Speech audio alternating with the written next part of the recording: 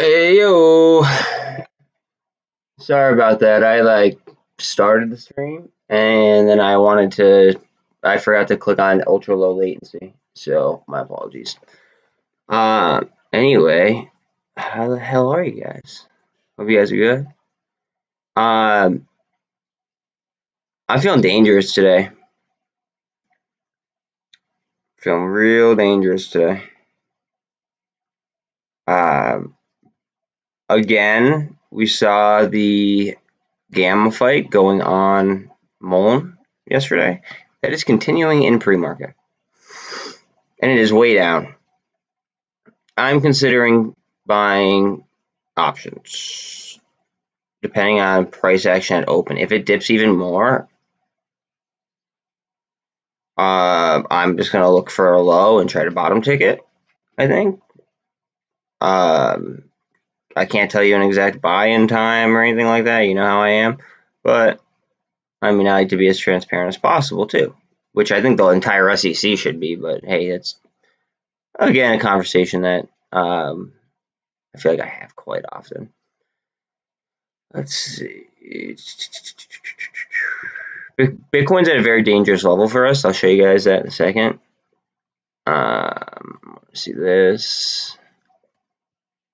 So the CEO of this just bought like $1 million worth of shares, and it's an 80. He bought it at like 25 cents though, so like that's like extremely bullish. Unless he's trying to dump it on our heads. This yesterday, MNTS, they signed a contract with SpaceX yesterday. Basically, it's a satellite that is a towboat essentially for other satellites. And I'm thinking he already has a contract with Elon, and Elon is launching Starlink. So I'm kind of just speculating, I guess you could say. Also, anything like that, like let's be honest, it's going to be government funded. And realistically, anything space related is going to be government funded. It's like, or at least have some kind of government contract. Let's see. Oh yeah. Wow, they're hitting MULN hard. Oh. I can't wait. I can't wait. As Snipe calls on it yesterday too. Like, I'm just the options chain on it is just ridiculous for next week. But I think I'm gonna go a week further just to be safe. Because if I have to sell something right now, I have a lot of really nice companies that I don't want to get rid of. So I'm gonna want to be safe about it. Give myself a little bit more time than I expect. Let me show you why this is dangerous. Okay, so this is my danger line. However, RSI is 29. And this did this yesterday, like twice, where it dipped below this line and then shot up. This could also be like an inverse head and shoulders kind of setup if this pops up. So maybe they're trying to screw with us into the open. You'll see a direct correlation with the SPY. Almost a direct correlation, I should say. I can't say direct because, yeah. I mean, and again, I'm not a financial advisor. You guys know the deal. I am a commentator who's really fed up with the BS that's being like shoved down our throats, and like they're literally causing the economy to fail. Like I was couldn't really sleep all that well last night. I'm just gonna go on a little tangent here for a little while because the market doesn't open for 25 minutes. I was watching last night. So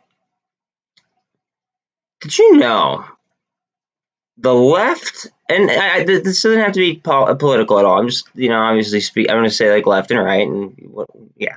So the left wants clean energy, okay?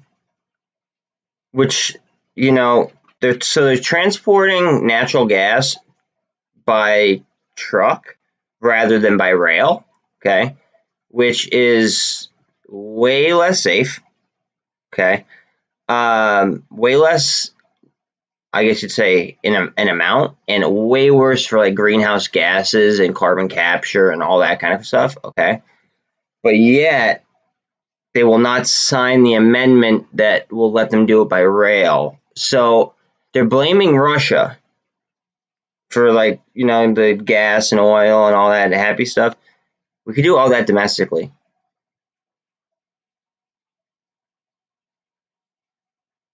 Now I'm not saying like, you know, like I'm kind of in the middle. I believe in this and I believe in that, and like it is what it is.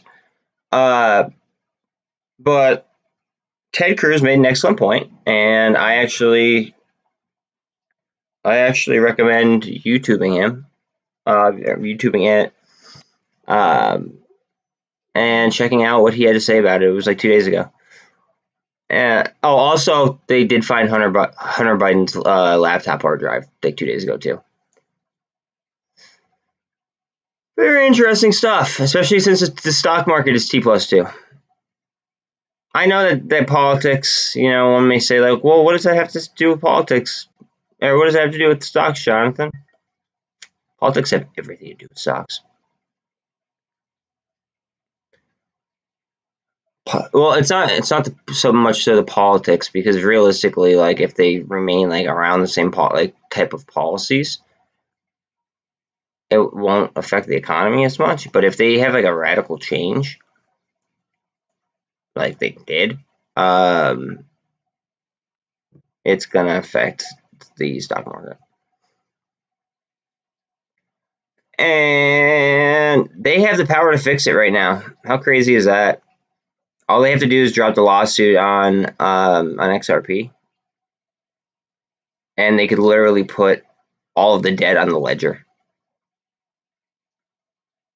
And get this, you guys might like this. So XRP is also deflationary.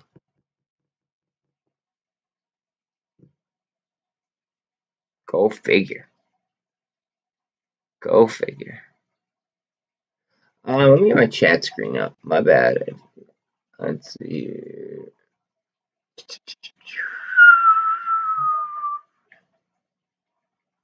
Oh man, oh man.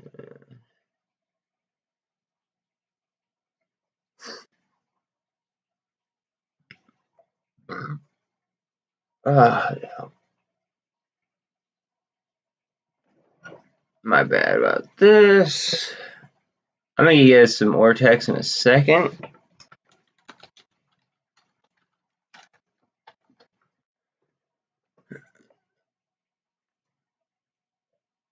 All right.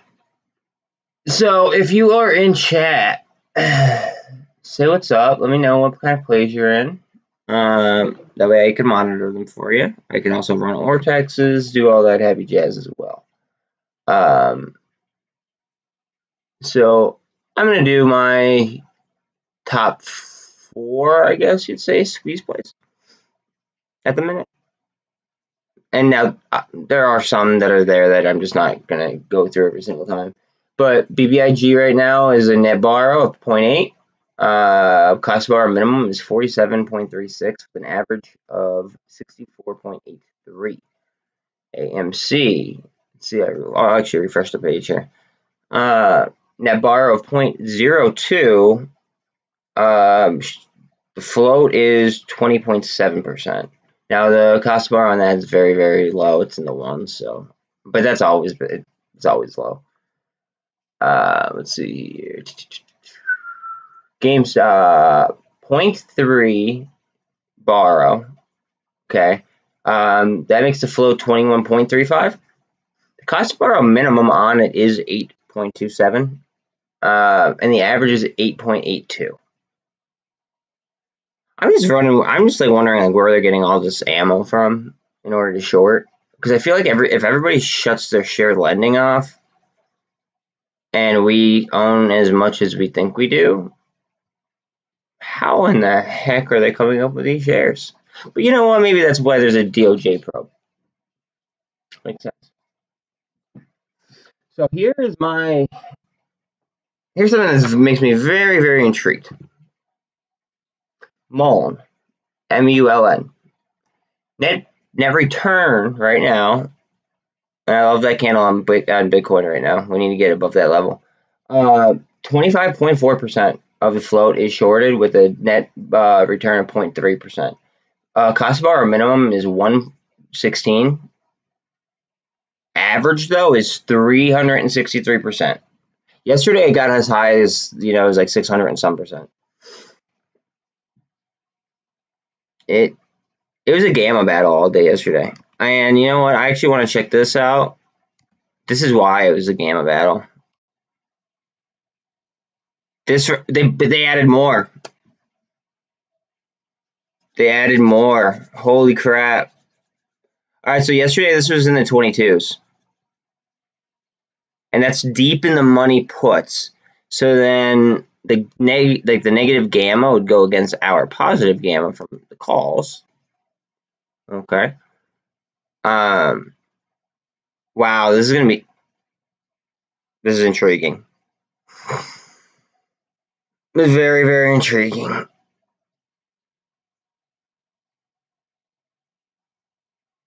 Wow.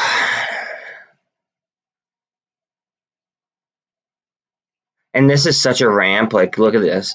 Look at the amount of calls here, and here, and here, and here. So this is 3.1 million shares, 2.8 million shares, 2 million shares, 3.1 million shares, 1.8 million shares, etc. And then you're going to have, obviously people with FOMO and all that happy jazz. Once something like this, or BBIG, in my opinion, again, I'm not a financial advisor, or, something like BBIG get going, there's really not much you can do to stop it other than go ahead and buy a crap ton of puts, which they do at 3. So there's going to be a battle today at 3. They're gonna have a battle at 3 on BBIG today. Look at that. But we have some in the money calls. That's interesting. Now, on this aspect of it, though, look at the gamma here. It's ridiculous. Okay, at 5, that's 7 million shares. And that would have to be bought back. That'd be delta hedging. So that would have to be bought back by the market maker at market price tag, in order to go ahead and offset their, like, I guess their chance of coming out, on the wrong end of things. I'm going to be keeping my eye on this today, because their CEO just bought like $1 million worth of shares when it was like 20 some cents. And I'm going to be paying attention to this because I bought a few shares and just as many calls, I believe, actually. My calls are actually dated longer than I usually do. I did those a little bit further out. But the reason I did that is because I want to wait for the actual SpaceX launch after they sign the contract with Elon. And again, that's to a satellite to tow other satellites. So I just feel like, I don't know, in the future, that could be very, very helpful. So we will be watching that. We'll be watching, obviously, AMC, some GameStop, BBIG. CEI is only slightly down now. See that candle getting us back in the game there, up to the pivot point. If we go to the pivot point, we're already above the 200. We could get a gold cross on it if we get like up there. We could get a golden cross on it. We're above MACD, and the RSI is at 61.6. So we still have some room there. It's very intriguing. Definitely want to keep my eye on that. Let me drop my vortex. Sorry. I'm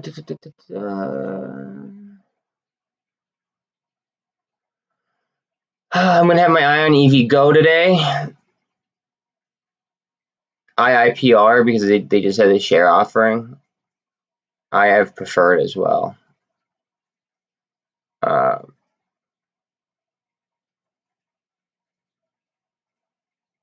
Let's see.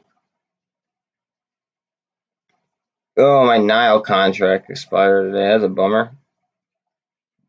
Unless they go off, then it's going to totally be a win. Oh, and I think I have a prog or two contract that expires today.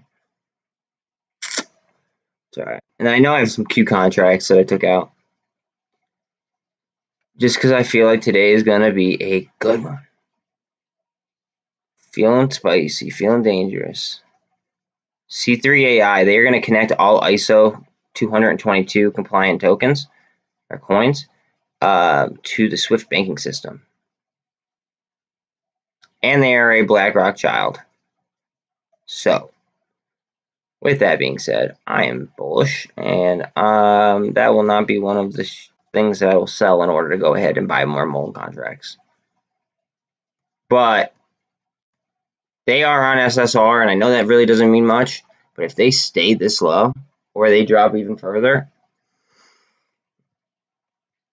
you know that commercial that says, "Oh, it's crypto time, baby." It's annoying as hell, but for me, it's like it's sniping time, baby. Like I'm that guy. I will go ahead and I will actually be happy on red days sometimes.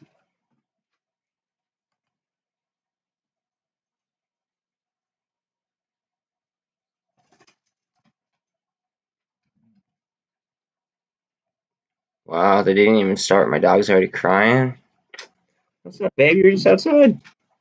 Want to go again? No, not you. Hold on a second, guys.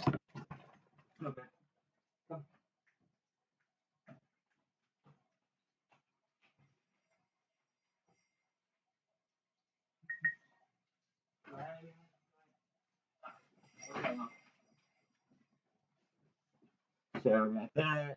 She's needy as hell. Yeah, just let me know if you guys need it, need an info on anything. I got you.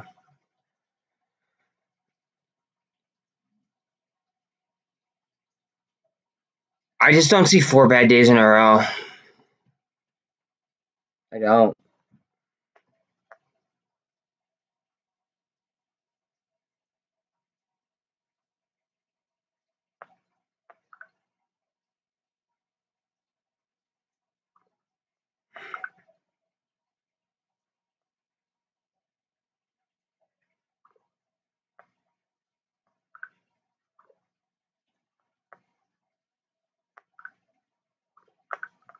Sorry about that. My friend's got a alert, and he sent me a screenshot of it. It was from a company that said that Apple had said that there are risks coming to current 401k plans. So Apple said that apparently. I mean, I don't know the legitimacy of that. I'm only telling you what I saw or what I read from his screenshot, but it's very interesting.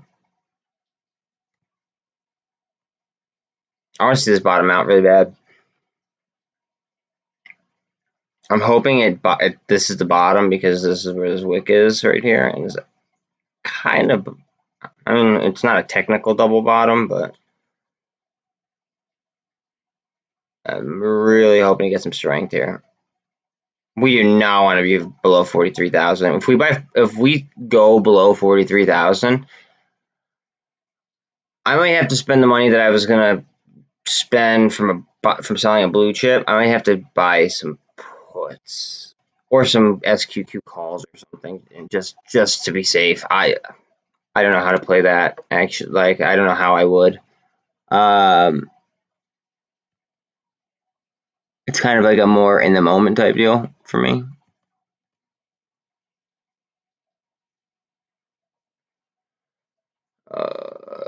ETH just went red. That's not good. 9 minutes before open though. Let's see. They have some time to figure it out. Heads up on IDEX, it's under $1 right now. Their whole goal is literally to like electrify fleets of vehicles. So when you're talking about when we're talking about like EVs, okay, The fastest way to make a lot of money is to handle a fleet for a company. That is what they do. So that could be a very, very fast growing company, and it is cheap as hell. What is buying at 95 cents mean? If it goes right, it means a ridiculous percentage return. What do we care about on this channel? We care about percentages. We don't care about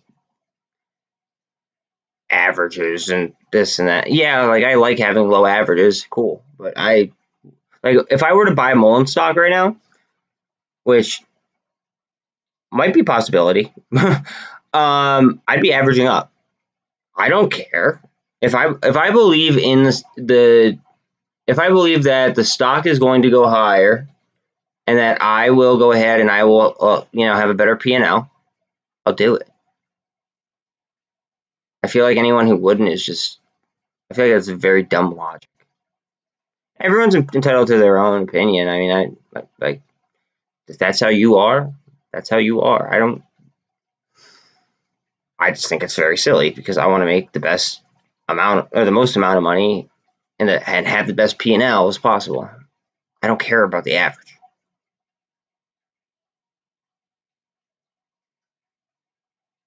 Again, just my opinion, but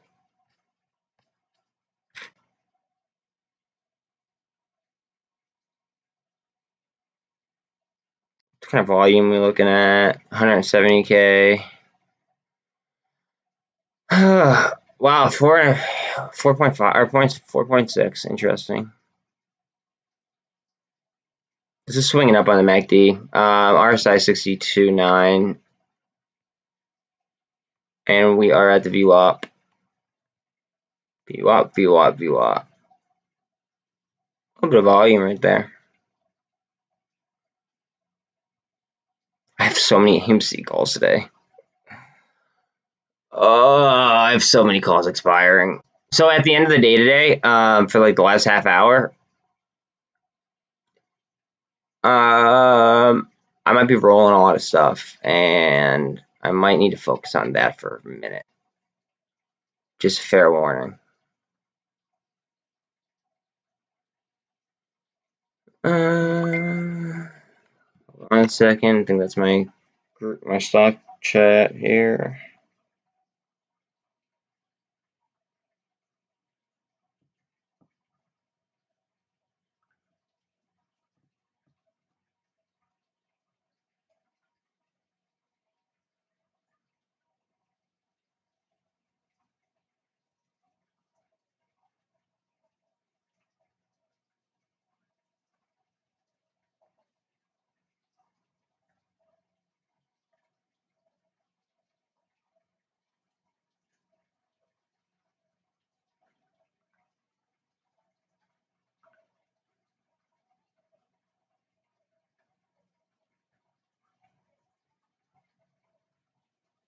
I bet. Okay, cool. Cool. You guys have any concern there? Whew. All right. This is going to go places. I really... Hey, let me check the Ortex on this before. I feel like I should do that. AEI. Good morning there, boss man. Let's see, where is AEI? 1 second.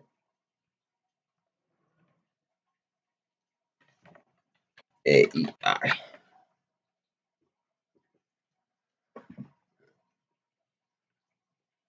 Insiders, 2 million to the buy side. Interesting.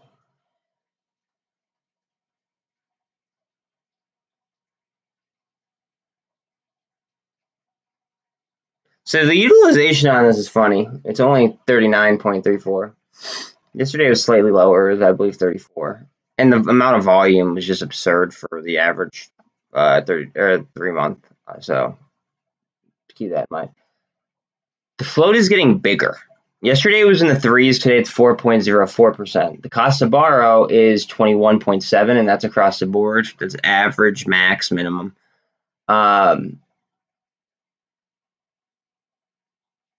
This I think this might be an early one. I think it might be an early one. Why else would... No, there's no analyst price target, so I can't tell you crap. I can tell you Renaissance is in it. And Renaissance owns them for just under, let's see here. They bought them in 2021, actually. So they have a really high average. They are in it for 3.4% of the company, just under, well, probably around 23 bucks. That's interesting. It's very, very interesting. Goldman Sachs, Virtu are all big holders. Not a big fan of those two. BlackRock has a tiny amount, but they bought theirs just recently, or more recently here in January. Yeah, I don't know. I think that this is one that could get spicy, just because of the price tags that they hold, like those institutions hold them at. Okay, wait. An article was just published here. Hold on a second. CEO bought 1.9 million shares on April 4th. So he bought them at 55 cents per share for a total transaction of 1,045,000.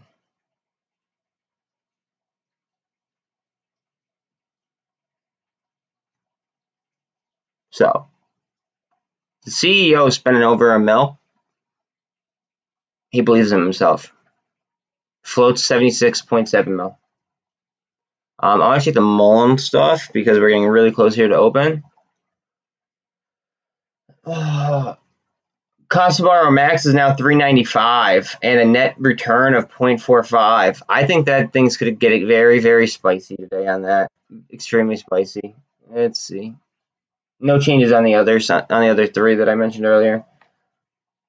Bro, dude, yeah.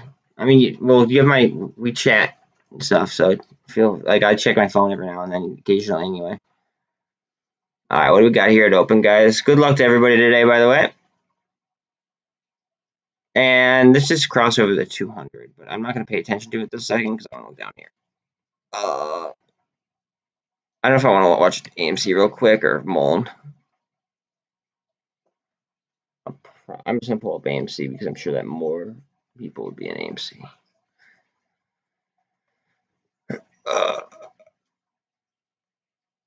Let's see.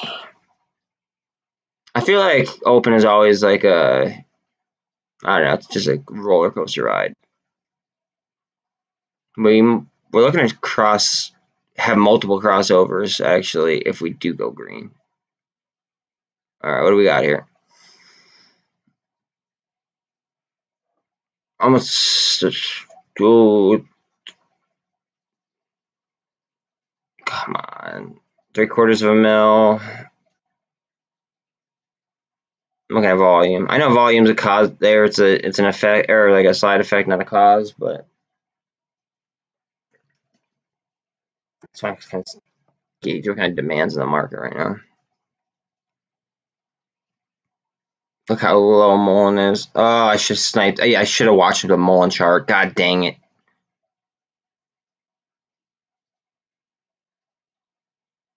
Oh, that got down to -7s. That would have been such a good snipe, in my opinion.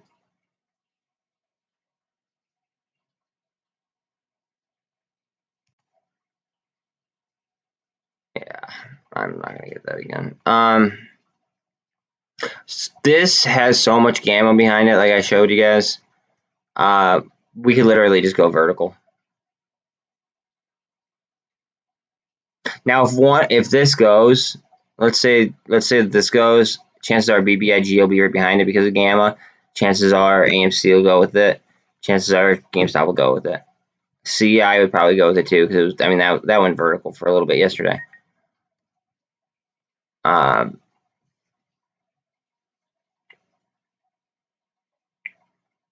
Go. Come on. Come on.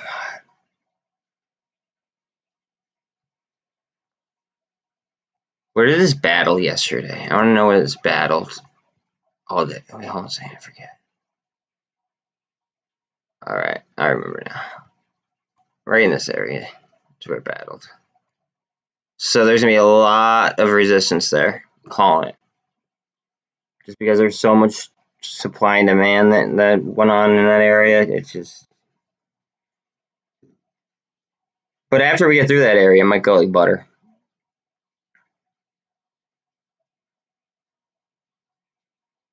Now, if this takes a sharp dive down, you guys already know what I'm doing.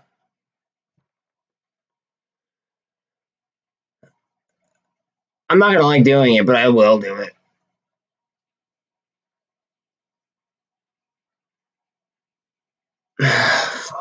It's kind of like I'm like deciding which one, like what I want to sell, because like it's got to be an expensive like thing, so I can do something with it. I think I know it. I think I have my eye on something. Yeah, might sell Facebook. I mean, I got like a low fill on it. I'm up 10%. I mean, like I could. If MULN takes off, I will do a lot better than I have been doing on Facebook. Now, Facebook is probably a better, at this point, it's definitely a better long, I guess, stock hold. But as far as the option goes, with the volatility and stuff, I don't know.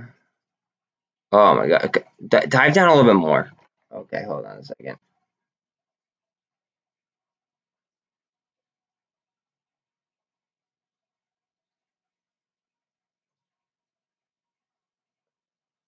Okay, hold on.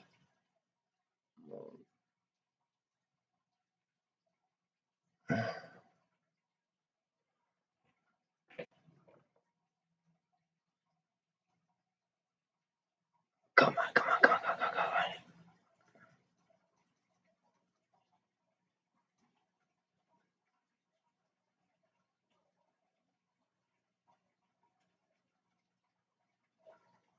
I'll make sure I'm bottom ticking here.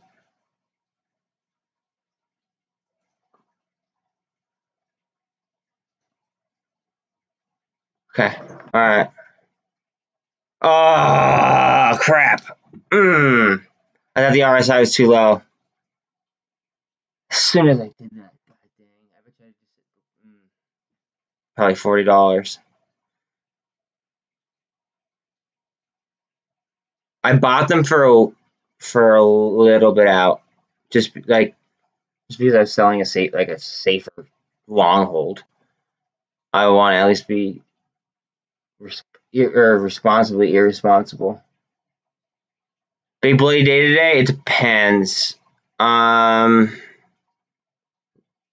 give it a few. Well, I guess I get to scroll. We need this to turn around. This needs to be above 43. Like it needs to be above 43, in my opinion. Not a financial advisor.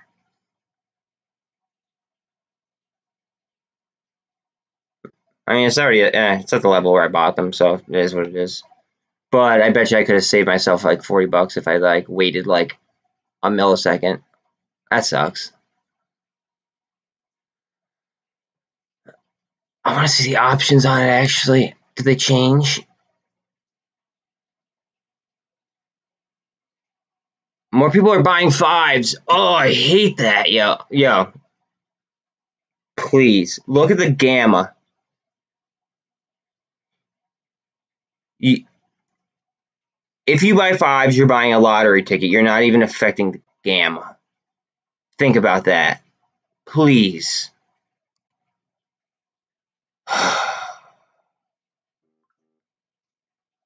Man, it's aggravating.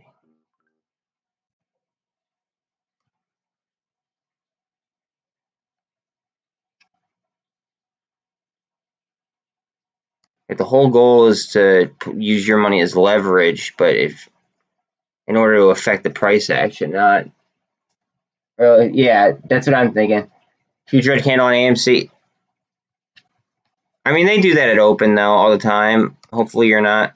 Hopefully it's not as bad as you said. Yeah, it was a. See, look at the R side. The R side is way sold off.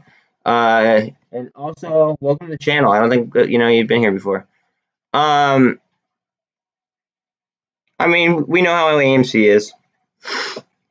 AMC, GameStop, BBIG, now MULN, CEI, Prague, DWAG. I'm sure that there's others to add to the basket, but generally speaking, they have similar charts. And AMC very frequently spins it around. I mean, I have seen rips right out of the gate that just kept going. I've seen sell-offs that just kept going. But I will say a majority of the time, it will do, like, it'll go one way and then do the opposite. Like, this might be bottoming out, right? I'm not saying to do anything about it, to be very clear. This might be them bottoming it out just by a bunch of calls.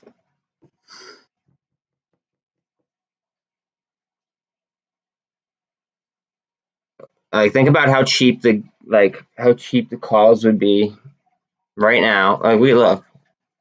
I'm not telling you to buy anything. Remember that. But look how much cheaper they are compared to like what they would have been yesterday. See, this is what. Can I even add it to this chart? Hold on a second. Do they have volume on here? See, I usually. Oh, yeah, they do. Cool.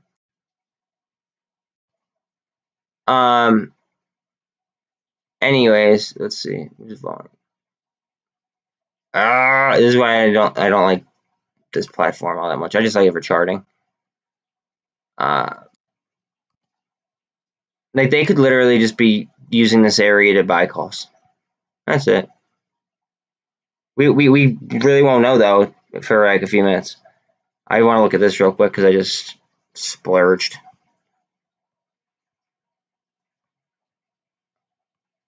Cup and handle?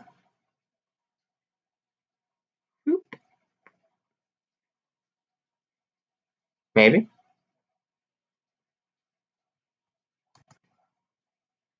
By the time I'm done drawing, this is probably already going to complete itself, but I don't care.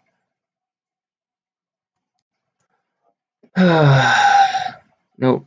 Oh, wow. 8.4 negative. 19 on AMC. 18.99. Hopefully they use that as a support level. I'm going to be pissed if this goes back down to 215 and I bought my options up here.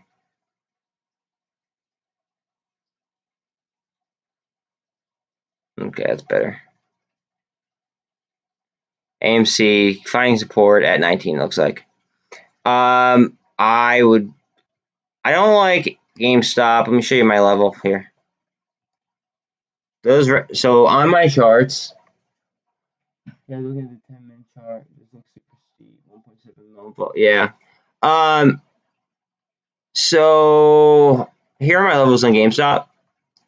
What is this? 156.30 is like the resistance support line that we really need to cross on GME in order for it to really do anything.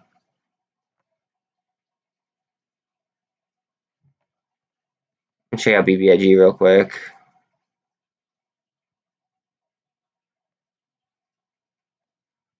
See options chain look like, because that's what really matters in this.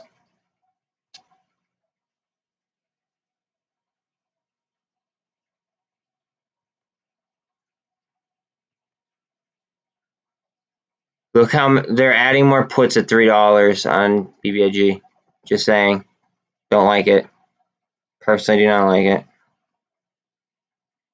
I mean, someone could very well just come. Oh, wow, look at this. Someone could very well just come in and buy in the money calls as well, and then obviously reverse the gamma on those shorts.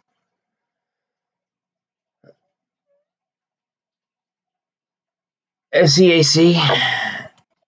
SEAC. Sea Change International. Are they a And riddle me this real quick. Are they like a shipping company from what's it called, like a freight company?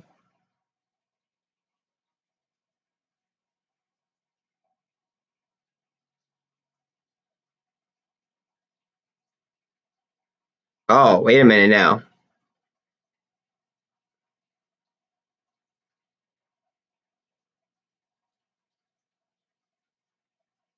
Yeah, can you tell me what they do real quick? SEAC, SEAC. Because I won't screw with it if it's a freight company, but if it's not a freight company,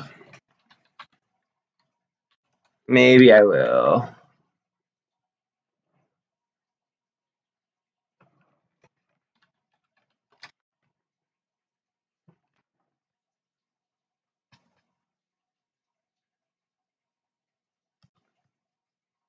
Ah,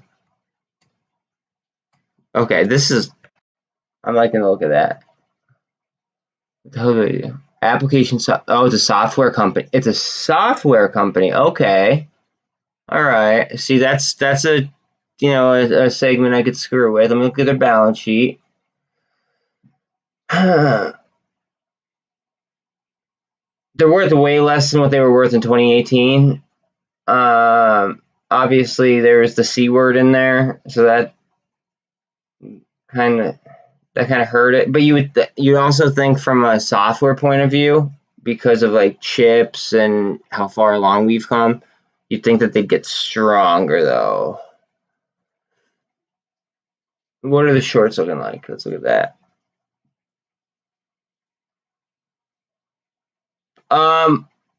From a short squeeze point of view, I would rather this one that you called out yesterday, MNTS, even though it's negative. Believe it or not. There's only 11.6% of the flow since 77% utilization. Yeah, not my cup of tea right there. I'm just thinking because like if it's a software company, like think about like Micron or Qualcomm, Intel, Nvidia, especially. They all excelled during that period. So like I'm just like they went from being worth like 80 or their revenue being 80 mil in 2018, and that was less inflationary, right? To now at an inflation like a higher inflation rate, 22 mil. So they lost 4 times the amount of money, but money is worth less now than what it was as well. So you have to add that on as well. I mean, I'm not saying it might not be a good play because it could be, an excellent play. But from a fundamental point of view, stacked up against its peers, dollar for dollar, I'd rather just buy more Nvidia or I don't know, a different software company. That's just my perspective, though. Who cares what I say? I'm not a financial advisor. You do you. Okay, ETH is green, and it looks like Bitcoin is coming back. That is very, very good because that will dictate which way the SPY goes. In most cases, not all cases, because I don't want you to quote me on that. So VIX is at 21. VIX is high. Anything above 19 is considered high on the VIX.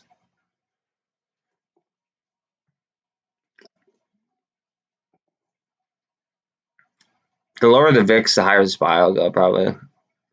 So if we see a reversal, watch the 449 level on the SPY. I called it out yesterday, and I hit it. I didn't take the trade. I said I just called it out, but Steve will tell you, digital crazy. He'll tell you. Anyways, let's see what's up. What's up, AMC? Yeah, this is gonna give me chest pain for how many calls I have that expire today. So much money in calls because they were really close to the money when I bought them. I bought a good amount of them too. I have GameStop calls too.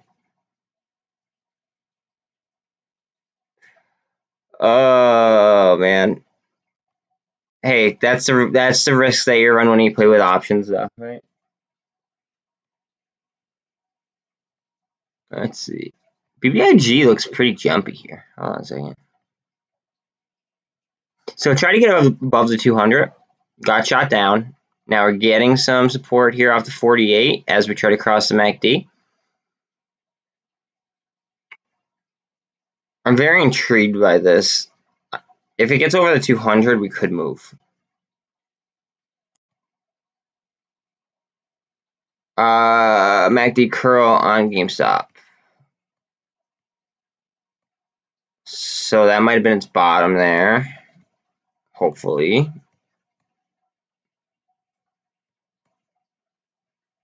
I just really don't think that they're going to give us 4 red days in a row. Usually, like, I feel like they try to keep us off of our game. And going into the close, the last 2 days, they made it nearly impossible to sell options on some meme stocks. Trust me, because I didn't want to eat the theta.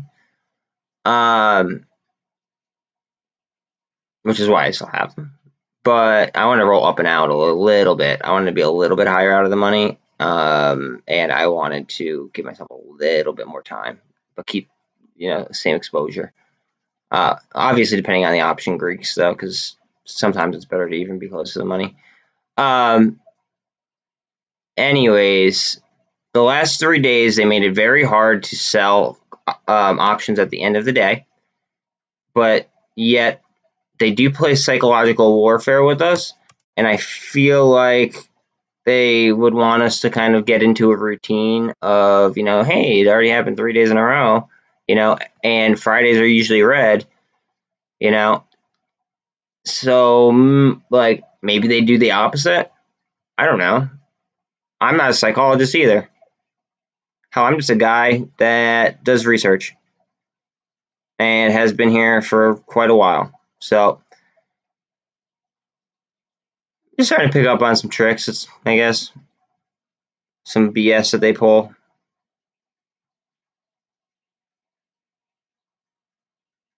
Very, very stressful and aggravating BS because they could literally stop it or like step in and stop it at any time. Yeah, I don't know. Is there anything that I should be like looking at? Like, what are you guys in? I was looking at that too.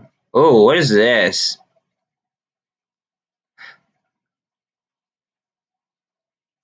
Actually, I don't want to touch it. I feel like, and I know this is very, very.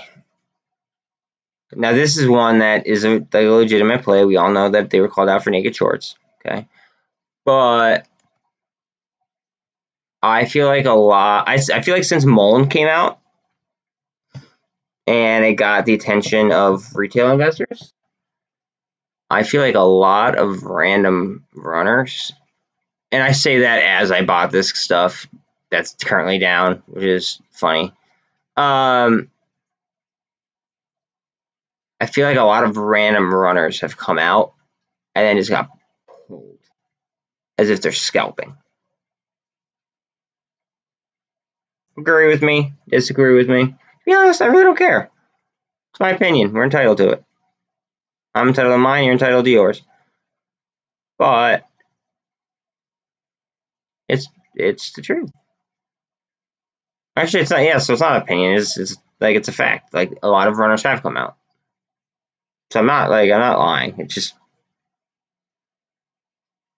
which ones are real and which ones aren't. I feel as if I invested ones that are, but I feel like a lot of people do not research their investment before they make their investment. That's the issue. I guess. I mean, like I know Ethereum is like, from what I understand, is a crap company, but they've been naked shorted, and they got like they ran an independent. They got like an independent investigator involved and proved naked short selling, and it's got that going for it.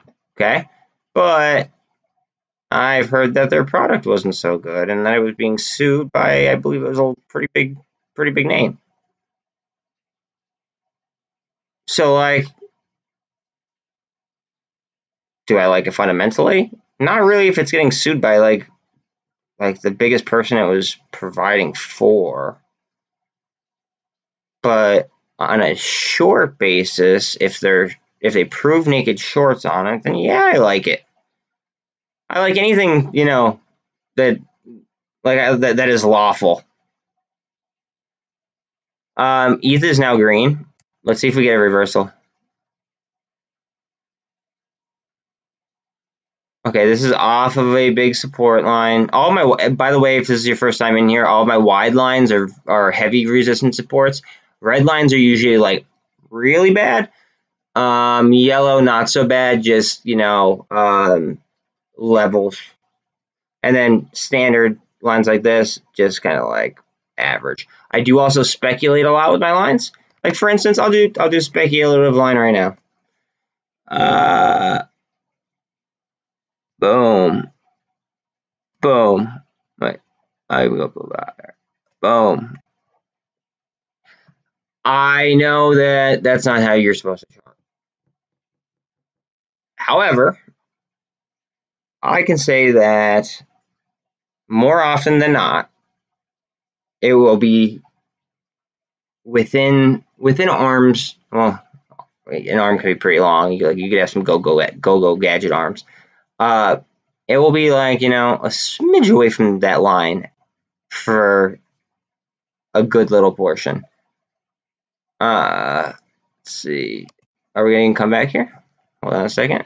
All right, we're crossing the MACD here on MNTS.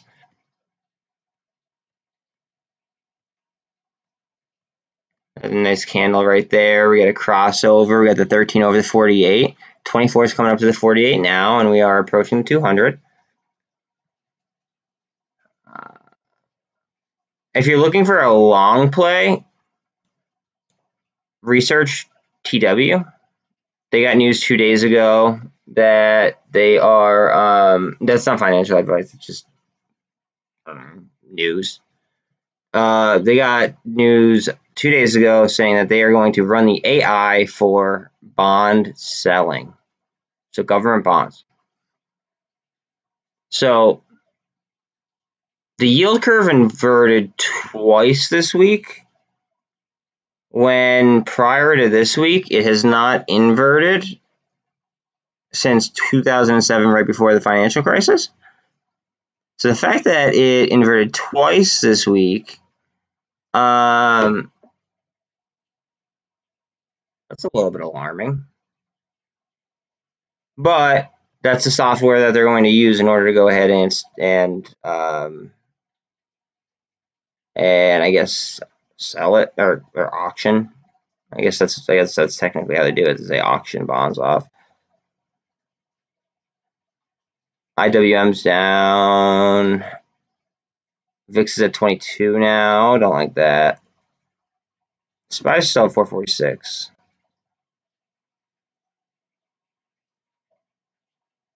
ETH. SPSM. I don't have a position, but I'll look it up. Okay, if it's halted, the warrants will not be. Just saying. If you want to get into it that bad. I might want to get into it that bad. What happened? What, like 16 minutes ago? What happened? I hate Bazinga, but it's a share offering.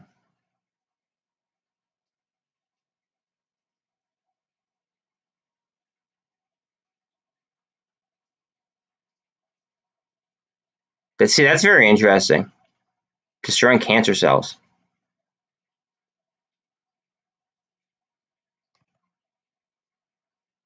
Why are they low today, though?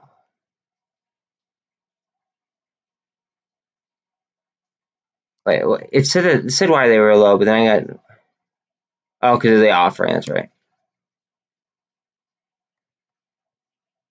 Oh, no, hold on a second. That might actually be a good entry point. Oh, man, you're...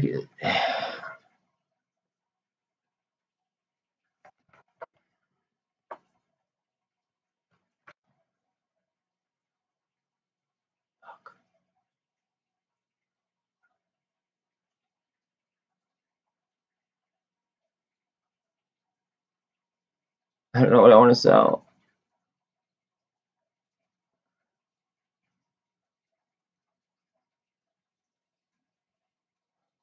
I don't want to sell that. I don't want to sell those. Like,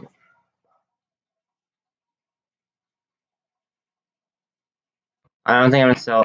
I don't think I'm going to get into that. And I'm probably going to regret it. Oh, wait, I have some buying power. What the hell am I doing?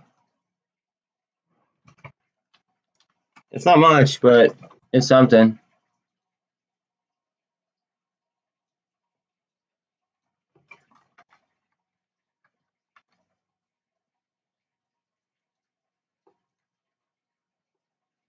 I just got a few. I didn't realize that I had any buying power at all. Like, I thought I was tapped. That might be a good entry point though, because like one would predict that would be like a cup and handle. I'm gonna put this on my watch list now since I have it. One would predict that that's a cup and handle, failed cup and handle, doji. If this is a green candle right here, then technically that would be... No, it's not. Never mind. It's not even a green candle. I want to see a little bit more. Holy crap, look at the free float. Dude. I didn't realize the free float was that low. Whoa, whoa, whoa, whoa, wee whoa.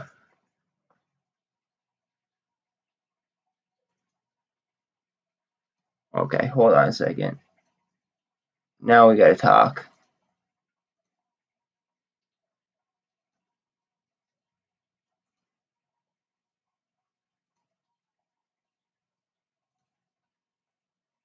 I just didn't realize the free float was that low, man.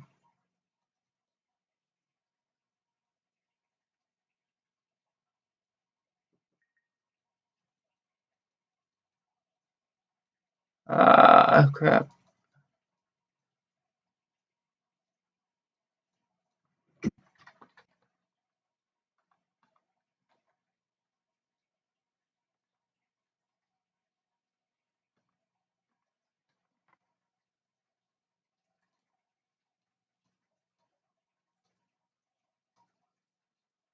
Okay. I just got some more. The free float is only half, it's like just over 500,000. If they're killing cancer cells at $6.46, I understand why they would do a share offering. Just like, sorry, like that's my outlook. Thank you very much for that call out. Your other call out was actually very good yesterday, so I do appreciate your due diligence. It is a hard to borrow, which I did notice before I bought. I'm going to further Ortex it. SBFM. I usually don't like pharmaceutical companies.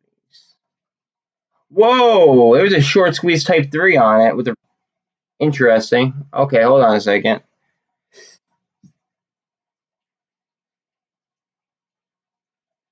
All right, the numbers are getting increasingly good on this. 100% utilization. Today they took out 20.04% of the float, or a change in the float in order to short. Let me charge this, sorry. Current float of the short, or current shorts within the float are about 22.8, and utilization is 100 with the cost to borrow minimum of 470.6.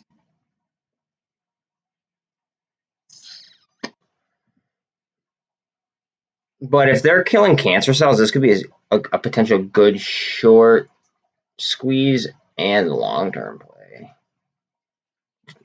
I didn't even look. Do they have options? No. Okay. Yeah, I saw they had warrants, but most warrants, I know some are different. Most warrants are exercisable after, what's it called? After like 1150.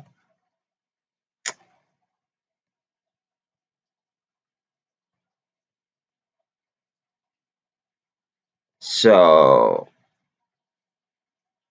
obviously this is under 1150, which would statistically make this a better buy. I didn't want to miss the dip, which is why I bought it, and I trust him because I have made money off of it, like his call outs.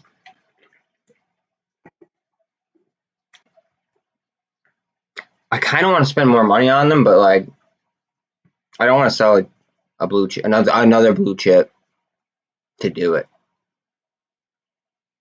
Like that just sounds dangerous. It sounds very, very, very, very silly.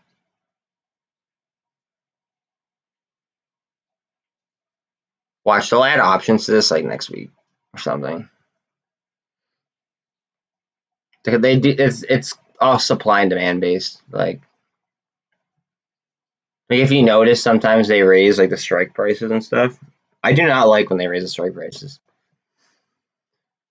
The reason why I don't like it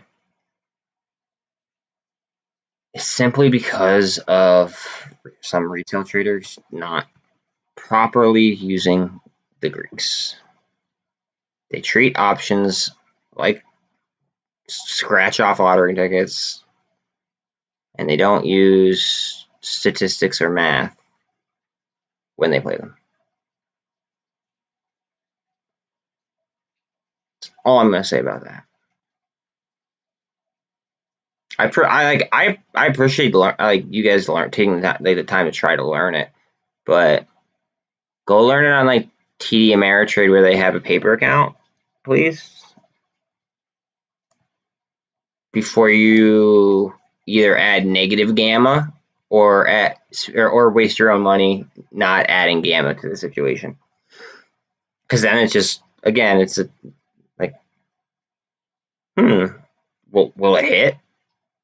That'd be like me buying a BBIG call for $20 for the same price that like I could get one for like I get like a $4 call or something. You know, it's just like you're looking for like a crazy IV gain, and you're looking for it to go nuclear.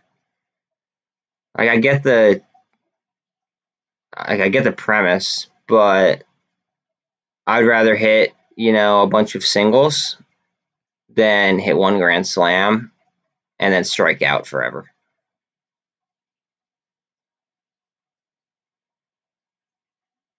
Just saying. Really like this company under $1. I really like this company under $1 a lot. They have FDA approval to use acid, yes, LSD, in order to go ahead and treat anxiety. I think that is dope. Pun intended. That's a really bad dad joke, but no, like psychedelics can be very, very helpful for mental health if dosed properly. I'll be very clear about that. And if the person is in the right mindset or could handle it. Not saying I'm talking from experience or anything. I'm just, I read stuff.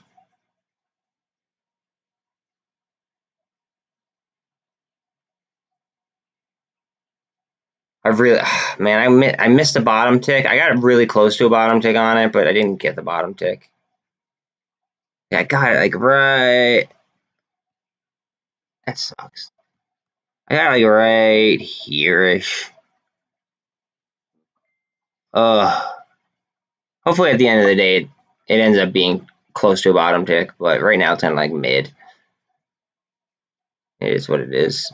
But it's still way down, and I think that the gamma ramp is going to launch it. Like yesterday, it was down 12%, or well, actually 13% at a moment, and then people realized what was going on. It was the fact that somebody bought those puts that I showed you earlier. They bought way deep in the money puts for this week, which is going to cause an insane amount of negative gamma. And when they did that, like it was just sell off. But then people started to realize it, and then at the very bottom, I was so proud. Like I've been an options trader like longer than like Wall Street Bets has been a thing. Okay, I was so proud to see like retail realize what the hell was going on and snipe a crap ton of options and bring it back up like 5% from where it was. I know it wasn't bringing it to the green, but they realized what was going on and they fought the situation. The more that we learn as a whole, in order to go ahead and like use Greeks and like leverage our money the right way to fight this, the sooner it'll be over, in my opinion. I mean, yeah, we could get Cryptide news and BBIG could go off and then cause margin calls across the board. Don't get me wrong, that's so possible. But let's just say that all of retail knew how to play options, right? I'm actually going to give you some homework. Go to investopedia.com and teach yourself option Greeks this weekend. There. Then like you'll be like, doing your part for the retail community. But don't trade them until you're ready. And you can practice trading them on TD Ameritrade. And I would I can't suggest anything. Personally, I would not option trade memes until you're seasoned or you're willing to lose a lot of money, one or the other.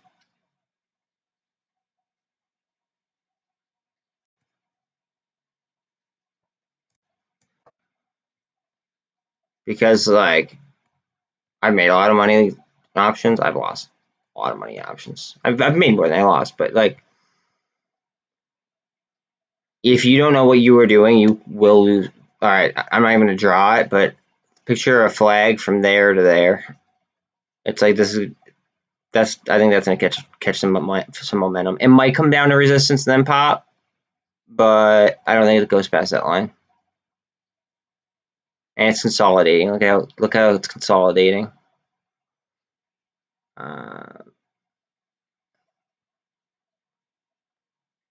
Okay, this is gearing up to crossover. Love that. Love to see that. Back to our favorites.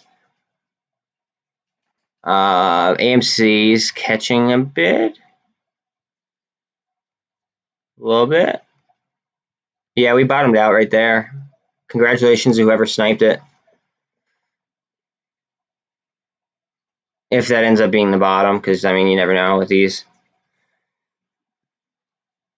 I didn't snipe it because I already have so many contracts expiring today.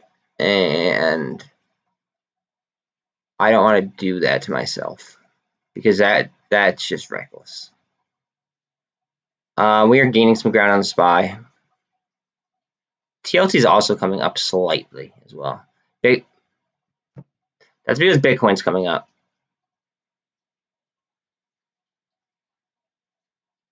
Not financial advice. 9 out of 10 times if Bitcoin goes up, SPY's coming with it. And you could usually use the Bitcoin. You usually use Bitcoin as the top signal for a SPY, like if you're playing SPY contracts. At least I do.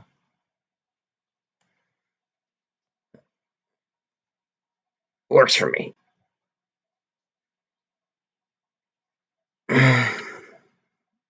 I do like trading leverage ETFs a little bit more though. So like the UVXY or wow, this is the whole IDEX is at such an attractive level in my opinion. Where the hell is it? Oh, it's towards the bottom. That's right. So like I would rather play the TQQ and the SQQ, or I would do like a put on the TQQ, which would be like an SQQ call. It would. So TQQ is triple the performance of the Nasdaq, so 3 times that number ish. But then if you do the inverse on it, then it's like if I bought a put on this, it'd be like buying a call on that. It's really weird. So what I usually do, just so I don't get myself confused, is I will go ahead and I will just do calls on like, you know, the one moving in the right way. It'd be like, I don't know. I'm from the United States, so like it's like it'd be like me going to England and trying to drive on the other side of the street and being confused as to why the numbers are moving in the opposite direction. Like or other cars are coming at me. Like I don't know. I just, rather keep it steady. I want to draw a trend line right here because it looks like we are curving down. Right there.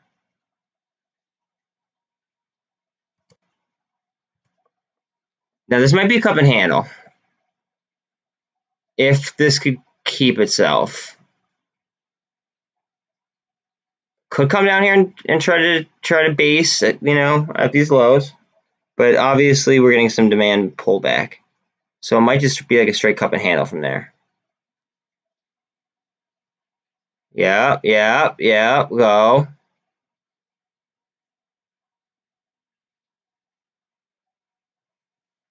Coming up on the 48 though, and the VWAP.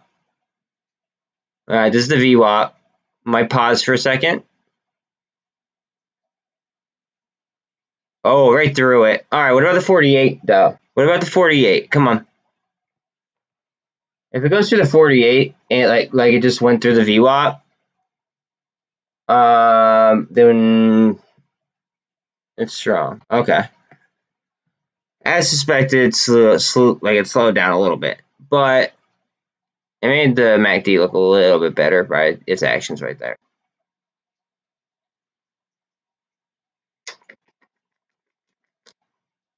If it went right through it, I was going to say that would probably be like a gamma type play because like it's a lot of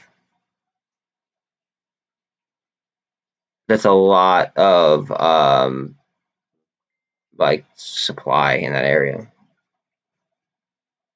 The VWAP, if you don't know, stands for volume weighted average price. So you have to think about it that way. 1 second, let me log in.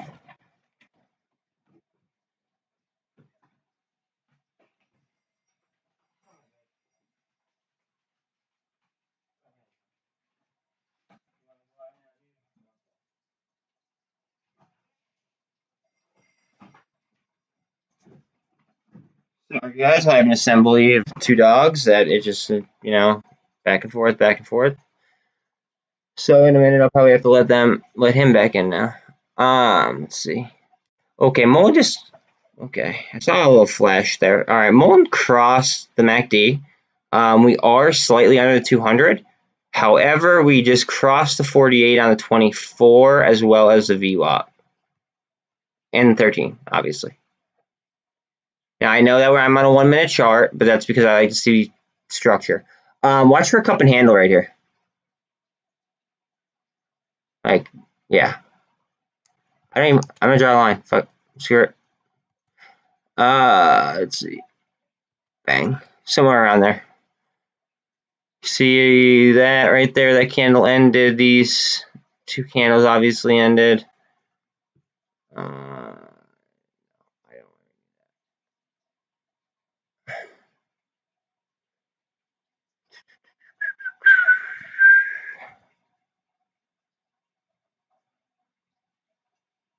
If this or this goes, hell, honestly, if any of these go crazy, like say that they just go gangbusters and just like off the charts, one margin call could turn into another margin call, which could turn into another margin call, etc., etc., etc.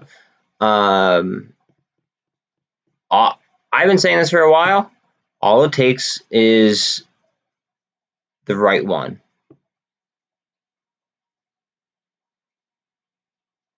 Like if a big enough institution were to get called,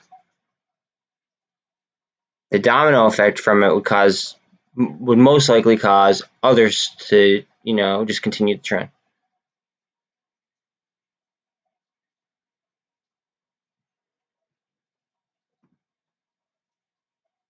Oh, come on, baby. Come on. We need this to pop to 200, guys, real bad. If this pops to 200 and the 13 follows it and crosses,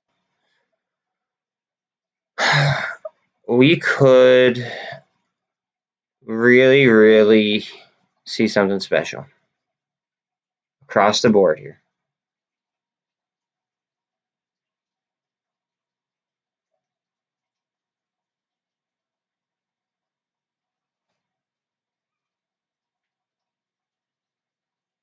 It's consolidating right there. Right on that line.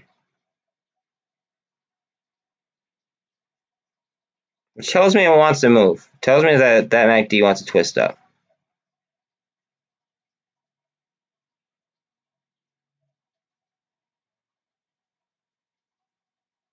Here we go. Come on. I want to see that MACD twist up.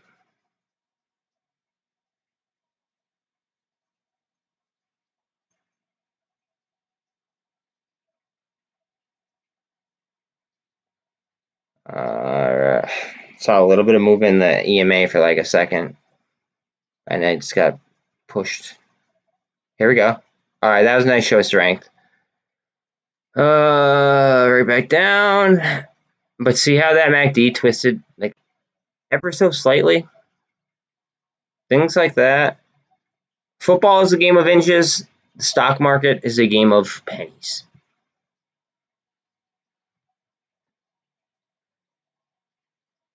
And if you like that, thank you very much, because I came up with it like 2 days ago. Here we go. Come on. Break that resistance. Which announcement? Which ticker? Mr. Khan.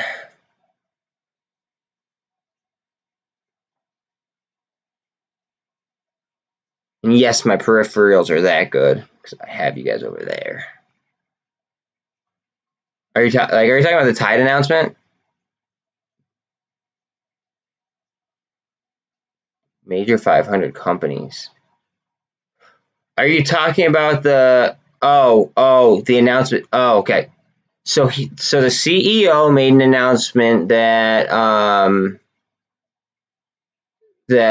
a Fortune 500 company made a bulk order or made a bulk purchase from them, or put in a bulk purchase order from them, which would obviously create revenue. Okay, so that's good. I believe that he said that they will be in Q2.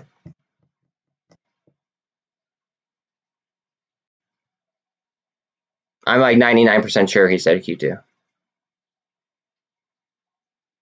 not 100. So like if I'm, you know, if I took it as a miscommunication, I do apologize. But fairly certain. SPY is slightly climbing, as is Bitcoin, like I said. If you have not followed my channel before, please like and subscribe. I would really appreciate it, obviously. But ETH will usually run exaggerated patterns of what Bitcoin is doing. So like if I'm trading futures on Bitcoin or on ETH, because I'd rather trade futures on ETH than Bitcoin, I will also keep a Bitcoin chart up on the side, so then I kind of see what the overall trend is. And then if you go to the original C-word crash, I'm not going to use it because of the algorithms.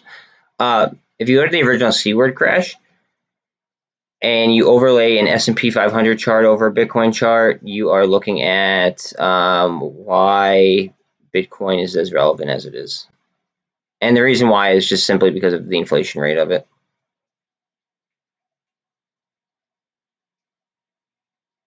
It's a store of value. It's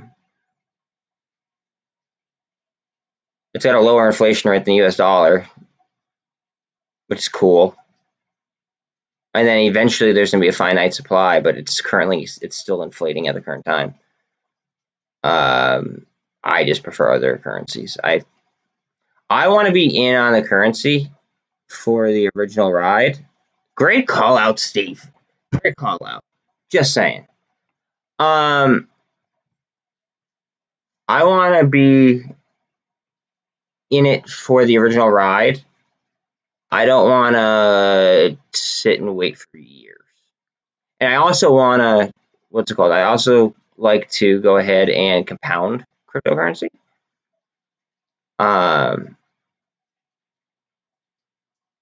I feel as if compounding, so does Warren Buffett. So take that as you will. But compounding cryptocurrency or compounding currency, compounding interest is the eighth wonder in the world. So if I'm compounding interest on a max supply or a deflationary asset, okay, think about that.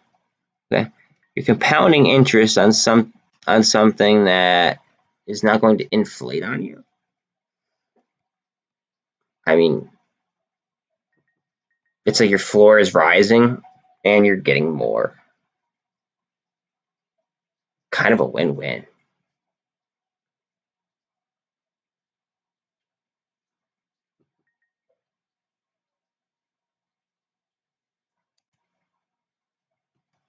Dude, I'm anti, like, pretty much bottom tick that perfectly. A little bit off. I bought it like right here-ish, I think. Couple cents off. Not too shabby though. This might really fly. Just from the news that I just read about killing cancer cells, and the market cap is so low. Like, look at the float. Look at the float. Is that an accurate float? Let's see that. That's BFM. Hold on a second. I gotta see this. That's not an accurate float, and that's why we don't trust webull.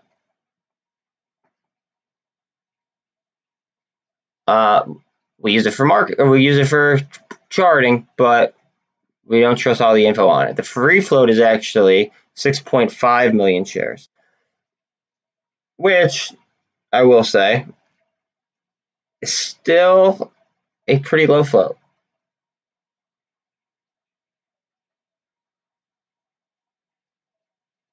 Did you also have warrants though? So I wonder if that has anything to do with it. I don't know if that maybe that's why webull's getting it crossed up, but I prefer getting like information from a paid source rather than a PFOF platform. Same. I saw we were getting some percentage changes here. I like this. We're over the 200. This is huge. Okay, watch this for 1 second. Let the dog in. I'm coming, Luck.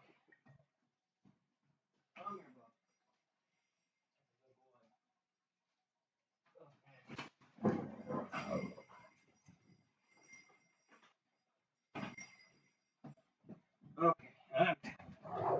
And we got a nice candle while I was gone. Sweet. Let's go. Let's freaking go. Let's look at the options on this real quick. I want to see if anybody did anything crazy. Okay, so as I noted this morning, a lot of people bought $3 puts for today. More people are buying calls. Let's go. That's not financial advice. I'm just amped that it's happening. This might be, let's see here. We need to break the previous high, which it's like at right now.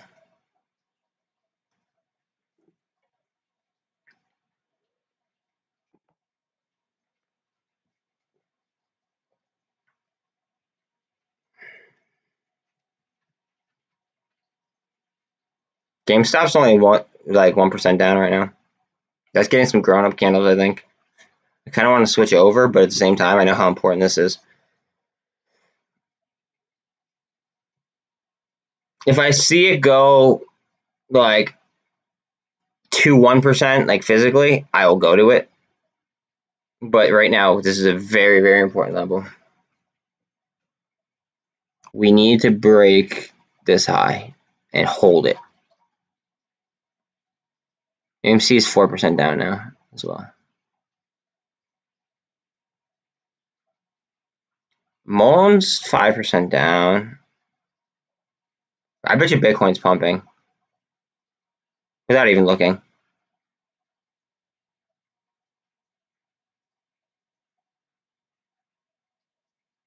I kind of want to look just to see if I'm right, but we're getting a crossover right now. 13 is over the 200. 24 is coming up to it.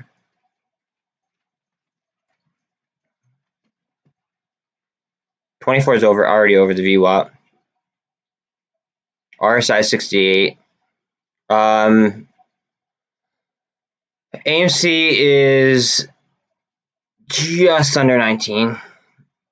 GameStop is at 148.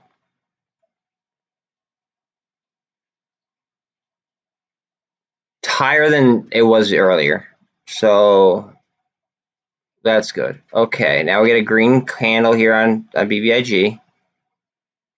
We are in some interesting levels here. Okay. Because there's so many calls for next week that if we get on that ramp,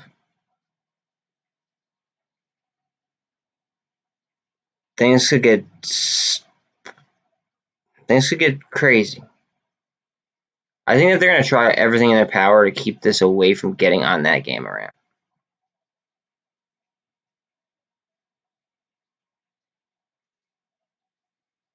I'm going to have to check on GameStop in a second, I think. And AMC just hit 19. 1901. God, this is so painstaking to watch. I gotta watch that. Let me check this out real quick. The reason why I'm checking these more than I'm checking GameStop and AMC are because they've traded the same. Look at this. This is over. It's not the high, but it's moving along the line. This is looking good, guys. The reason why I'm checking BBIG and MULN the most, it just crossed the MACD as well, AMC, is because of the gamma potential, and the gamma potential could. Wow. Okay, this is an interesting chart. The gamma potential could go ahead and pretty much be our, like, it could just set things in motion for us.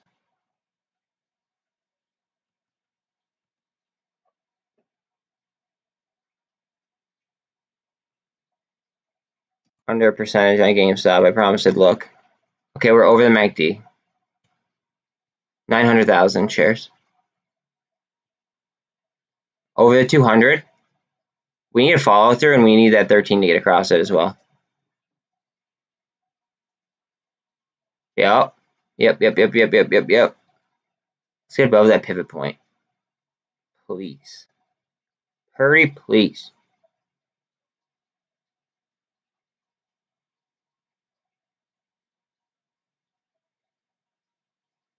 All right, 148.50 on it.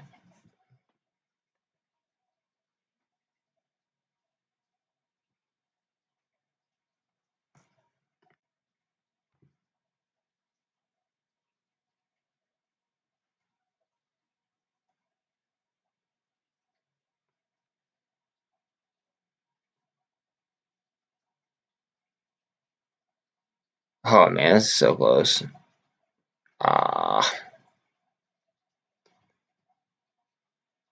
Just after watching yesterday's session, I don't know if you guys were with me or not. I know Steve was. I don't know if anybody else was. Their margins actually so slim. Like the way that they were fighting Gamma was almost humorous. It was kind of painful just because obviously money was on the line. This is like an inverse head and shoulders type look, or like a cup and handle. But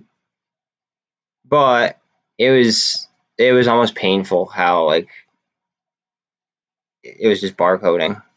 Even barcoded in like MULN, for instance, barcoded in a low channel in after hours yesterday. It did break out of it after like an hour and a half, but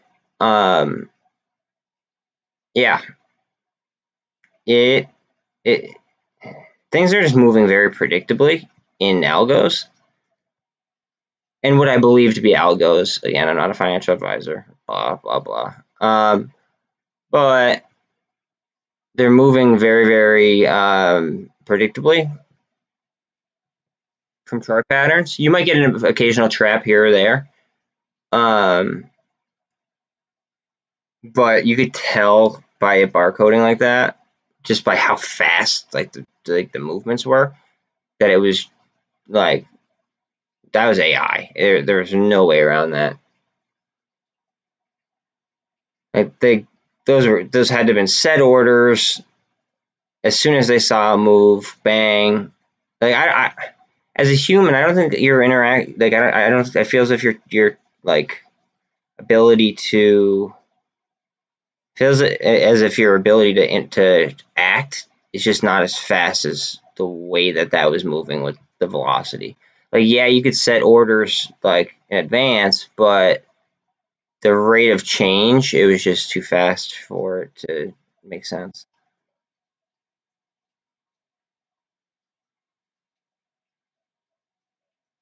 I really want to see GameStop stay above this 200 right now. Might be rough with this MACD twisting down, though.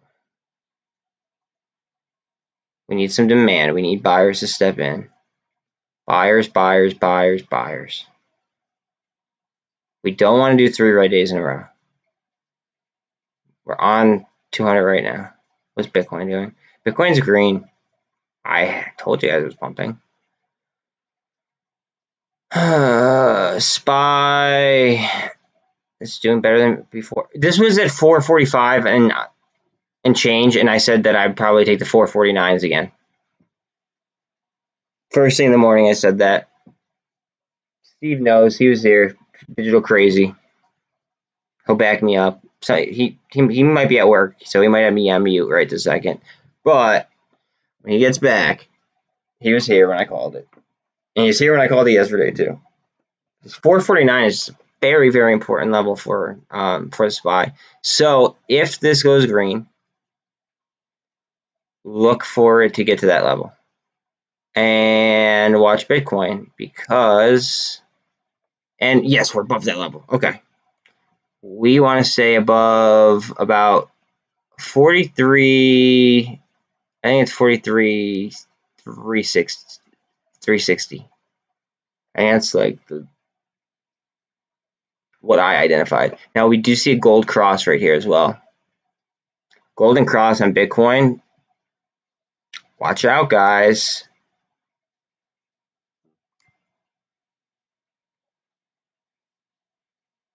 Oh yeah, dude. No, you're good. You're good. I was just saying that you.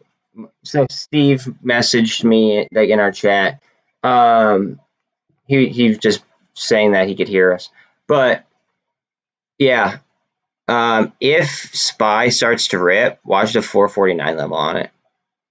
Just saying. Because Bitcoin just did a golden cross. And if Bitcoin does a golden cross, typically, now, unless it's a head and shoulders, okay, which we all do not want at all, especially at this level. If this golden cross holds up and it is a good buy, the SPY should rise. If the SPY rises, 449 is a very, very comfortable, we'll call it a very comfortable level for it that it likes to chill at. Yesterday I didn't take the call that I made, and I missed out on $206 per contract because I didn't want to pay $60 a contract. It happens though, right? It is what it is.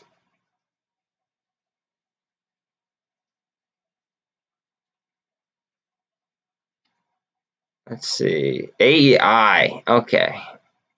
All right, so SBFM is at my original buy-in price. Hopefully it catches some ground. Honestly, though, because of the news they put out, I think it's a good long hold in my opinion.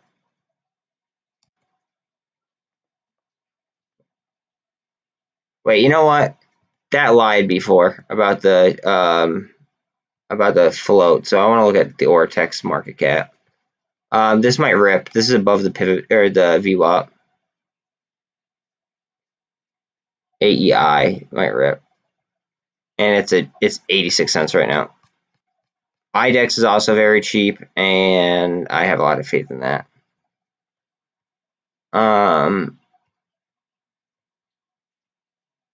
SBFM. Let me look at the market cap.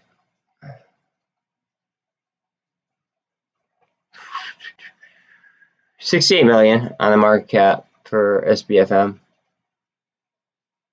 And the last signal was 2 days ago. You guys might like this.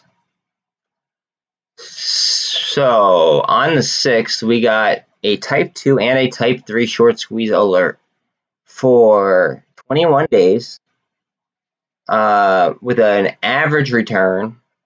And this happens only 0.13 times a year of 153.95%. Huh. Recommended hold time says 21 days. But, I mean, you got to use your judgment, and top picking is very hard. The numbers are getting even crazier for it. The cost to borrow max is now 602%.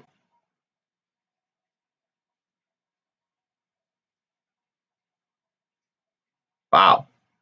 Very cool.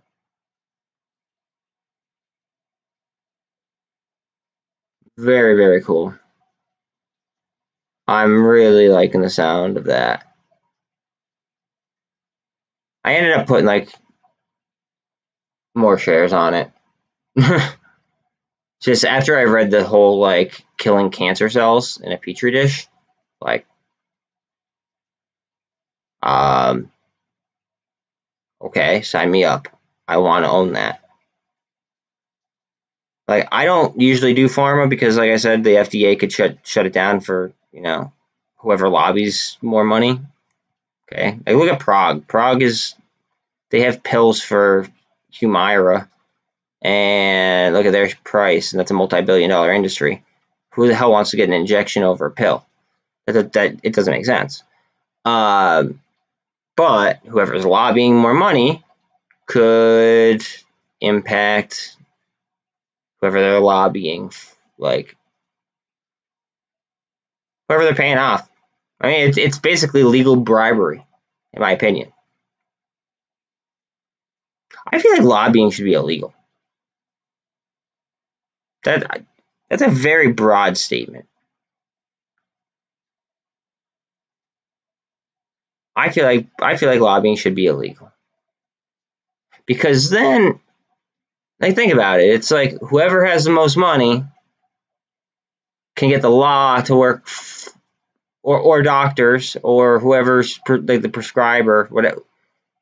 Whoever has to spend the most money in order to market, right? Then the chances are they're going to succeed. But if you stuck to traditional marketing and didn't do lobbying to people that made the rules, it'd be more, more competitive, I think. Yeah, I'm going to stand by that strong statement. Screw it.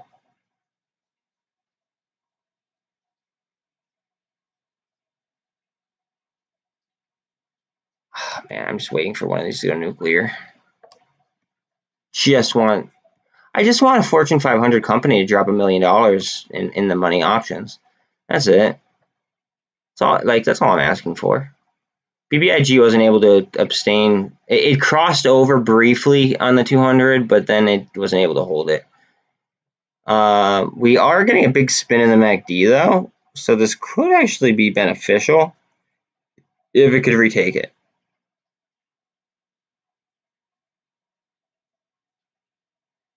Let me look at MULN. Okay, so as I said, my lines before are very speculative. Okay, so let me do this for you. Watch this. Or I'll show you how speculative I can get. Let's see. Alright, so that's there for potential cup and handle. I might not be able to finish this drawing before it happens. Yeah, I don't think I'm able to finish this drawing before it happens. Bang. Okay. Yeah, see, but it's got to get over that line and hold it to be a cup and handle breakout on that. And then after that, it might even try to do another cup and handle by, looking at the structure. Yesterday, if you look back at yesterday's 1 minute chart, okay, I'm not going to do it right now on stream, but if you do it, we're about to get a gold cross on the 1 minute on MULN. If you go back to yesterday's chart of AMC, it was just cup and handle, cup and handle, cup and handle, cup and handle, cup and handle. And that's after it got bottomed out in the morning. It was just all day full of huge cups and huge handles. And then just repeat, repeat, repeat. And that's kind of like the vibe we're seeing right here with MULN. And we see that a lot. It's a relatively healthy growth pattern. But the way that they were doing it yesterday, you could, it was just a theta. To me, it was a theta thing. I think they were just doing it to scare people and then kill options.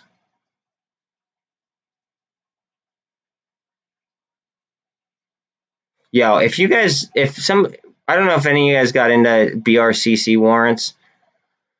I play warrants a lot. Today the underlying's up more, but the warrants on BRCC killed it this week. I don't know how they're going to perform moving forward, but they absolutely murdered it. So congratulations if you got in early. I was going to get in. I ended up going with a different one. I still made like 40% on what I went with, but I would have done a hell of a lot better if I went with the BRCC ones. So congratulations if you did.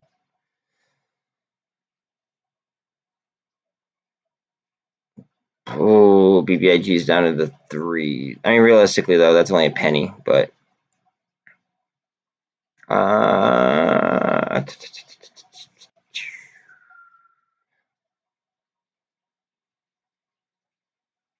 IWM is slightly lower than what it was. VIX is below 22. Got a candle on MULN?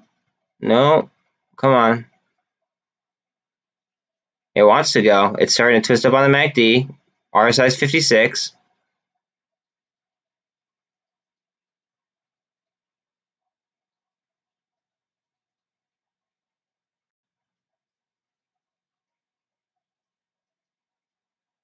Whew. Yesterday was just exhausting. I just really hope that we don't have a day like that. I don't want to have a stressful weekend. Like I would really like to have a good day. A good day would start out with a nice breakout, just because I've been sniping MULN options. We are very, very close to a gold cross. I really hope I didn't jinx it by saying that, but we are very close. That's on the 1 minute though. To confirm, I will confirm. If we get it, I will confirm on other time frames to see where we're at. We're at 199 again on the IWM at least. 200 is like, I feel much better about IWM above 200. Just to be very clear. Maybe like 1 or 2 more minutes if we could stay above that to get the cross. See, it's following my wedge though. Speculation. Speculation matched with statistics, matched with technicals. That's kind of how my channel rolls. And matched with breaking news, because I do like to go ahead and, you know, hop on something and get out of something if I can. I'll take a quick scalp. Not afraid of that. Some people don't like doing that, but I mean, I think about it like, well, then some people don't like to make money.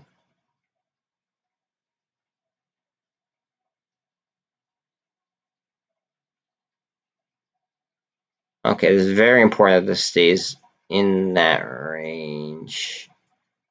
Go up. We need it to go up to get that cross. And we need this to twist up. If this twists up and we get that cross, oh no. We're diving.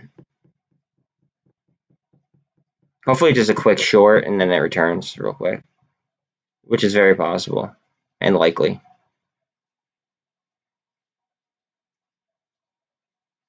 It's more likely than not, just because of the power behind it. If you're in here and you are a first-time watcher, say what's up. Let me know what you're in. That way I'm not sitting here, you know, like talking to myself. It'd be lit. Well, look at the warrants on. Oh. So these people deal with ketamine. KTTA. They deal with ketamine to treat different mental disorders. Which, like I said, I find what's called. I find psychedelics to be very, very helpful with like, you know, when medically, like when dosed medically. I find it to be very, very helpful. I really like that entry. I don't have anything to. Oh gosh.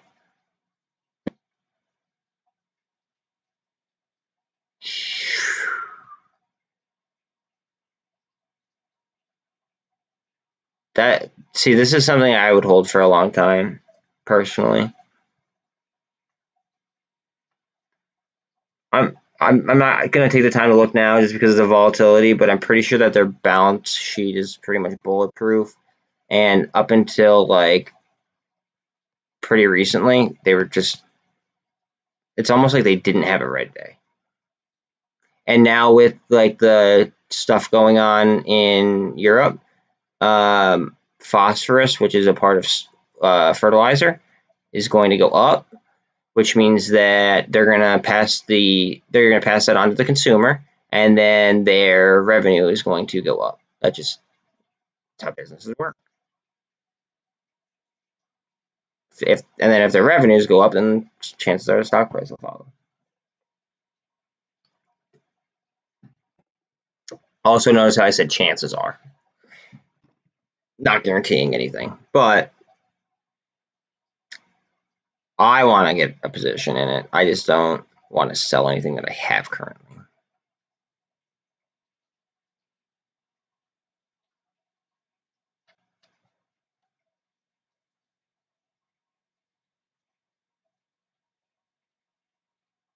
Okay, getting some candles on MULN. We're above the 200. Close to my breakout zone and my bull flag. Wouldn't be an official cup and handle, but it would be a break of the bull flag. Come on. A little bit more. It's like right there.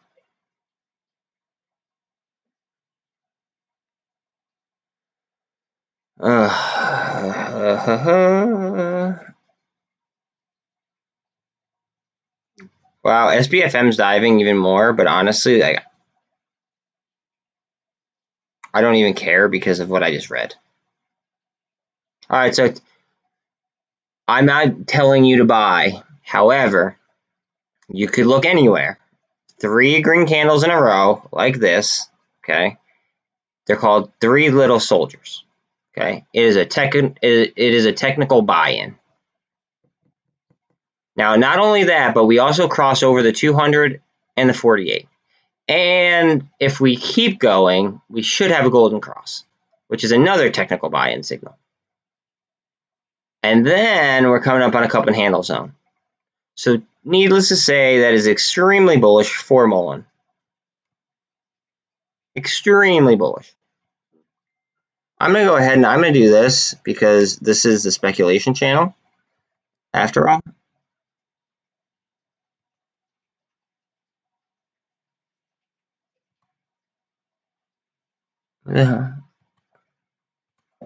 Just in case. Just in case. Alright. Alright, now we're coming up. We are slightly through the bull flag. Like, we were like on the line. Let's see if we could break it. Let me scroll down here. Sorry if I missed out on some other meme action.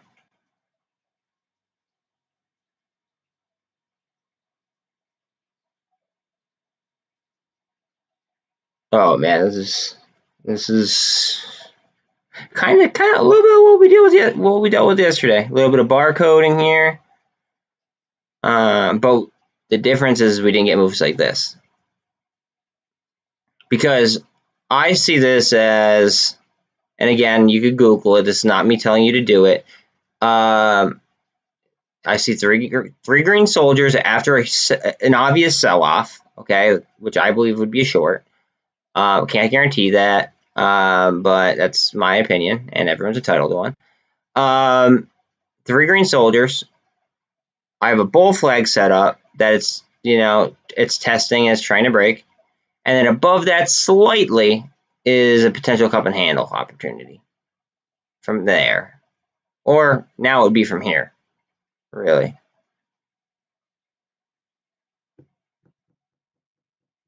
All right, we're on the 200 right now. Let's see if we get a bounce.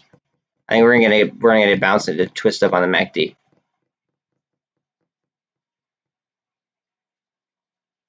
Let's go.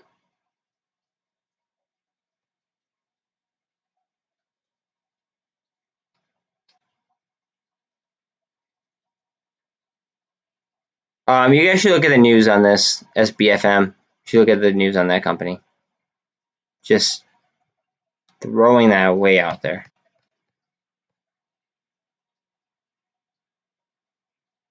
Like the news literally said that they are killing cancer cells in a petri. I know it's in a petri dish. I understand that, but the fact that it could kill cancer cells, should have a higher market cap than $68 million, in my opinion. And look at some of these pharmaceutical companies and how fast they grow. If you're killing cancer, you deserve a hell of a lot more than $68 million. And that's including all assets, by the way. SPY is green. And we're about to hit 449. What did I say? What did I say? Telling you. Bitcoin's pumping. So is Ether. We are in for a good day if this keeps up. Very good day if this keeps up. MULN just got what I believe to be a short. I can't say for certain, but I mean, obviously, you saw the rate, how fast that changed. And it went right through the VWAP like butter. That was like a hot knife through butter. Whew. They did the same thing actually yesterday with AMC. It was just like out of nowhere, they just hit it so hard.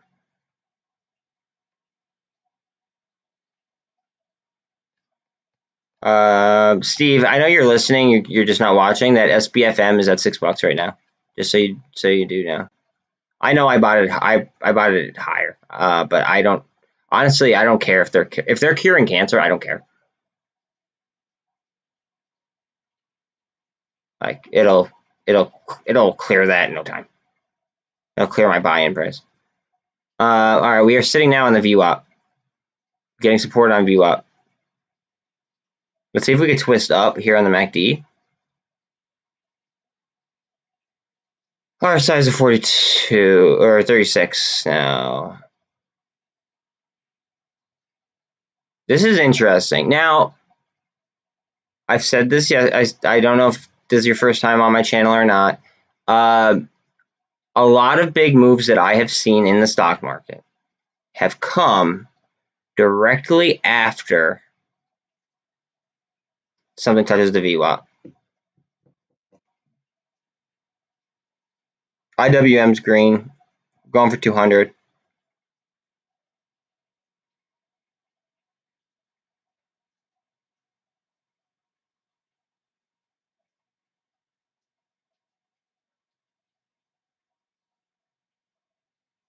All right, if this hits 450, then we want to see 455. Or no, so well, 454 really. But I mean, the higher the better.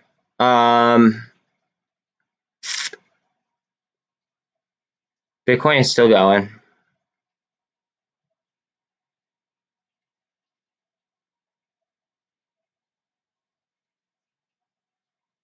GameStop's at 147.17. AMC's at 1908.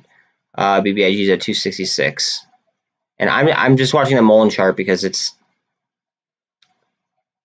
right there with BBIG as far as Gamma Battle goes. I am keeping my eye on CEI though, because I mean I know yesterday it was going kind of, I'd say horizontally upwards pretty much all day. So I'm just, kind of chilling, watching the percentages.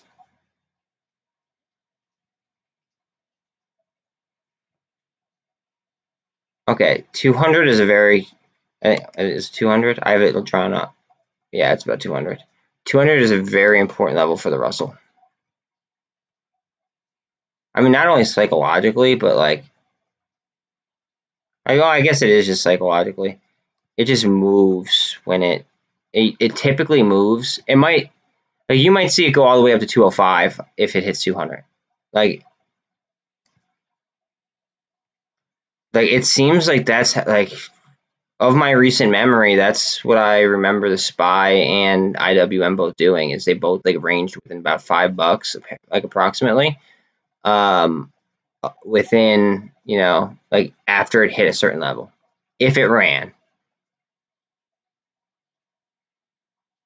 That's why I knew that like yesterday when SPY was at 444 and it was moving up, I was like, okay, well if it runs, I would go with like 449s. And then it hit 450 and then dropped back down.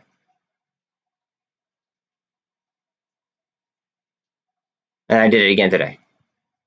But it's just very important to know those certain levels on those industries. Because it could benefit you in a multitude of ways. Even if you're not, yeah, dude, SPY is gonna go. Yeah, yeah.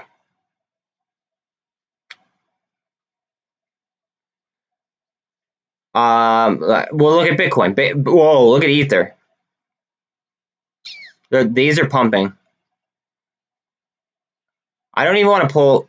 I don't want to take this chart down because it's slightly below VWAP. It's getting towards oversold, okay? And as soon as this spins up, we go for a ride, without a doubt.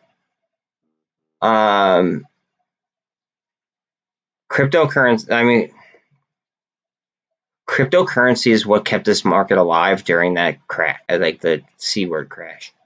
I'm telling you. Overlay Bitcoin on top of an S&P 500 chart, please. Like, a lot of people aren't educated about that. It's common, so like, don't, like, I'm not insulting you or anything. Like, a lot of people don't know that that's what happened, but it is. Like, why do you think companies like MicroStrategy went ahead and like they carry Bitcoin on their balance sheet? They do.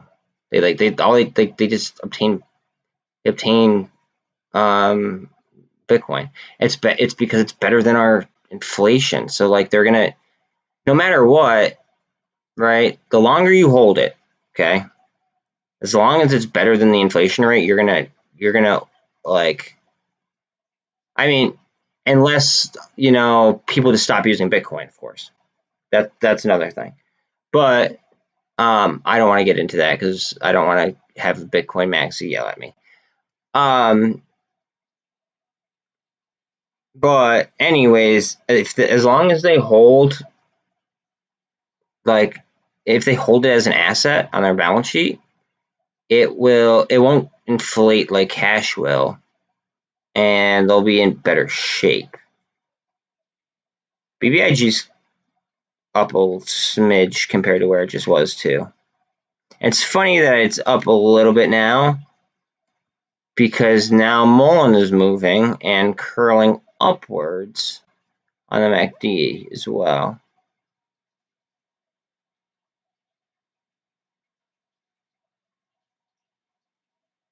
Come on, just go. We need this above the 200 again, dog.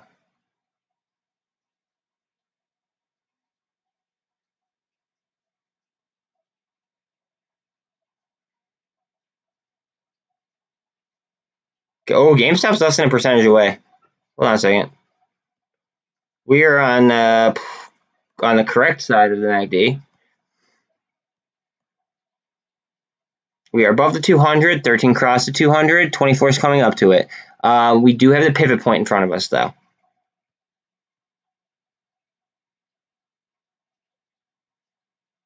We do have the pivot point, so let's keep that in mind. MULN's at 221, BBIG is at 267, 267.5, 221.5. AMC is at 19.23. CEI is at 77 cents, which I don't like. I like it above 80, like 82. There's so much gamma on. There could be so much gamma on CEI at $1, but they're gonna fight that so hard. People are probably selling $1 covered calls like it's nobody's business.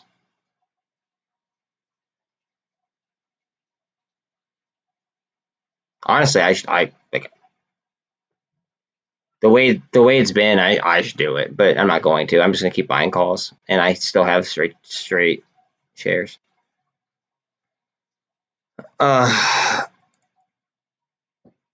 24 is coming up on the 200 on GameStop.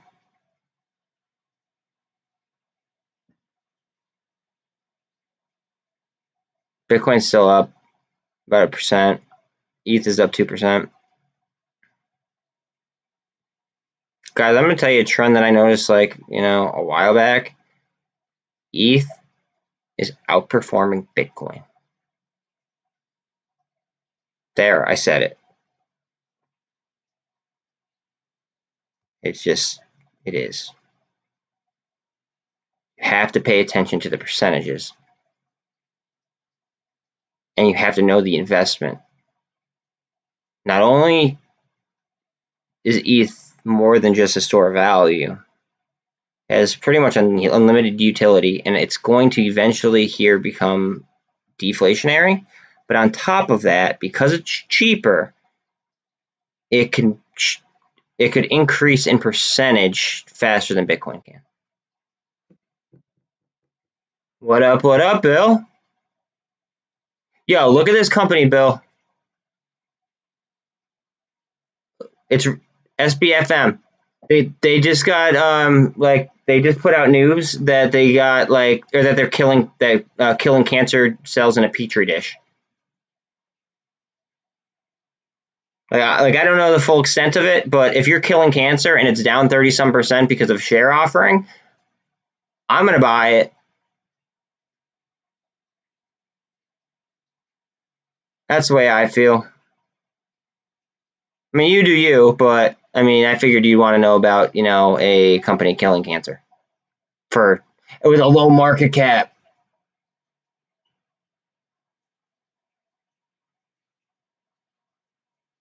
No. It tanked on. Look, hold on. Oh no, wait, hold on a second. Hold on a second, guys. Hold on. Okay. It tanked because they announced a share offering. Yeah, dude. Yeah. That's awesome. It didn't say that on Ortex, but I believe you 100%. The reason why it tanked is because they did a share offering, but the float is still really, really low. Here, I'll pull it out for you. The float's only 6.57 million. That's 92% of the outstanding shares. Here, wait. Let me go to the analysts and see if they have anything. Yeah, there's no analyst rating here on. But listen to these numbers, yo. 14.61% short interest change. Okay, so that's a borrow. 21.77% of the free float. Cost to borrow minimum 470.66. Average is 484.84. Cost to borrow max 602.47.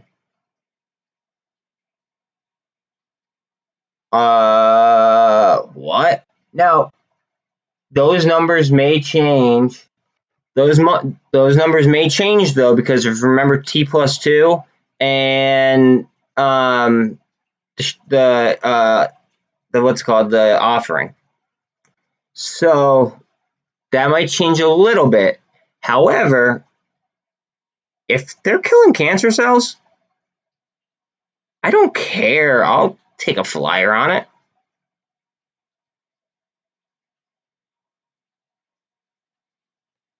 I mean, hell. To me, that's a no-brainer. And a 32, I bought it right, where did I buy it? I bought it right in here. So we're slightly above where I bought it. I didn't bottom tick it at all. I thought I was bottom ticking it, but it had another little sell-off. It's okay. It just crossed over the 24. But if it's killing cancer cells, then I'm chilling to just hold on to it. I don't even care.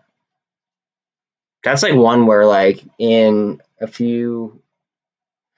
Yes, correct. We don't. But look at the cost to borrow though. That's real time. That's real time. That's what I'm thinking, right? But it's 602% cost to borrow. I don't know. I didn't buy many shares because it's not like I got in super early on something. I bought 25 shares. It was 160 bucks. We are above 200 on IWM. Very important level. GME. I like this. And as soon as I click on it, it drops. We wanted to get over that pivot.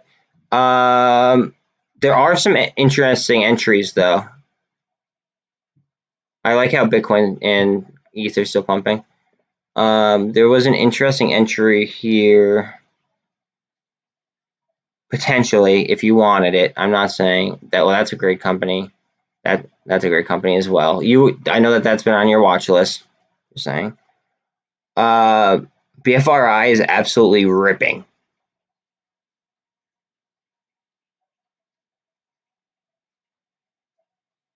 What? Oh, they're ripping on earnings. I'm not gonna play that. I already have Square. I love Square.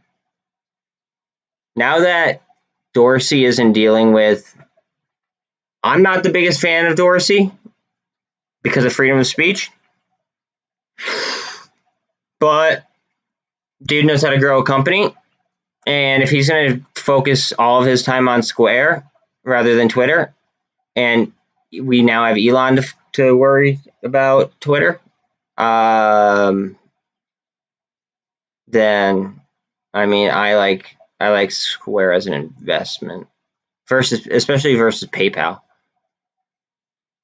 because I may be mistaken here, so do not quote me. Please do not quote me. I believe that Square is actually a bank, or like it has a banking license. I could be wrong. And if not, then I know that they work with one. But yeah, see, it's up since I bought it. What is?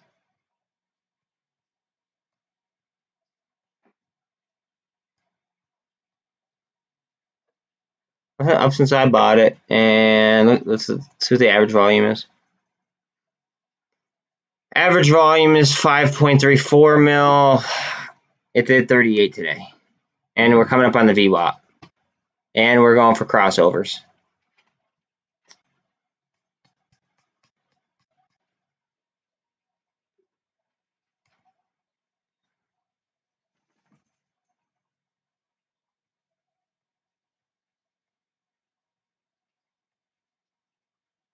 I have so many options on AMC and GameStop expiring today. I remember you doing the Ford call out, and I said, watch out, because I heard that they had recalls. If you hit it, I don't even have Ford on my watch list. If you hit it, I'm happy for you, Bill. But yeah, it just wasn't even on my radar. And I know you did call it out, but I didn't.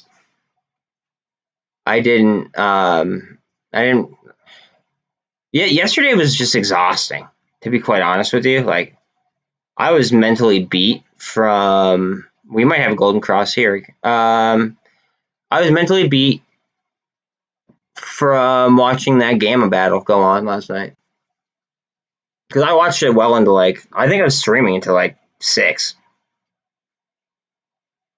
which is not normal. But yeah, I think I was streaming until 6, and then I just got sick of it, and I just my dogs wanted some attention, and I was over the day. But yeah, so I didn't want to take the time to even look at another chart. If this hits 450, watch out for 454, because we could see a huge rally. Just saying.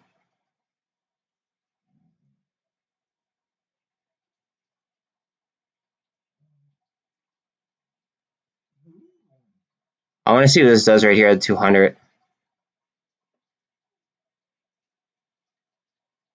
Okay, while we're waiting to see what this does on the 200, let me let my dog out again, real quick.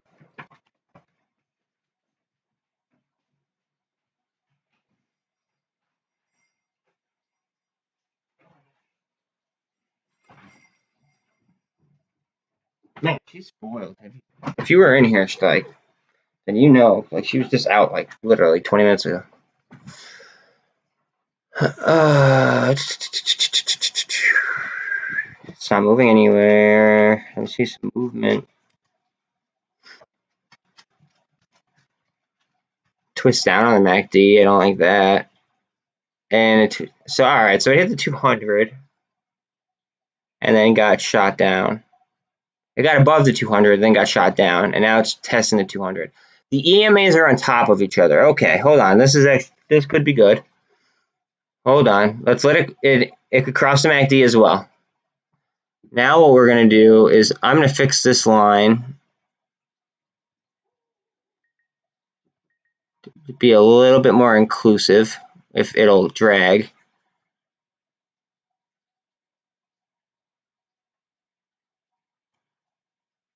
Okay.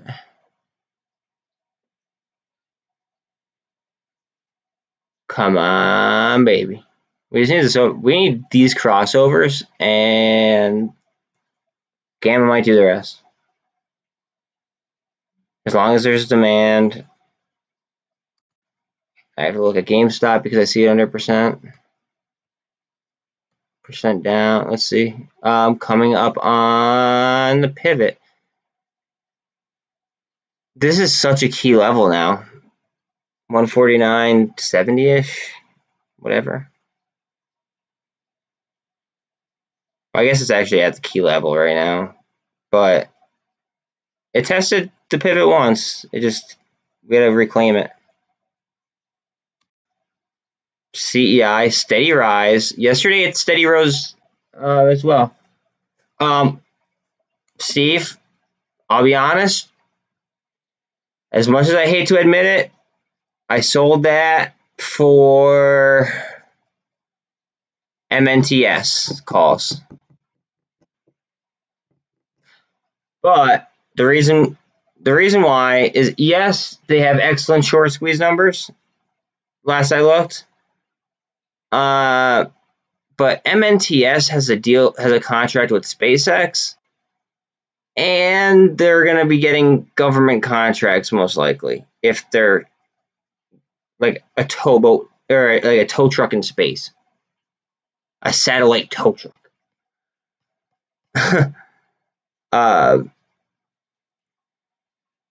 Like, they just think about the technology, and also, like, we're talking about them having a contract with one of Elon Musk's company. Elon Musk also owns Starlink, who plans to have satellites that are going to provide internet, free internet. Okay, so I'm putting two and two together right there, and thinking that if he's launching them into space and he has a positive business experience with them, like a positive business relationship, why not use them to move Starlink satellites, right? They're also capable of moving ships, though, too, from the research I did. It was like a pretty broad range. Oh, wow, look at that. Okay, hold on a second. We're at cup and handle levels. Hold on, we're at cup and handle levels here on CEI. And that's bullish. That's just like a cup, handle, cup.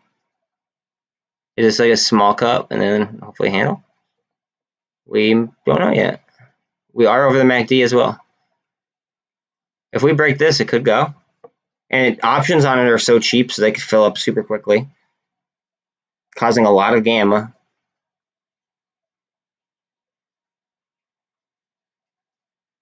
IWM is slightly under 200, though. Don't like that.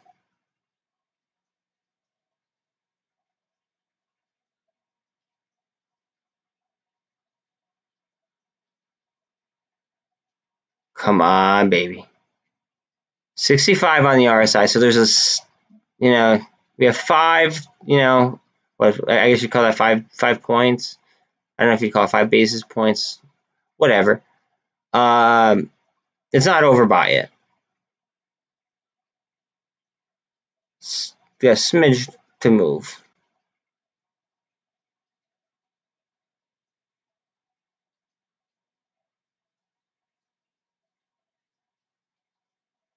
Yeah, sometimes I really think I should just go back to playing SPY calls, puts.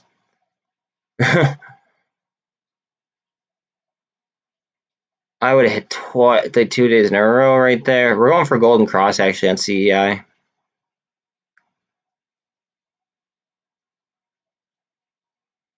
It is over it slightly. It looks like to me. Yeah. Do we get a boom? That's what the people want to know. Do we get a boom?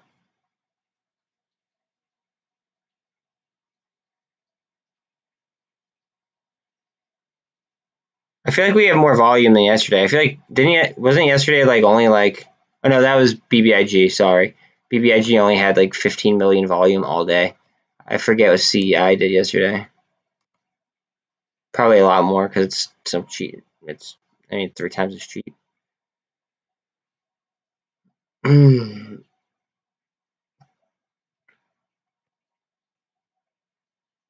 want this Golden Cross and I want this cup and handle breakout. Alright, confirmed Golden Cross. It did finish that candle and, go up a little bit further. Now, again, I'm not telling you to buy in, but that is a technical buy-in. Like some people set their systems up so when Golden Cross has happened, they buy in. The same thing as if a Death Cross comes in, they have an algorithm set up to sell.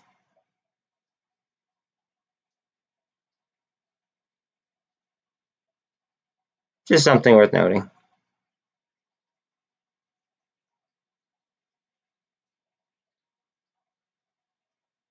See what crypto's doing. SPY is slightly up. It's coming down now. Crypto is not as high as it was. Surprise, surprise. With it relating to the SPY. I'm telling you, like,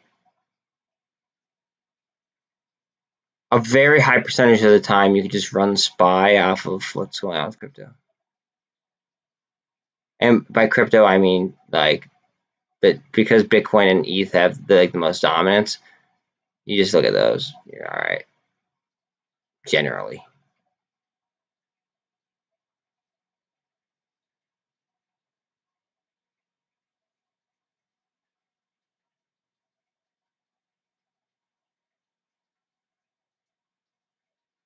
Bill, I'm sorry about CLSN.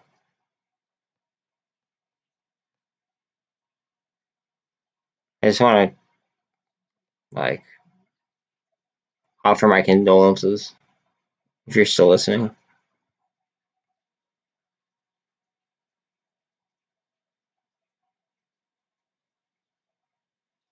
Sucks. It's all right. When it goes, it'll go. And then you'll have a crap ton of it.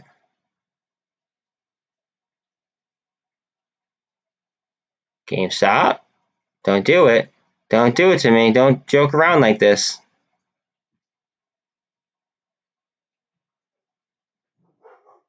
Oh, somebody's just showing up at my house, guys. Hold on a second.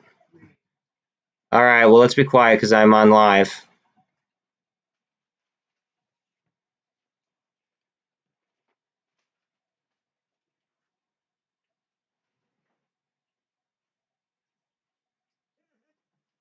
Let's see here. Okay, this is climbing. Look at this. All right, it's coming up on the 200. But honestly, if it drives through this VWAP with these crossovers and with the news that came out, it just should have so much momentum because of the volume and the demand that it should slice right through the 200. But we really don't know that yet. Also, if it gets a green candle through this VWAP, again, 3 little soldiers, technical buy-in. Again, not a financial advisor, but I will tell you about technicals. And it looks like it's going to be a green candle. Looks like it's going to be a very strong green candle.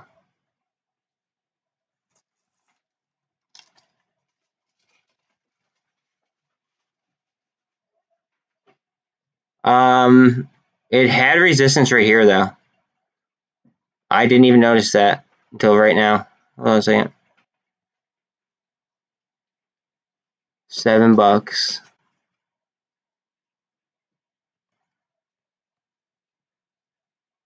Let's see. Slice it. Just slice it like butter. Hot knife through butter, baby. Let's go. Come on. $7. We're tapping it. Let's see. All right. Right. All right. We need to hold it here. It's above the MACD. That could go for a ride. BBIG is dropping. AMC's kind of chilling.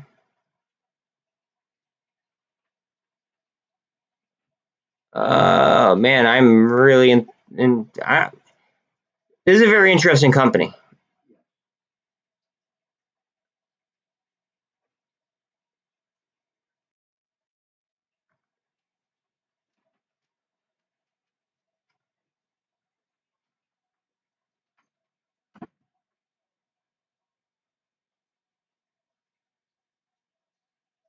$7.30.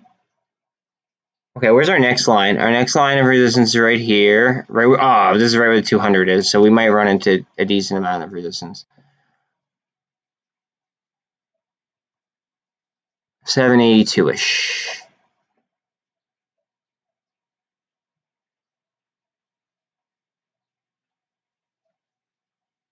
I'm paying attention to CEI because that's been on the climb, and we saw what it was doing earlier. I'm paying attention to all the memes, but I'm really looking at this. Yeah, dude, yeah. That's dangerous. That's dangerous, dude. Like, just don't, well, I can't give you financial advice. I just wouldn't personally get too overweight in something, especially if it was a losing trade. So just, if you believe in it and it's a good company, great. But when the opportunity comes, like, certainly don't be afraid to take profit, just because of how long you've been, like, kind of held hostage. Even if you scale out, you know what I'm saying?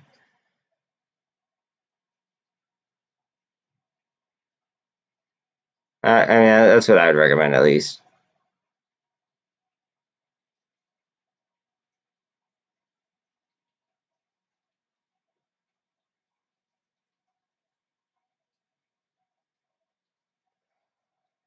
This is gonna go. This wants to go right to the 13's crossing over the VWAP. That's what that holdover was. Oh man, man, oh man, oh man, oh man, oh man.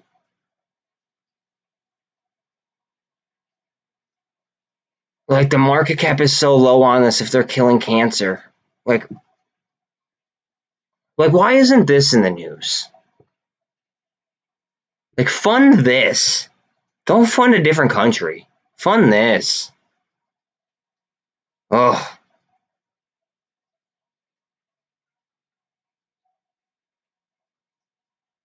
I don't want to go down that road.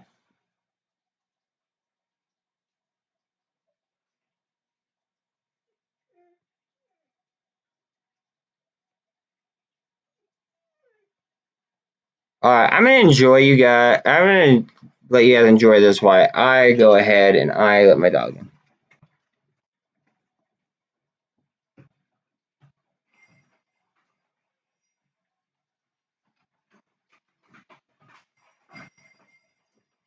All right, last time I came back to a big candle. Am I getting another one? No. All right, but let's see what we got.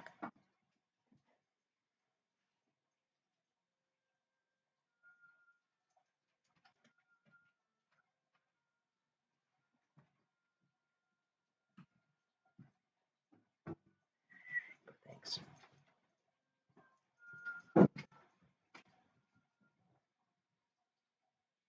All right, what do we got? What do we got? What do we got?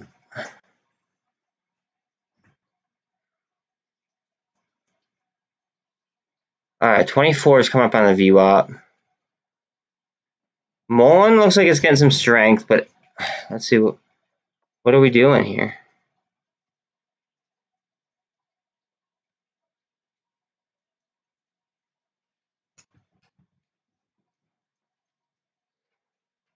Yeah, but the fact of the fact, so what makes me excited about it is the fact that news broke that it killed cancer, that it's killing cancer, is now now people know about it. So I feel like more people at least question it. Like, what about this company? They were killing cancer. What happened to them? Like, look at MOLN. Look at MOLN. Okay, hold on a second. Well, we could call this like a double bottom almost. And then that's the relative. That's the high from the day, I believe. Yeah. No, it's not. But it's where a candle finished. We are after this level right here, 228. We want to take 228 and go. All right, so we hit 228.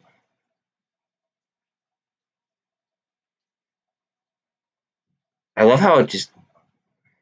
This is why I draw these like projection lines.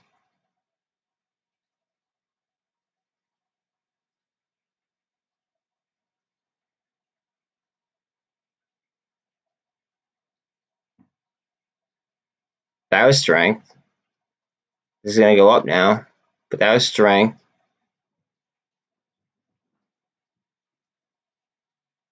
This is gonna go. This is gonna keep going. I think this is gonna ignore the RSI. Did you see how that it like gapped up and then came back to fill the gap super quick and then went green and now it's just chilling right here? It's because the RSI is 70. I think it's gonna ignore the RSI here in a second. People are probably loading into the 2.5s.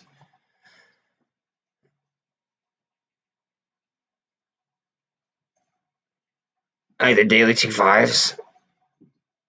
People here, let's look. Oh wait, hold on a second. I just want to see if it moves. Oh, we're gonna cross over here too. Yep. We got crossover the 24 and we're about to get a golden cross on it. We are about to get a golden cross on it. That's where that resistance is coming from. All right, golden crosses. Well, I mean it's on it, but like it is through it technically.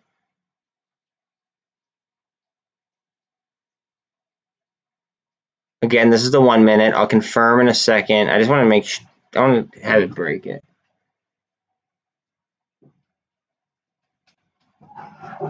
Whoa. Okay, hold on a second. All right. Over the MACD on the 5. On the 5, we are coming up to the 200. 200 is literally a penny away. It is at 232-ish. Like 232, 232 and a half. But other than that, the 13 crossed the 48, and the 24 is coming up to the 48. 3 minutes. She's 3 minute.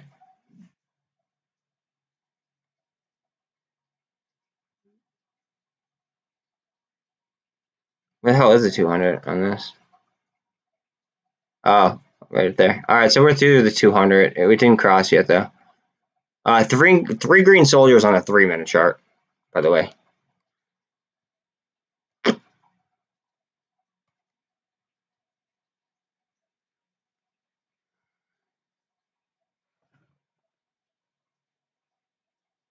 Oh, am I excited for this? If this goes, I feel like they all do. I'm sorry. I voiced this in chat yesterday. I feel very, very bullish on today. Just because, like, 3 crappy days in a row, then yesterday what they did, they're playing psychological warfare with us. I mean, it only makes sense if you're playing psychological warfare. You know, do the opposite of, you know, like what I guess a reasonable thing would be to do. It sounds very irresponsible, but It's kind of the truth.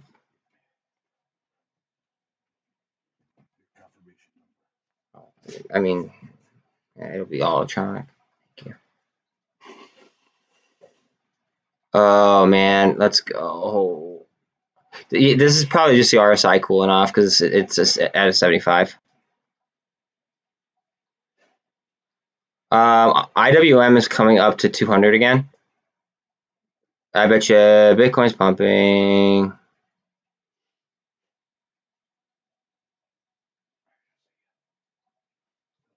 Yes, yeah.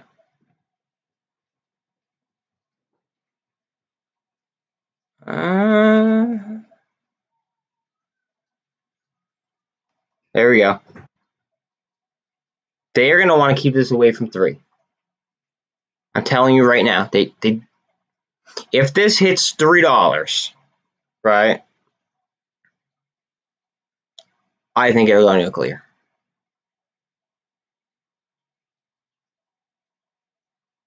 BBIG is kind of the same. If they hit $3, I think they go berserk. Just because of the option chain. Like,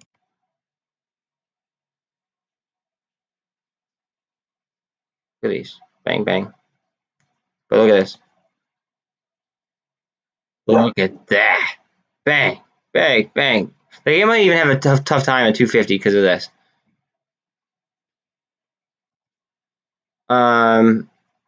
BBIG. Bang, bang. I forget which one had the better monthly. Look at it. 7 million shares at 5. 7 million.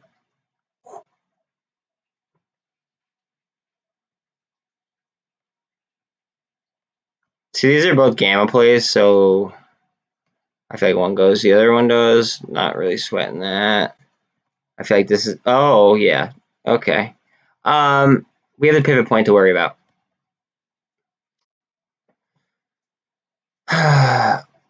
It's consolidating right now, probably trying to burn off some RSI. We're just under 200 on IWM. SPY is 449 and moving up. 449 and a half almost. Bitcoin is kind of just floating at 0.5 up.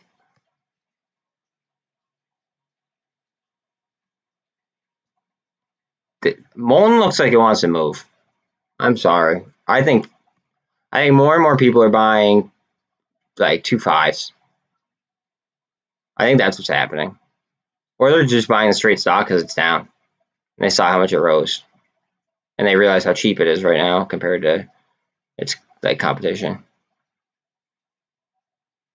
One of many factors potentially. All I know is that it was down like, I think, it was down 8% earlier. And it was down yesterday too. Like, I'm sorry, you beat something down like that after high growth, chances are it's going to grow fast again. That's why you see a lot of squeezes, like quick squeezes, and then like afterwards you see you'll see like some bag holders, and then more people add into the position on the decline, and then it'll squeeze again. That's pretty common. All right, we're coming up on pivot point.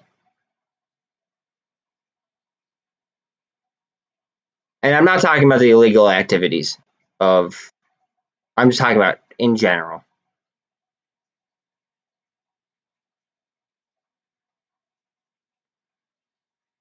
Oh, baby, here we go. We are 2 cents down from going green. 1 penny.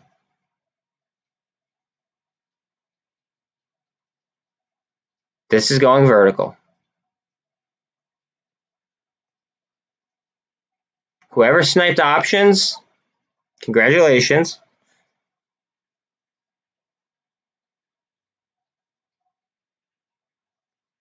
I'm sure you're just as happy as I am at this current time.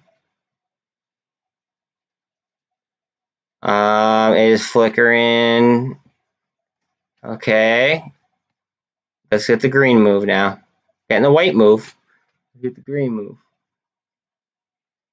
There's a green move. Oh, it was like 9/10 of a penny. It wants to do it so bad. It's gonna go. I think it's gonna go. The only problem is the RSI, but honestly, with Gamma, at some point you're gonna ignore RSI. And if this might go straight short squeeze. RSI is 82, and it's moving like this. It might go straight short squeeze because of the float.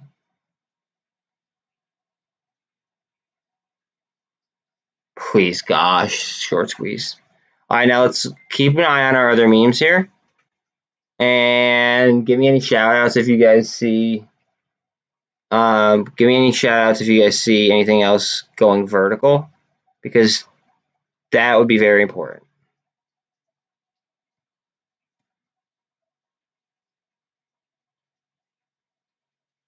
Now, if it does cool down, don't be surprised. Now, right here is a previous level of supply and demand. We might have some. Oh, dude, right through it. This is Gamma. This is Gamma. It has to be.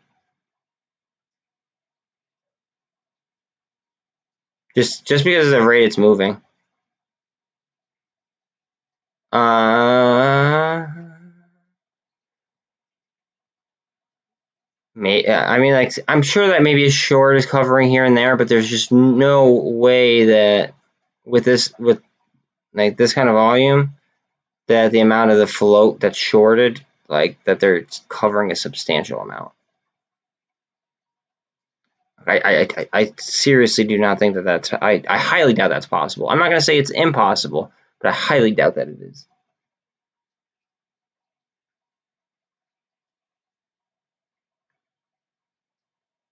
We are very close to 250.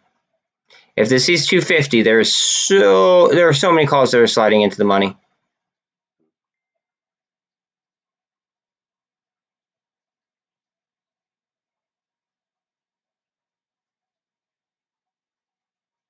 $249. Slapping 249. 250. 250. 250. It's got to hit 250 and go. And unless that was them hedging for 250. Because that's a possibility. But this might cause FOMO.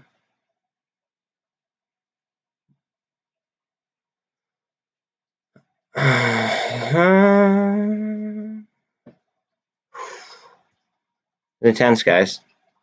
252.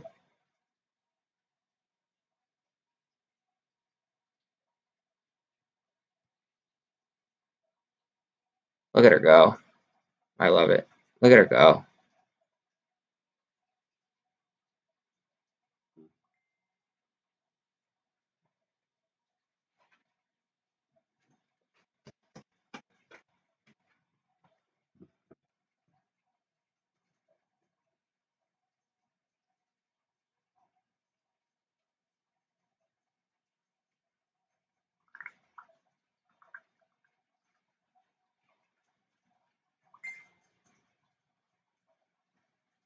Look at it. Look, like, it's just a rocket. Come on. 92.99 RSI. 93. 93 on the RSI. We are completely ignoring technicals right now. This is a gamma squeeze. I can't confirm that it's a short squeeze. No, this is a gamma squeeze. It might be the start of a short squeeze. I'm gonna look right now to see if any shorts, like how many shorts are returning. But this is a gamma squeeze, 100%. Yeah, they're returning shares. They're starting to. So this is interesting. Okay.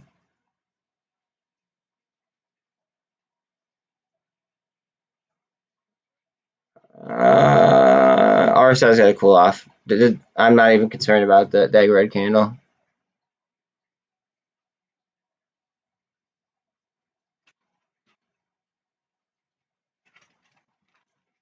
Oh man.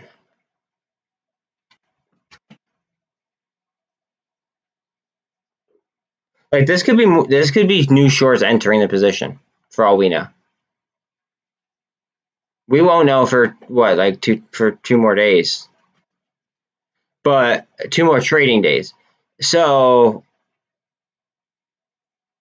the important piece to me to take away from this is about finishing as high as possible to make all of the options that were out of the money slide into the money in order to force upwards gamma for the market maker to have to then cover. That's while I'm covering this, can somebody look up what max pain is on MULN for today?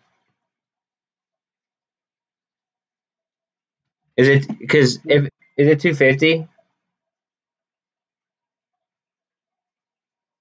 Because if so, then we want 3. But they're going to keep it. They're going to try really hard to keep it from 3. Just like they're going to try to keep BBIGs from 3 too.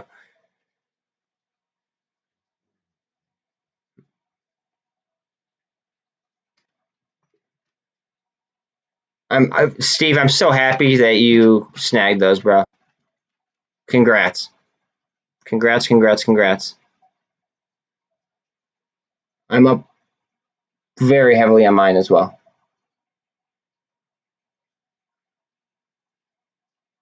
High five. Virtually high five. Well, your camera's right there. But is there any chance that you could look and see what max pain is, though?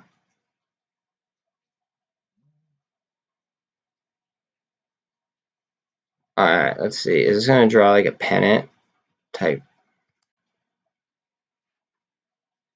My dog wants to go outside again. Like, she's so spoiled. Oh, you know what? You asked me about news before. There's this company, Con. I don't want to take my chart off. This company right here, they did a share offering, which is why it's down so much. But there was an article out that they did a test like on their medicine that within a petri dish, they were killing cancer cells. So that, I mean, like, they did a share offering, so they expanded the float, but that's why. But it's a low cap. It's like a $65 million cap company, so it's a micro cap. Well, not micro, but it's definitely a small cap. So I got in it earlier today when it was down a little bit more. But I mean, honestly, if they're killing cancer, hell, I'd buy more right now. 1 second, guys. I'm gonna let you guys enjoy this. Hopefully, this breaks out right here. Oh, it's gonna break out. I gotta let my dog out though. Oh, I want to see this though. Hold on 1 second. Oh, come on.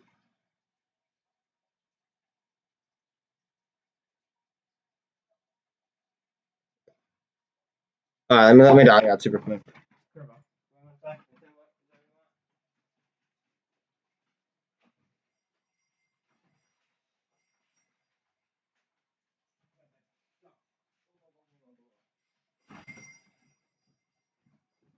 It's a beautiful day out. I don't blame her. I wish I was outside.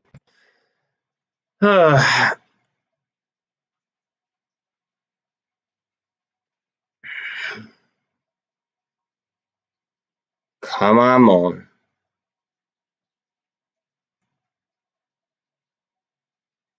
It's got to drive more than this for anything to happen with the other stocks. I might form a cup and handle. Just because of the way the MACD is looking right now. And how bought up it was. But now that we are within range, we could just get a grown-up size candle as well. I mean, like I said, it could ignore technicals.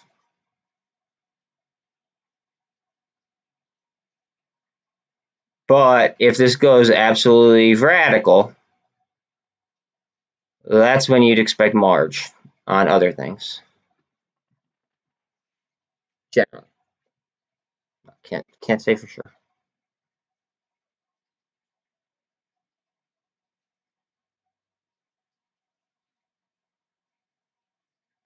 Let's look at something real quick.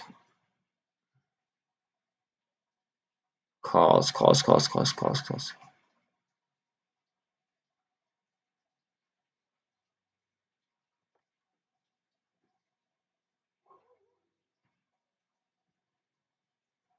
I just wanted to see if anyone was buying in the money puts, or if they were buying more calls, like out of FOMO, I guess you'd say. Actually, wait, that's delayed 15 minutes, I believe. Let me use my better platform here.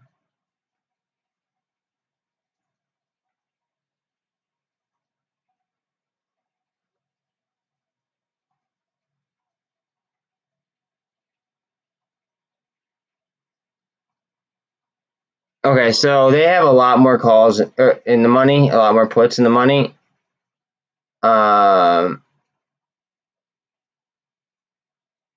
We probably have just as many calls as they do that are just out of the money, though. So we might get shot down unless we get some FOMO, I think. Although at 250, which we're just under, we do have 2.5 mil. They have the hedge for, which would be slipping into the money and cause positive, more gamma. But they have 3.1 million worth of shares deep in the money, which is even more gamma against us. So really it's about demand. I mean, hopefully people are paying attention to what's going on, and we just continue to see people pile in. Oh, more people. Whoa. Okay, people are buying. Okay. Somebody just loaded into fives for today. Somebody just loaded into fives for today. That makes me want to buy fives for today, to be quite honest.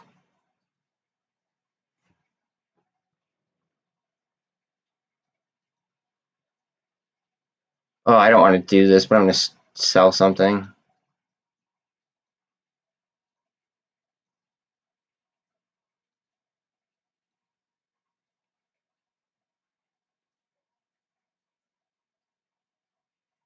Why would they buy? I don't know why they'd buy so far out of the money when the strike is. That doesn't make sense to me.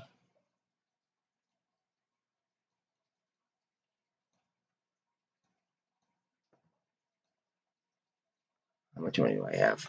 Come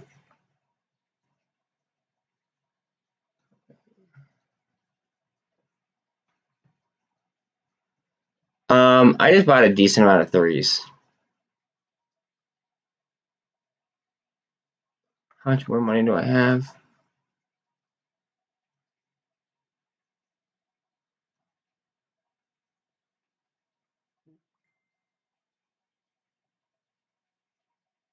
Yeah, but it's still going to cause gamma. That's why I bought threes. And I'm buying threes. I'm buying even more. No, wait. I'm going to buy two. I'm going to tell you after I do it so that nobody can say that I'm trying to like collude or anything. Hold on. Sorry, I'm overprotective about that kind of thing. And I actually have enough for one more.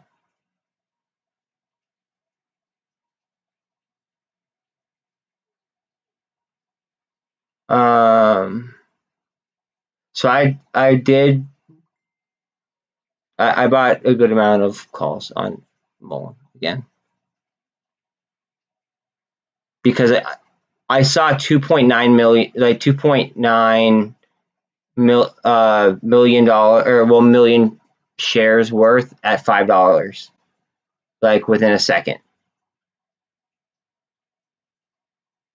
Which to me is just like, okay, bet. You know what I mean? Because why would they, in my eyes, it came out of nowhere, first off. So if it came out of nowhere, like something's up with that.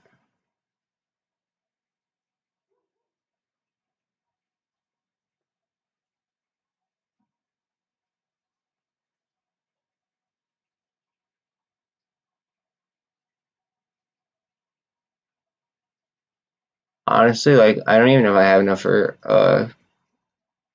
contract, so I'm just gonna buy one straight share at market price. Well, limit price of what it was at the high. Excuse me. And I still have 211 left. Like, what do I even do with $2.11? Like, what kind of option can I buy? Can I buy a CEI option?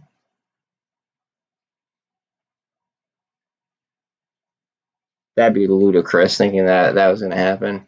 What's down today right now? AMC's down, and it has a chance that if something happens, AMC could go.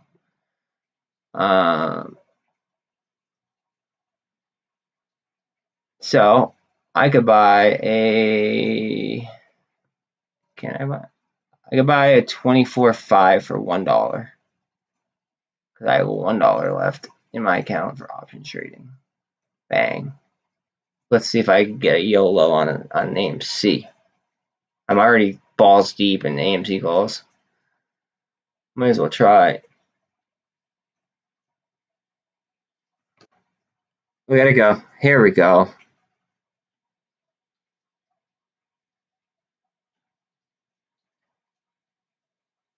I'm happy you said that about me or about people YOLOing, because I'm always the one saying about people YOLOing that pisses me off. I'm happy you said it. Thank you. Thank you, thank you, thank you, thank you. I'm always the one saying about like how it pisses me off that people YOLO. But no, I didn't YOLO. I bought $3. That's not YOLOing. That's going out of the money by what, one? And not even. It's the next one in the money. Like that's an at the money. Like the most I prefer to do. Like don't get me wrong. It depends on how much like how much I have in my account ready to spend. I'll look at that in a second. So like I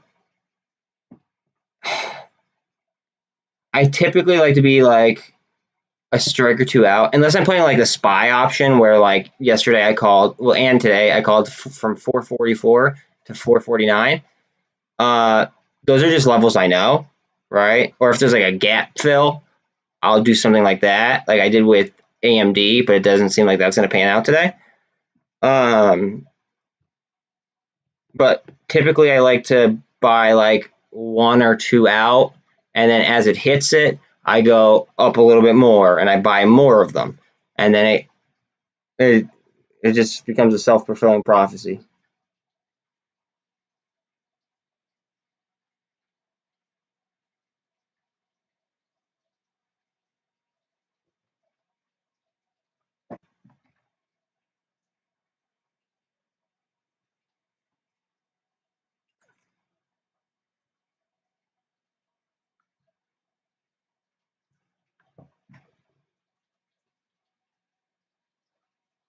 So it's not that they negatively impact gamma. It's that they don't affect gamma. Like if you look here, wait. This is gonna pop. Hold on a second. Go pull up an AMC options chain, Steve, right? And go to like a high call, like a high strike call, and look at the gamma. Like, look at the number. I bet it's probably 0.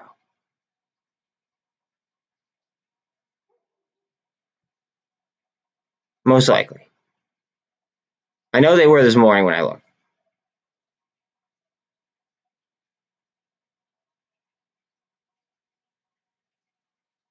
This is gonna go. Come on. Go, baby, go, go, go, go, go, go, go, go, go, go, go, go, go. I wanted to get out of here before I get rid of my two fives because of the way that Greeks work. Just because I know I have options further up the chain that I'd really like to hit on. So I'm trying to help the cause. If these were my only options, I'd cash out and then I'd roll up. But instead, I'm gonna hold. Because honestly, if this hits $3, we could slide on to like next week's gamma ramp where it's just like ridiculous. I mostly play options. I play options more than I play straight stock. The only straight stock I really hold, I actually have a lot of MULN at a super cheap buy-in, so I have an excellent average. I have CEI, BBIG, AMC, GameStop, and I proc. I used to have DUAC, but with Elon buying Twitter, the only reason why I thought Truth would be a really good buy was A, it was low float, B, it stood up for the Constitution, right, and freedom of speech. However, Elon Musk also believes in freedom of speech, so he is now the largest shareholder in a in an already mainstream platform. So he has less hurdles to overcome. Also, the left is going to much easily accept Elon Musk over Trump. Let's be honest. That's not even me picking a side of the aisle. That's common sense. You know what I mean? Elon Musk is. I really like Elon Musk. I think he's a genius. And I'm gonna leave my politics out of it. But I'm just talking from a general perspective. I mean, like, we could say it's 50-50, right? Somewhere around there. So like half the people in the world would want to use it, and half the other half wouldn't. But now that Elon is on Twitter, it kind of I don't know. It takes market share away from his possibilities, in my opinion. Although he does have the Rumble partnership, so that does separate him a little bit. That's why if it sinks down, then it might pop heavy on news or something like that. But for the time being, I just see better plays on the board. Like this, for instance. I would rather have my money in this. And yesterday, for instance, I bought call options when it was like 12.8% down. I bought 2 5s. Today, when it was down in the morning, first thing I did, I bought 2 5s. So I'm in the money. I also have 3s, and my furthest one out is a 4. Yeah, dude. Yeah. What? So. Okay, so I'm going to instruct you, because I don't want to give you any wrong definitions. I'm going to instruct you the way that I learned, okay? Go to Investopedia.com and read about option Greeks. because that is the #1 thing that people do not know. I'll even type it in here. I hope that you obviously subscribed if you're in chat, because I think I have my thing set to subscribers only. Please like the video though. I need as much help with the algorithm as possible. It's invest.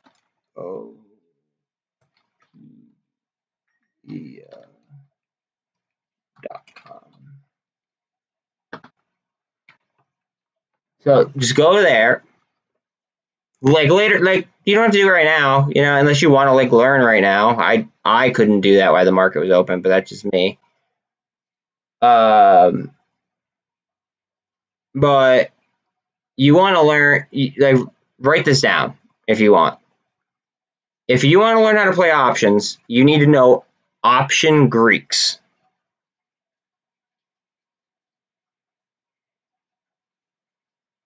Because like there's like algorithms, well not it's more of like an equation.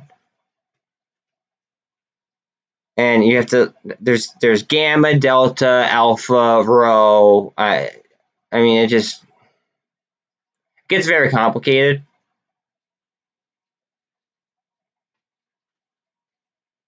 Like that's like when I refer to like delta hedging,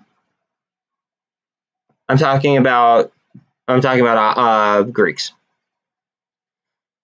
When I talk about theta, I'm talking Greeks.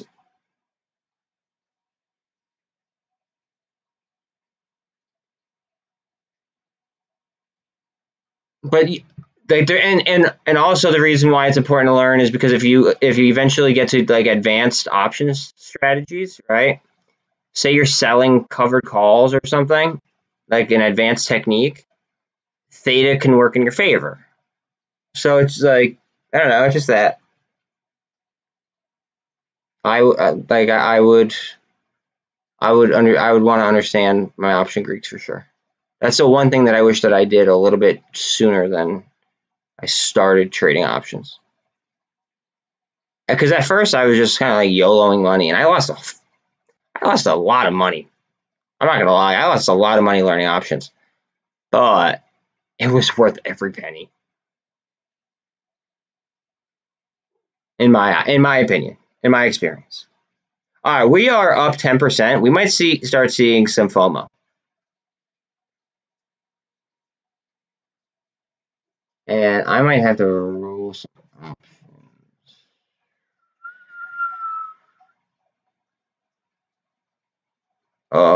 Maybe let it go a little bit closer.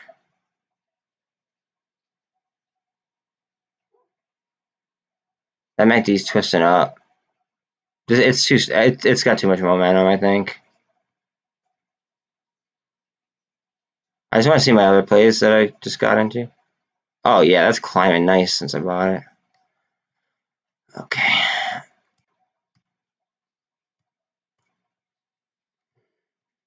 We need this to hit 3. I want to see the gamma effect from 3. That's like, that's what makes this thing go like absolutely through the roof, I think.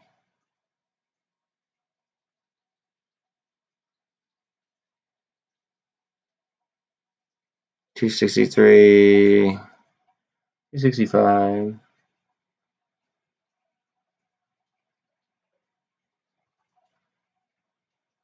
Yeah, but yeah, CEI is so cheap, dog, that like, do you want to roll them, or do you want to see if like MULN causes marge calls?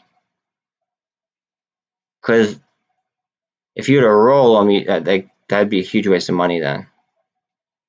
See what I mean?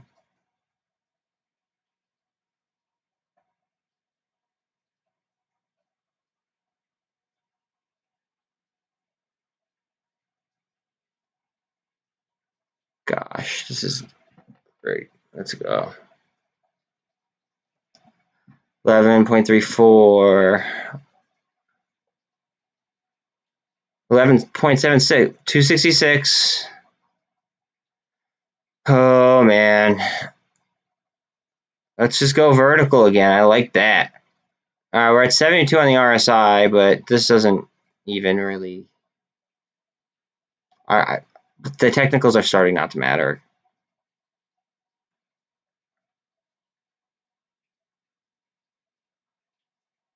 SPY is positive. Bitcoin's going down. That's not good. But with this one, I don't even think it'll matter at this point.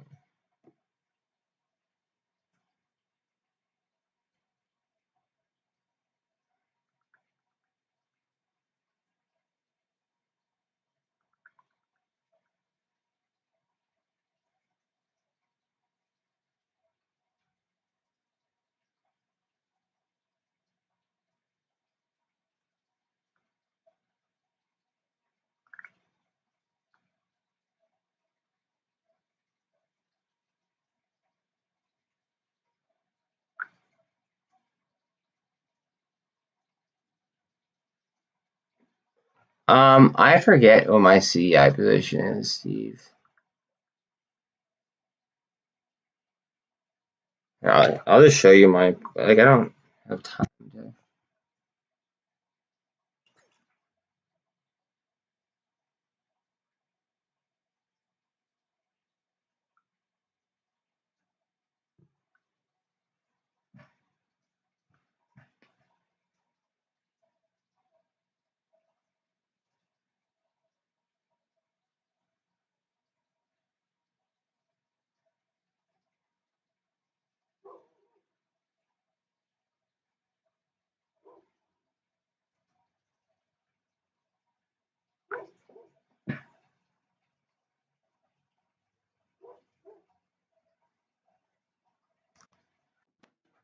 Look at this thing go, 265.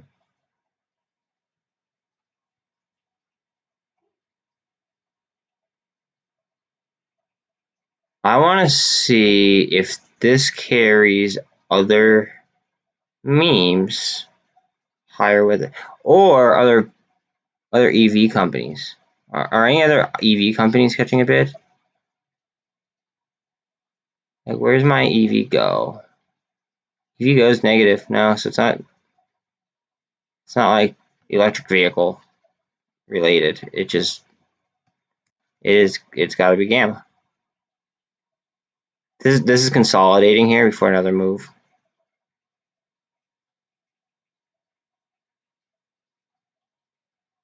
Oh, it's right on the stock resistance line in the pivot point. Oh, it's already printing. But I what's it called? I sniped them at like excellent positions. 1 second, Doug.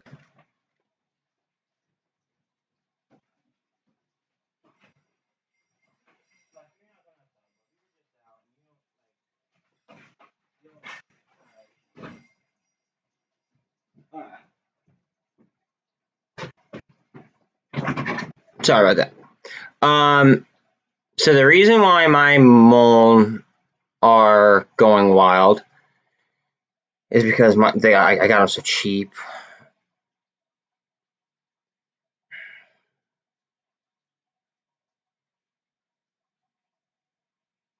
It's about sniping them, dude. Oh, word. Yo, yeah. But like that, this is why. This right here is exactly why. Like yesterday, when it was like around like 12%, I was like, I think I sold Nvidia yesterday. I didn't want to sell Nvidia, but I could go take the profit from this and buy Nvidia back and buy more calls. Like, once you learn how to snipe, which it seems like you're obviously getting, it's like a totally different world. It's not just sitting and waiting anymore. It's like it's like exciting but like grueling at the same time, if that makes sense.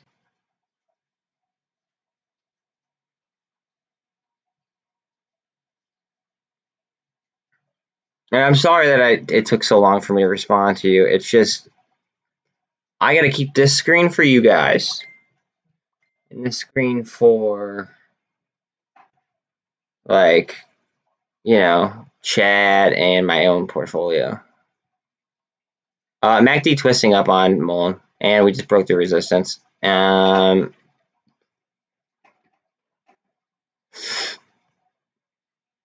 resistance I see is 295. We might meet some resistance in between there, but that's the last resistance that I've marked out.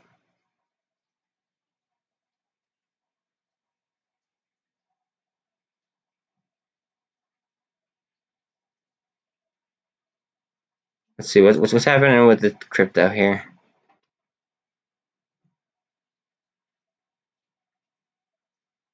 Crypto's not doing it's kind of hanging. But again, this isn't a crypto play. This is just gamma.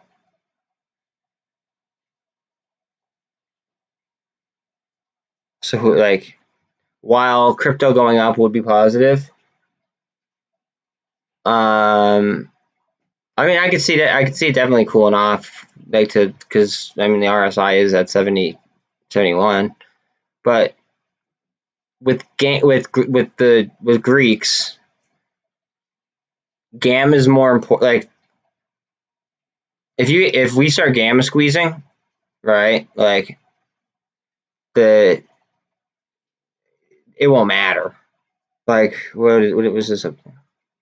Like this got up to what? This got up to 87, dog.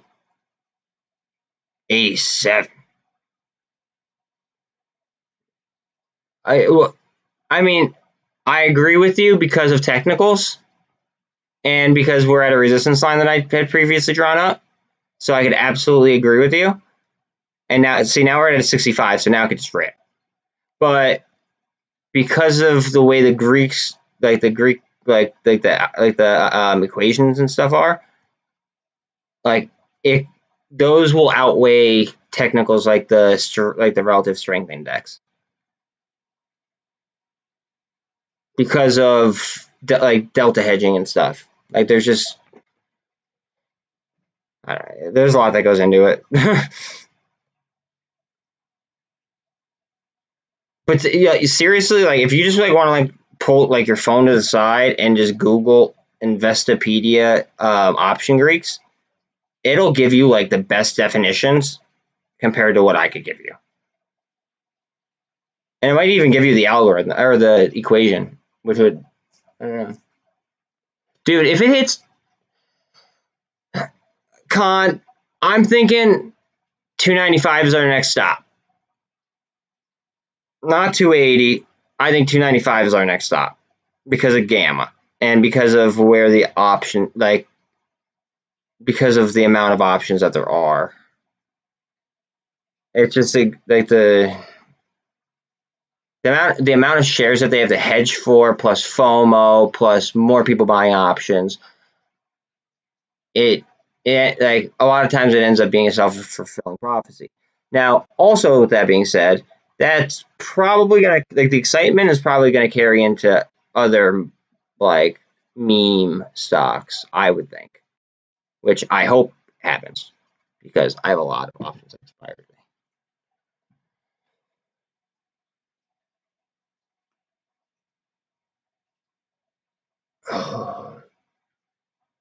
Dude, I hope so too. And the problem though is going to be both MULN and BBIG breaking $3. That's the problem. That's where I'm genuinely scared,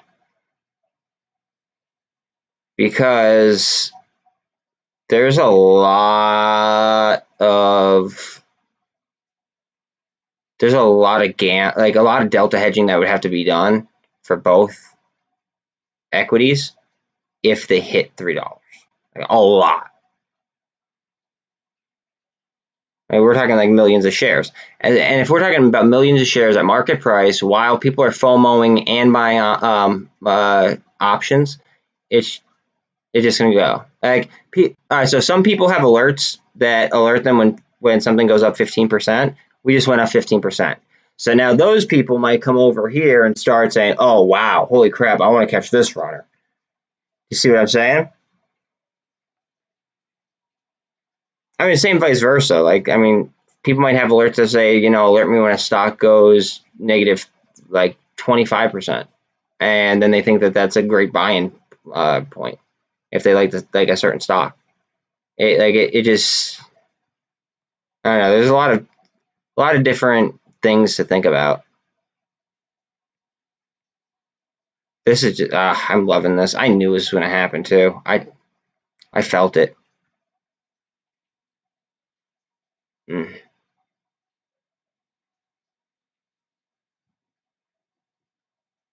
The only reason why it's doing this is because RSI is 77.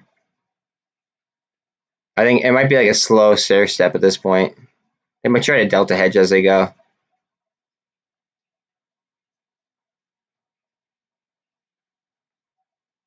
Which, if they do that, it might hurt IV.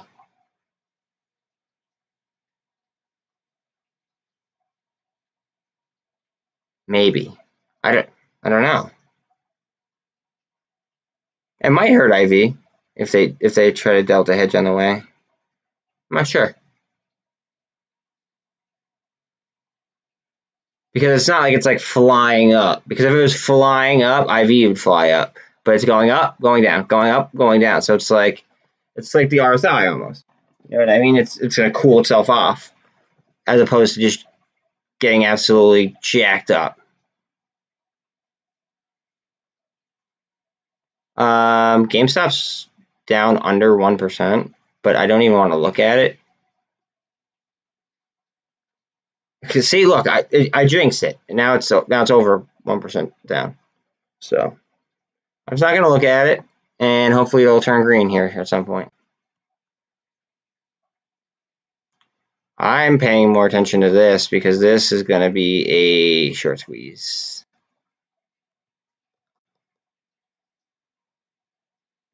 Like, I'm in this long and short. Like even if it's short squeezes, I'm just going to hold on to my shares. I don't care. I'll sell my calls. Maybe I'll sell my calls and then just buy some more positions elsewhere. Like the stuff that I sold in order to buy the calls, and then I'll just buy more stock with the shares and like reinvest in the company. Like after it falls back down a little bit after a squeeze. I don't know. All right, we're at 275 now. Now people with $3 puts are probably thinking, "Oh crap, maybe I should take profit." And as they do that, they would lose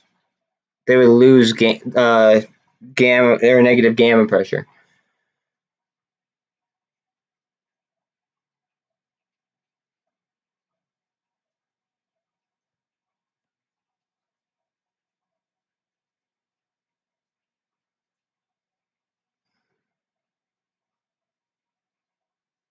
Wow, come on. Come on. You know you want to go, baby. Come on. 69 on the RSI. It looks like it's about to cup and handle. That MACD needs to twist up a little bit.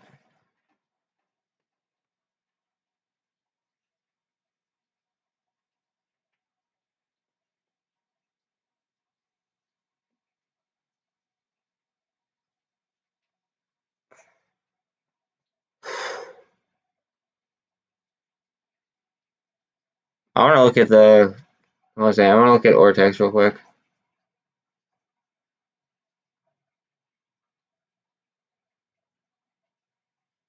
Dude, all right.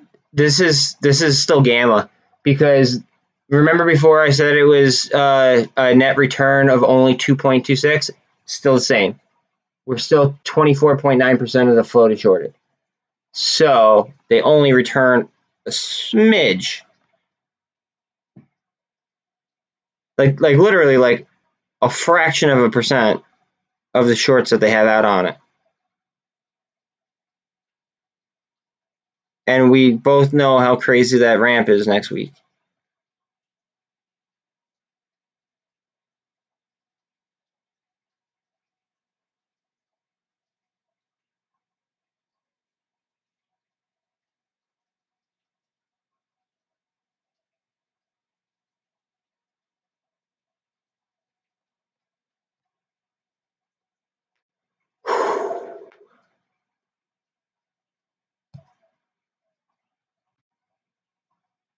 Come on, baby.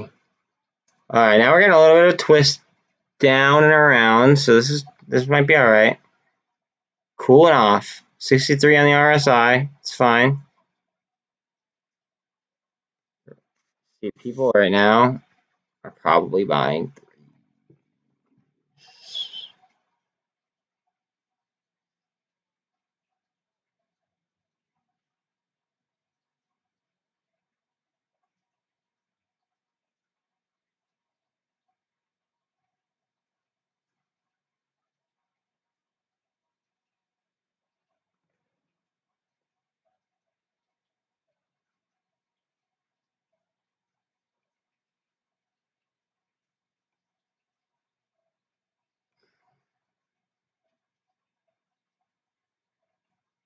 Come on. Fill. Fill.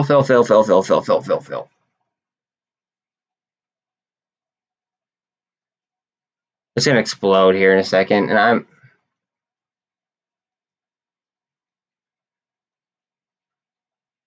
it's modified my orders because I thought it was gonna jump up right there, and I thought it would slap me out, and I'd miss out on profit. So now I could come down if I have to. RSI 66.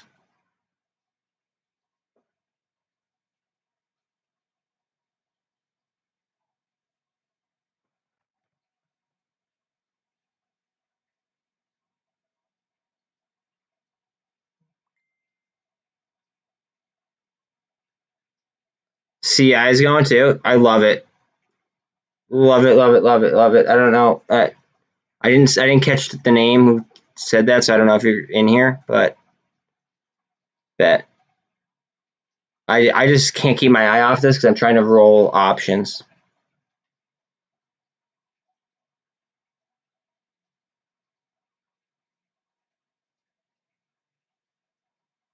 See how this is twisting down?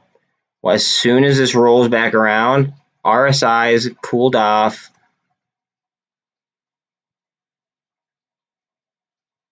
I'm thinking it's gonna be like a situation kind of like that.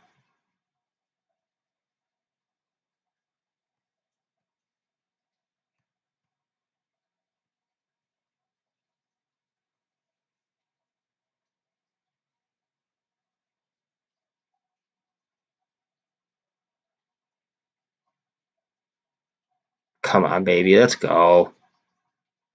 Let's go. Sorry, I don't have my chat screen up right now. It's just I have to have a different window up.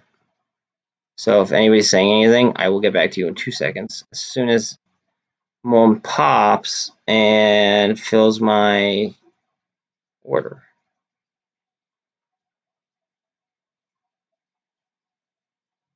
See, this isn't how I usually play options, but on something like this, where I have higher strikes, I will play it like this because I want to assist myself, I guess, as much as possible.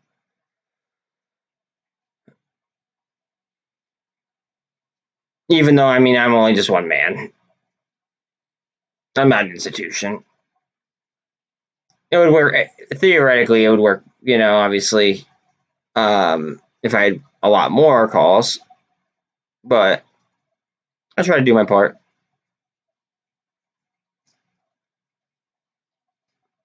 We're at a 50 on the RSI right now. Big green candle right here, feeling it. Just underneath 24.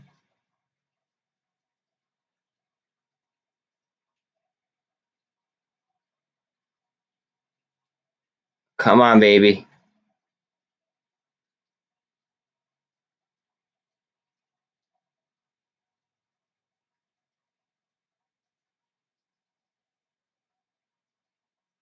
I really would like Oh, BBIG looks like it's coming up too.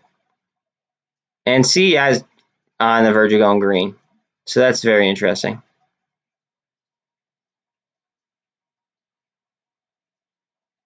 I just can't pull it up right this second, guys. I'm sorry. I gotta take care of my own stuff.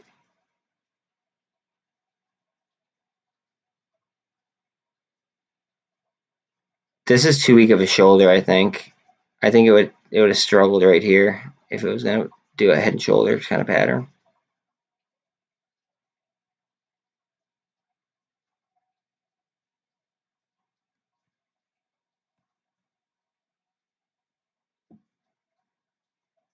Could be wrong. I mean, I'm not the Rain Man of the stock market.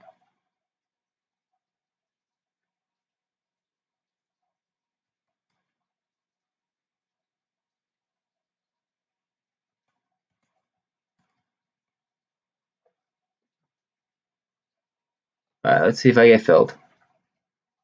Come on. Jack up that IV and then let me roll up. I want to roll up and get more exposure. Slightly up though. I don't want to go crazy. And I might go out 1 week. I might go up some and out a week so I don't let these expire worthless. Come on, big green. That MACD wants to spin.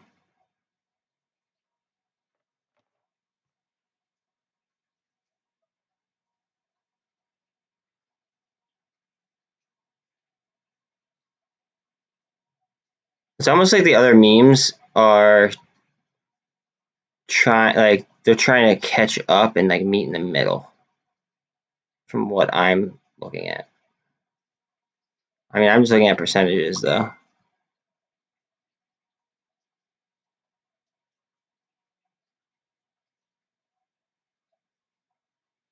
Come on, come on, come on, come on, come on, come on, come on.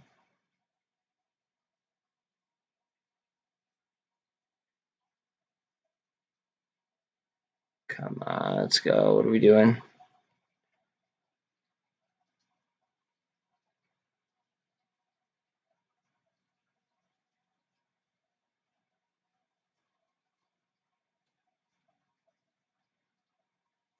Either that 13 wants to come kiss the 24 or it's just going to rip.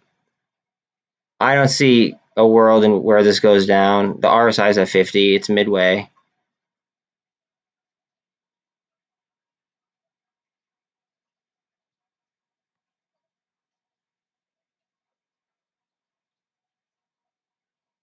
Grown-up candle.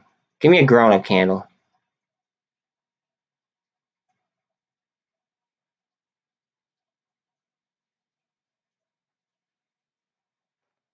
Sorry, guys, that I'm not in chat. Yo, dude, I'm loving MULN. Right now, so yo, my bad on not having you guys up. So if you're still in here, I'm sorry. I'm trying to roll calls up because I had 2 5s that I sniped. I'm trying to roll. I'm just trying to get more exposure. I love MULN. I absolutely love MULN. Let's go. Like, it needs to break this bull flag.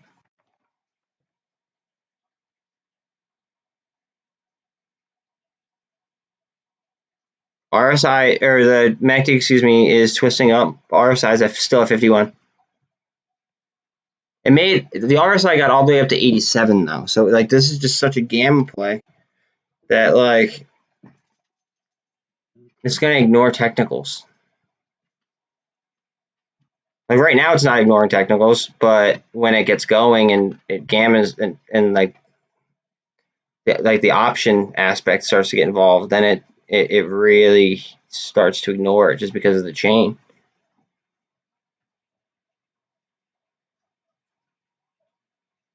I think MULN goes to the moon, dude. Like I really do. Like just because of the options chain for next week. The person who had, let's see. I don't know if I have enough time to do this. Hold on a second. This is the problem right here. This is the problem. But they're losing money now. They're starting to lose money. They have in the money. They have deep in the money puts, right? Which is forcing gamma pressure down while we're pushing gamma pressure up. So it's just basically a game of tug of war.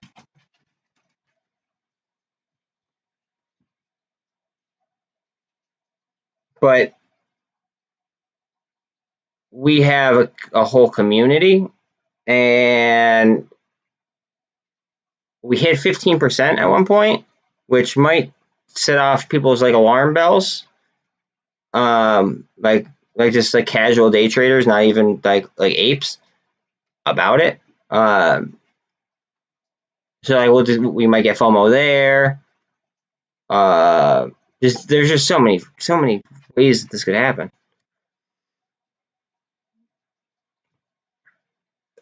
But John, if it hits $5 today, like I don't know what's stopping it from going higher.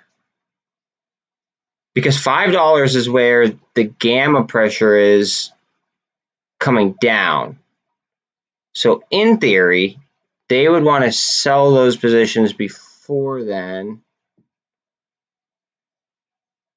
So then they don't lose all their money.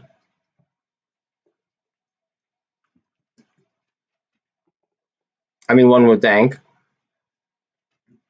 And then that would boost losing that pressure alone would boost this boost the our gamma. Because imagine lifting a 45-pound weight and then taking 40 pounds off.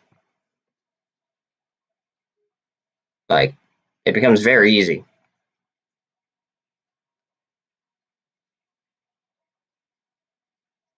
Hell yeah. Yo, for real. Can you, I don't know if I have links turned on here. Do you have Twitter, Assidious? If you have Twitter, can you add me and like message me a link to that so I can sign it?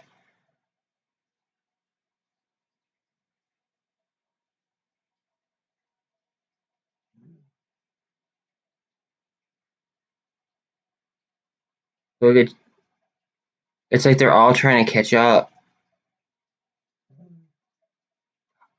I wonder, call me crazy, guys. This is a little bit of a crazy theory, right? These typically trade in the same basket, right? Now, notice when this ripped, these start. Oh, stop! You're just outside like 5 times. These all started to kind of catch up. Like they started to increase, right? I wonder if they're doing that in order to try to avoid getting margin called. Because if they trade in the same basket, chances are it's the same firms involved.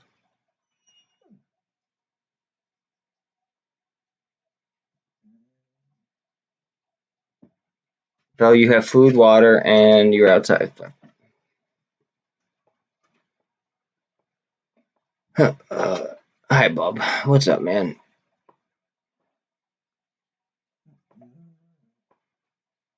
Honey, I gotta roll an option. Hold on a second. Come on, just go. Go, go, go, go, go. Here we go, guys. Stop. 1 second, though. Thank you. I'll pet you all you want. Just stop crying. BBIG is green. That's got so much gamma, too. But these are going to have a lot of issues at $3, guys. A lot of issues. Like, get ready for a war at $3. I'm fairly certain $3 is going to be really, really hard. Just because of the way that MULN acted last time, it was near $3. And I know that there's a lot of options on BBIG for $3 today. Yo, later, dog. Oh, I play UVXY all the time. I play the TQQs, the SQQs. I play leverage ETFs. I hope you have a great weekend yourself, and I hope that MULN goes to the freaking moon.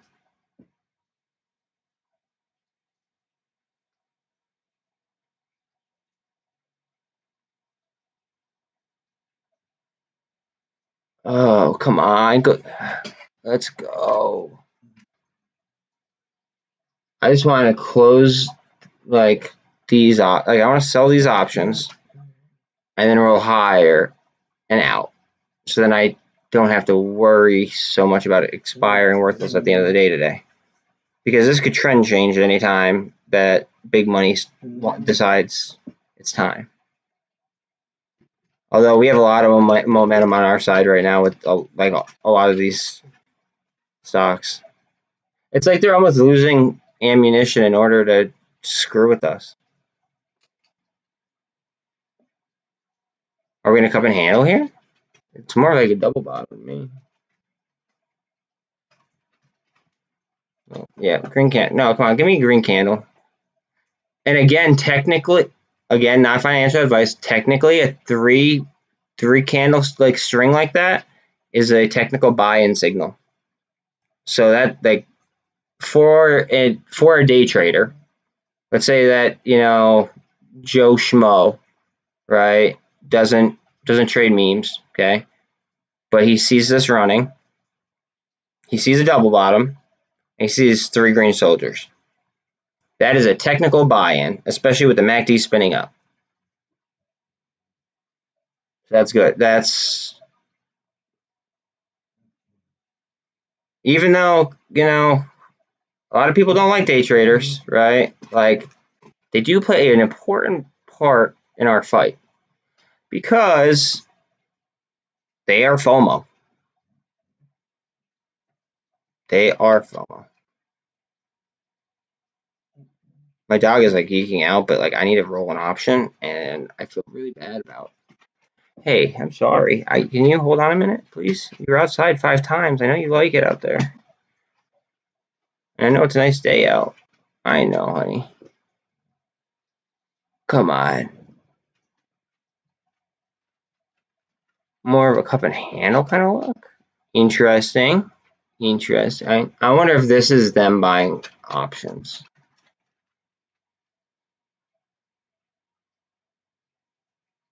At which point I should raise my option price, actually.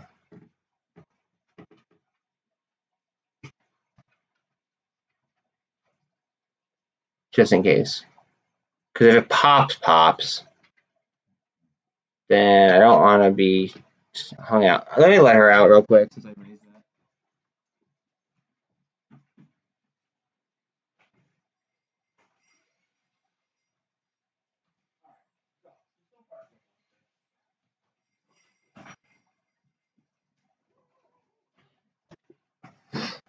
I literally told her not to bark at things, and the first thing she did as soon as I closed the door, she started barking at something.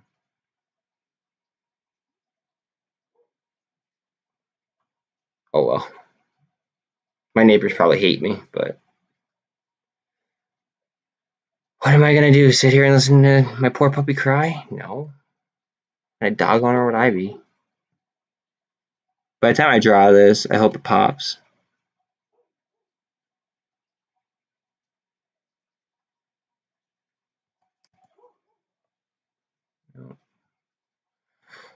Oh, come on. But see how if it gets a little bit of green right there, it could easily become like another cup and handle type situation. Because that's kind of what this looks like. It's cup, cup, cup.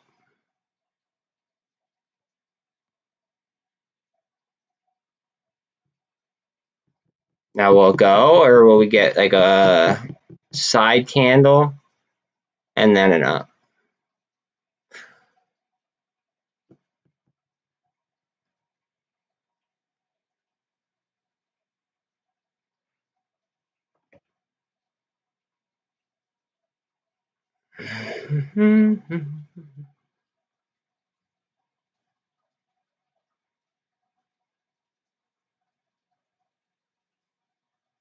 This thing's gonna go insane. They're trying so hard.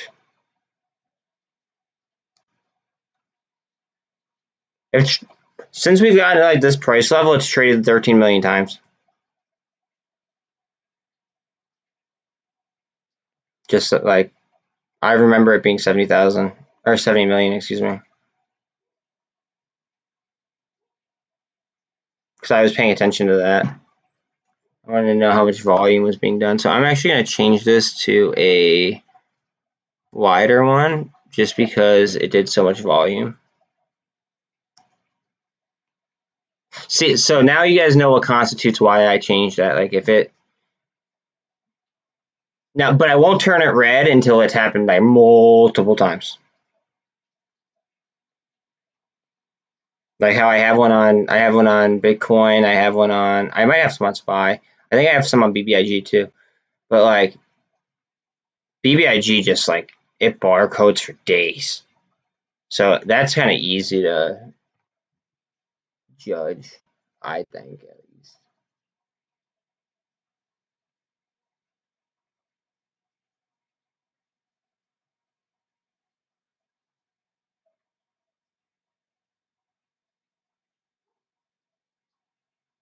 I'm afraid of these things. Look, it's almost like they're lining up price point wise.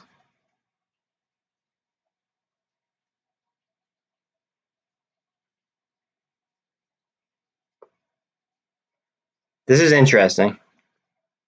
They're literally almost identical price point wise. I know that the percentage is obviously different, but they both have the most gamma squeeze potential, and they're both nearly the same price tag.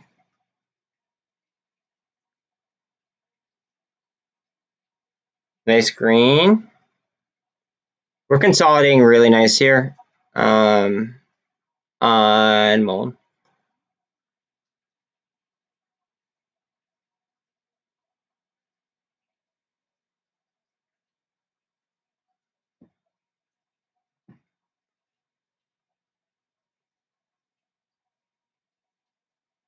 But I wonder if that like them lining up price point wise almost like has anything to do with it with each other. Something it's I don't know, to me that's something worth thinking about.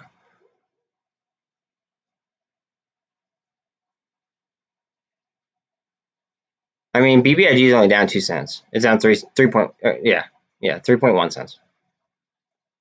Nothing.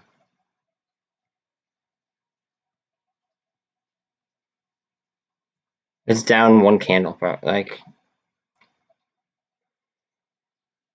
one candle can make it go positive +5, I bet. This is why everything's stalling right here. This is our answer.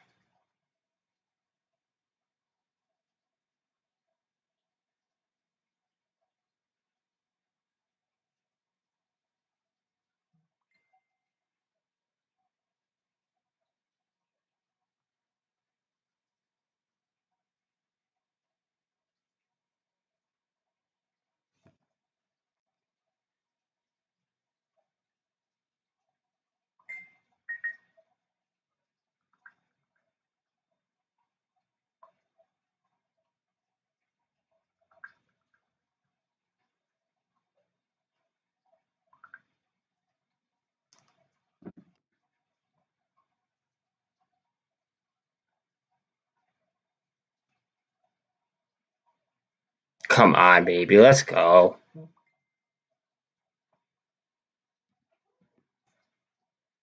I really just want to fill this freaking order and roll up already.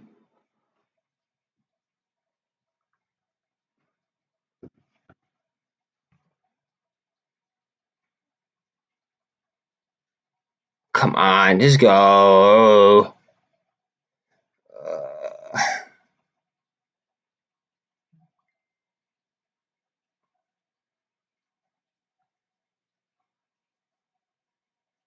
It's consolidating right on top of that MACD.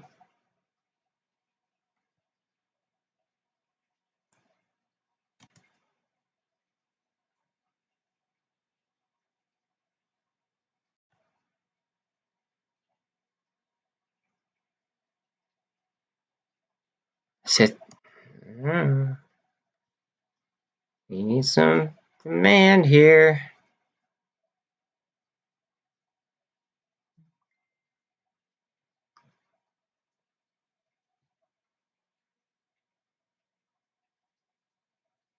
Here we go.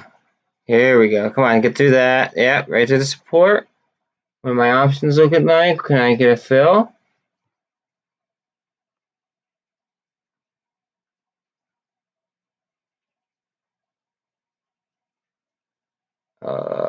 I need a fill.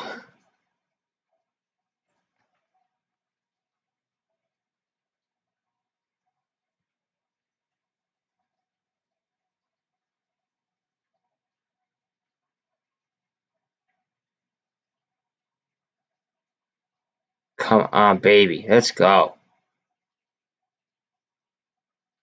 It's looking strong. It wants to. It's using that previous resistance as the heavy support.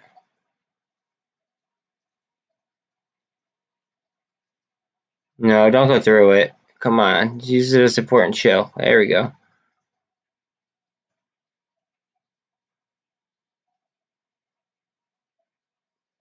$270 at BBIG.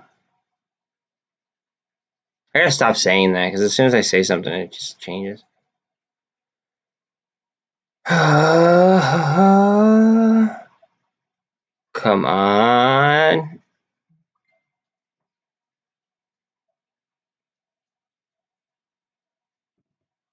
Go. Go, go, go, go, go, go, go, go, go. Change my option price now.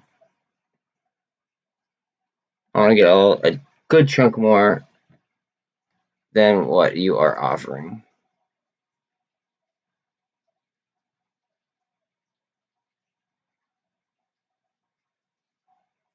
We need to clear 275. Well, 277 technically, but 275 is like really the key point. It's a key psychological level.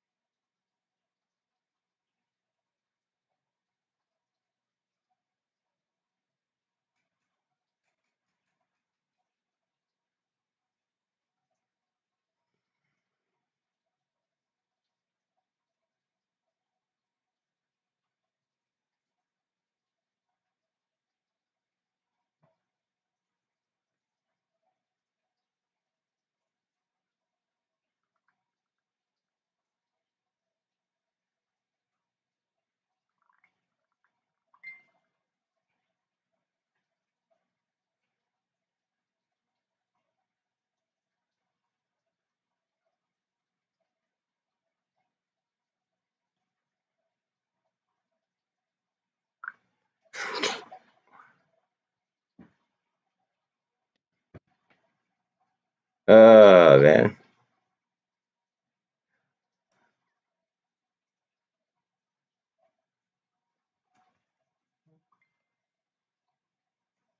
Oh, what is going on?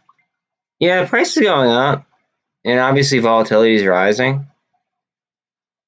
But my option is not moving. It's aggravating me. I need another little burst.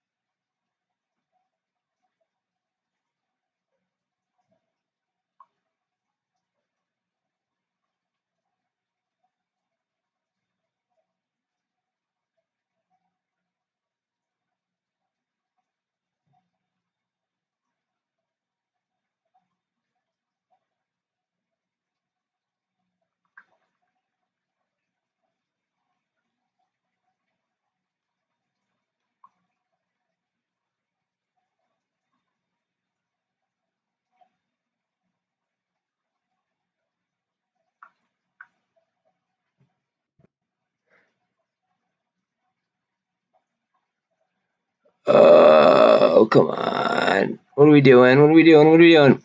Go.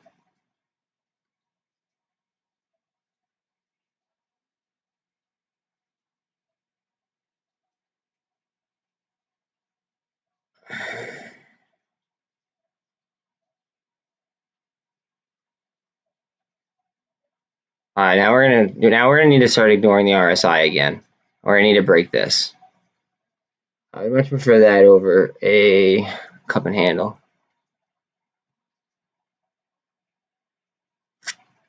That would be ideal.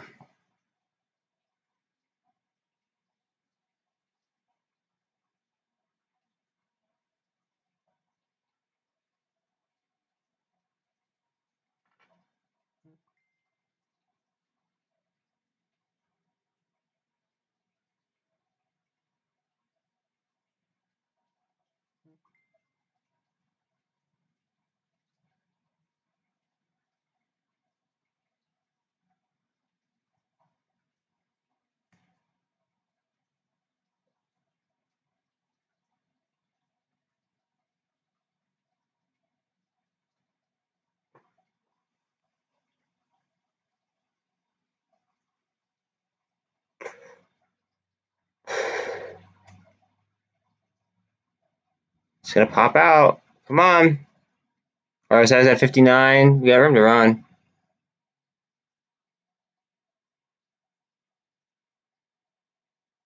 It's gonna go. Come on.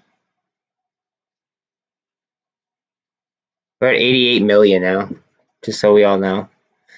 It's 18 million since we got to like around here-ish. 18.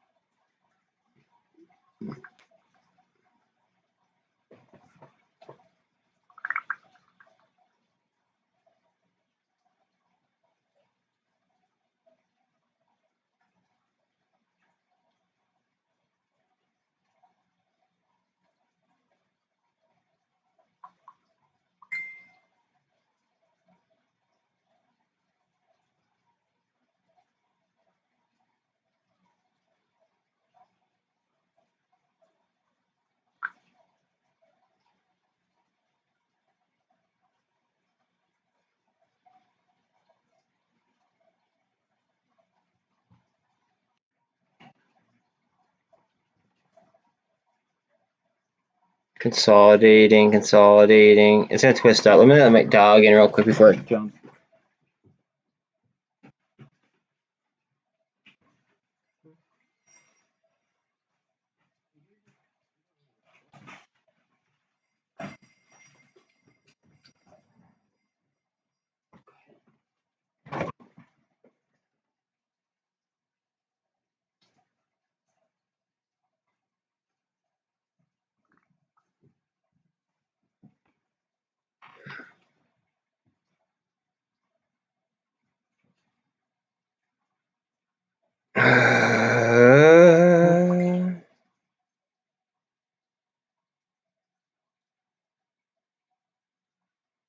This might be getting support off this low right here. It's a double bottom. Potential another double bottom.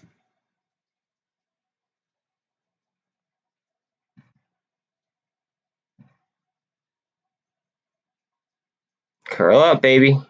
43 on the RSI. There's no way. And those people are buying a crap ton of puts, which I doubt at this point.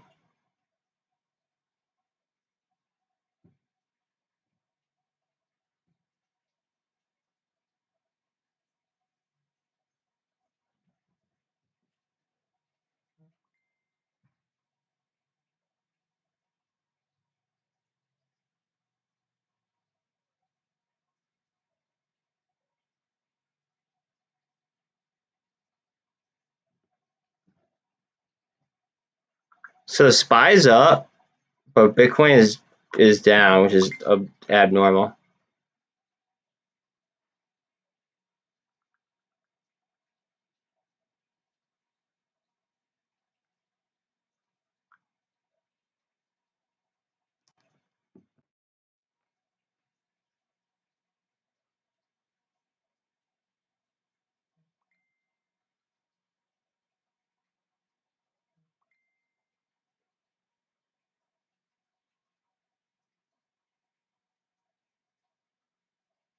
Come on, come on, come on, come on, come on, come on, come on. I want to see that twist up. It just keeps, going right around that the hard resistance line that I already have drawn. But the RSI is just so low that it's like time to jet, I'm thinking.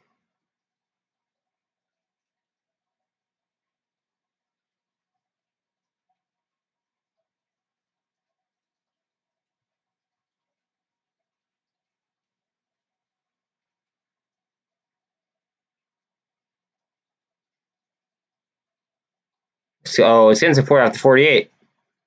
Didn't even notice. You know what? I bet you it's other timelines lining up. Didn't even think about it. Golden cross in the 5-minute for MULN.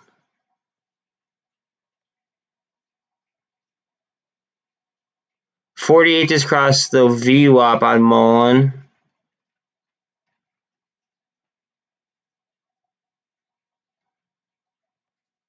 Okay, so we're really not waiting on other timelines now. Now it's just kind of like a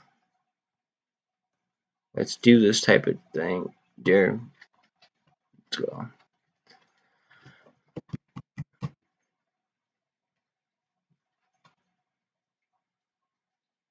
We did 20 million in volume since we got to like this level ish. So just like this right here is 20 million. So everybody knows.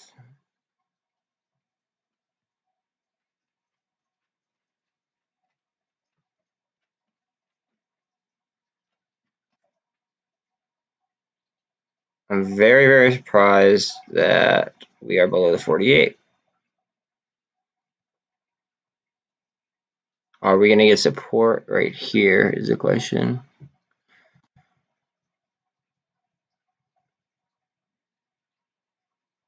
And if not, then it'll probably be these ones down here. But I'm thinking it's B right here. I don't even want to draw a line, but maybe I should draw a line. What did I say? Come on. Now twist up. Up, up, up, up, up.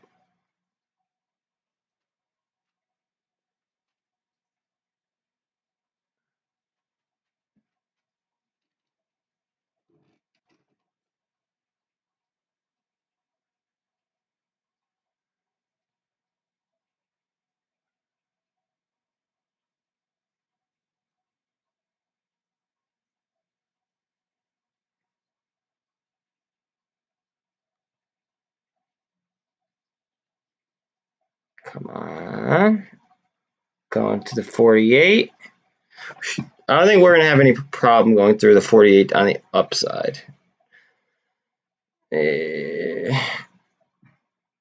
we go. Just because of the way the momentum's been.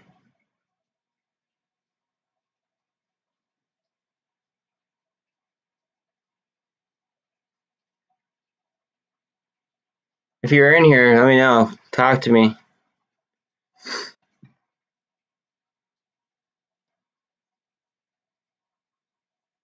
There's not that I'll stop talking to myself, like narrating for myself. I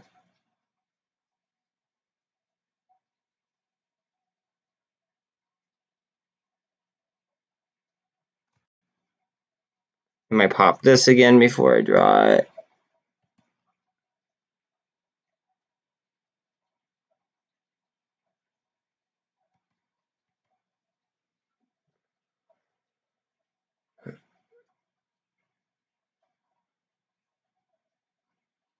Ooh, below that line, really? Interest. Oh well, you know what? There's wicks right here, down there. I'm surprised that it finished down there, though. To be quite honest.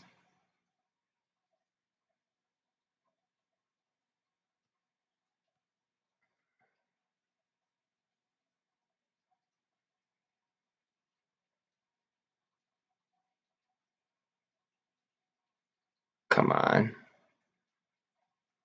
Nice little shove.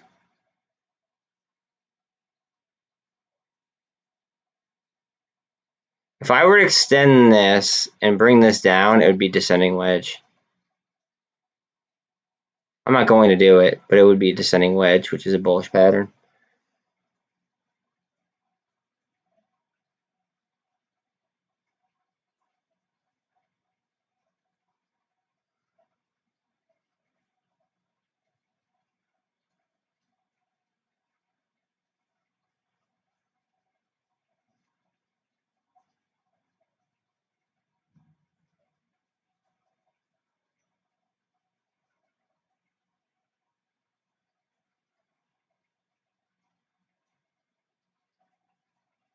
Okay, so the 13 is coming down to the 48. I want to see what happens here.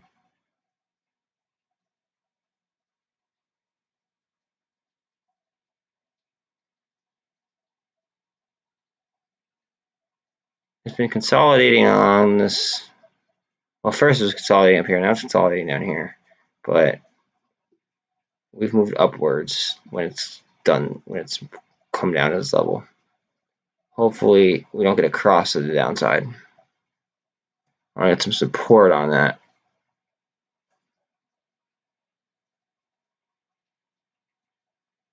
It's on top of it. Come on. Give me some love. Oh boy. Hey boy. Alright, maybe we might have to draw a descending wedge.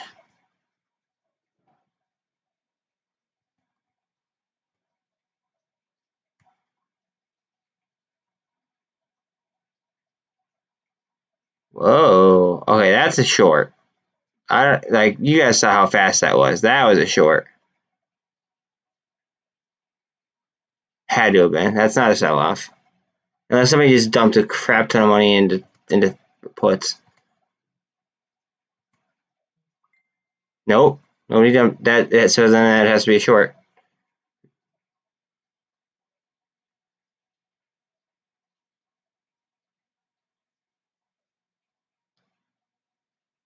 I'm not even flinching.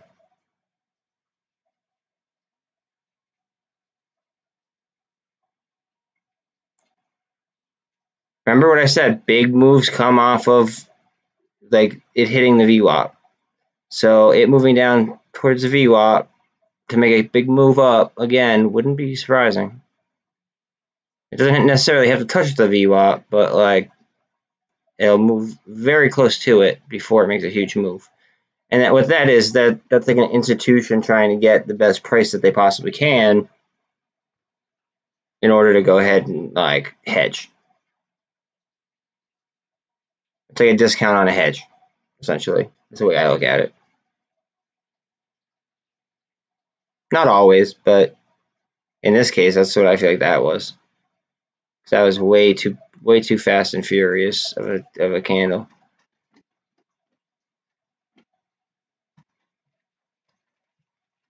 Let's see. There we go. Come on.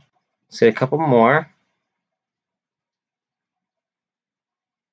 You know, again, I say this time and time again that technically speaking, not financial advice, but 3 green candles in a row would be, what's it called? Would be a technical buy-in indicator. Also, a descending wedge pattern, which this is in. It broke it briefly with that big short, but so if we would have to finish green, and then we'd have to get another green candle. But a descending wedge pattern is also a bullish indication or structure.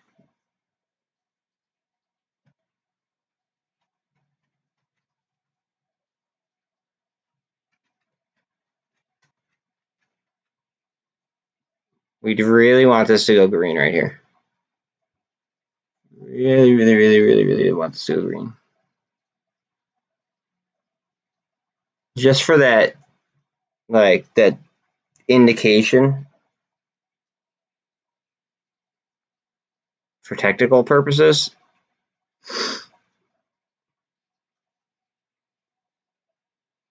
Does it have to be? No, absolutely not. But would it be better? Yes.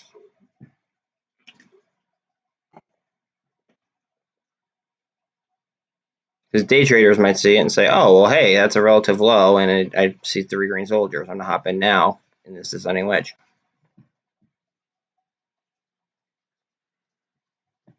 That's what I used to do before I, well, I mean, I still do that on some occasions, but like, so I used to do on before I, paid attention to like Wall Street bets kind of stuff.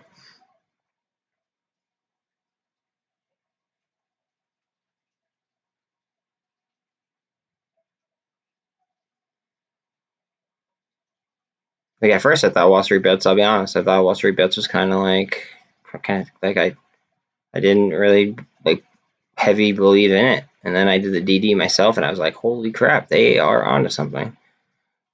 And that's when I joined the fight. And I joined it, luckily, like in April. So it was before the June run up. But before that, I was just like a cyclical, so I missed the original squeeze, but I I was just like a fundamental trader.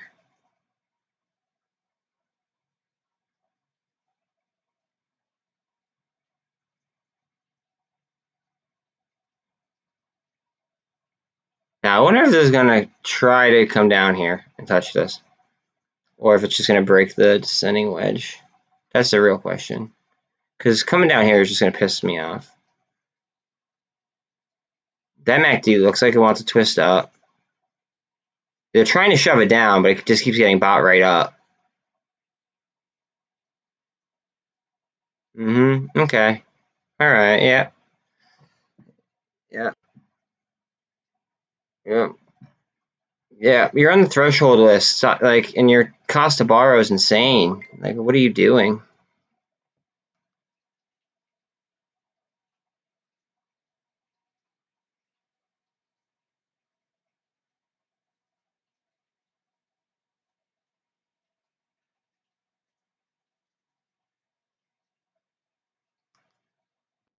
You know, it's funny. See how it's a wick and not a full bar, it's not a full candle? That tells me it's gonna go up. It just like shot down to there. Oh, okay. They want to play. I feel like buying more, just spite.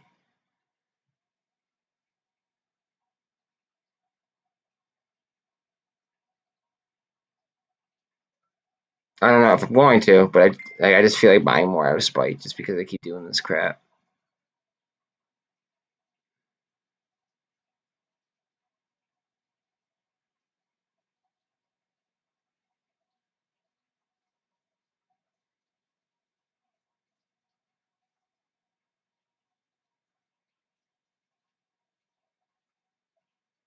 I'm ready to ride. RSI is at 36. Something with this much option activity with, like, I know it has a lot of puts that are deep in the money, right? But we have obviously outweighed them. And I haven't noticed that I haven't noticed them putting more into puts. Like they're just shorting a stock that's on the threshold list that has so much momentum and has a crazy options chain. Like the options chain for next week is just, I don't know, it's scary in a good way. It's like a anxious scary. IMMP, HYMC. Dude, I'm in neither. I'm just waiting for this to rip because it's gonna go, dude. The RSI is 40. This was an obvious short. That was a short. It's in a descending wedge. I'm just waiting for the breakout, and I have to roll options.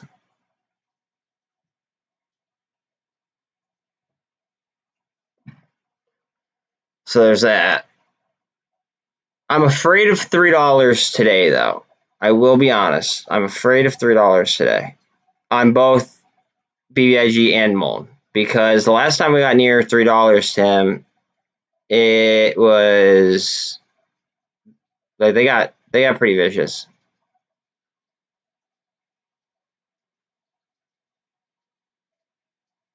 This is running as well. I got this when it was. This is the one that they've proven that it what's it called, that it kills cancer cells, right? I got it down here when Steve messaged about it. I got it like right here somewhere. So like I didn't bottom tick, but I did buy options though later on. So I mean that kind of balances it out. But honestly, if it kills cancer cells, well, like I'm gonna hold it for a long time probably. What's AMC doing?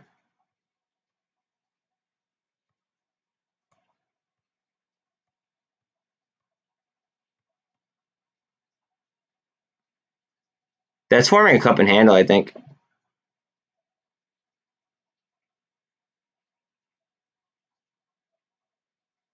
It's like a failed double bottom. I don't think that they're going to have the power to keep pushing it down. I think they're trying. Like I would buy more AMC options for next week. I might do that. I might take these MOASS profits and buy AMC options for next week because it's beating down so much right now.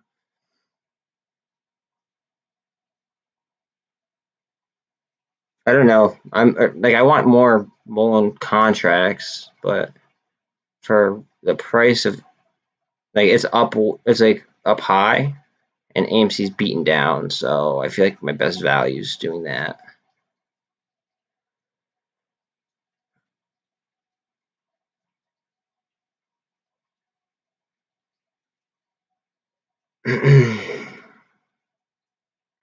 Come on. Show me the money.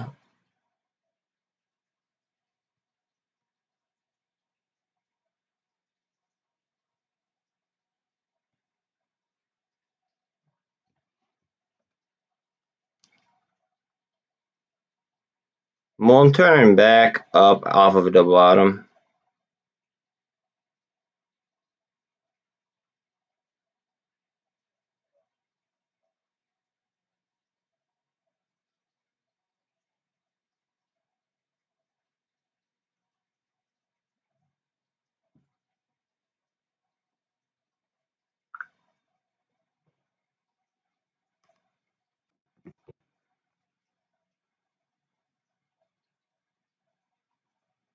And that is a technical buy-in signal. 3.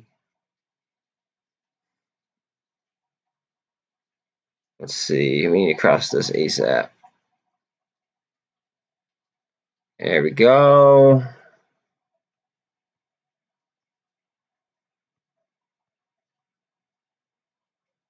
Come on, let's go. Twist up.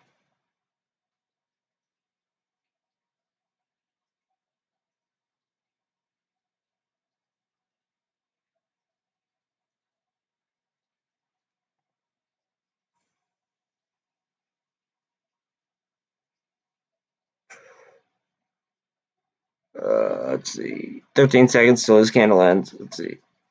I'd really like it to be above that resistance line. That'd be clutch. 6 seconds. Shove. Okay, I'll take it. Let's see. Come on, slice through it like butter, baby. Hot knife through butter.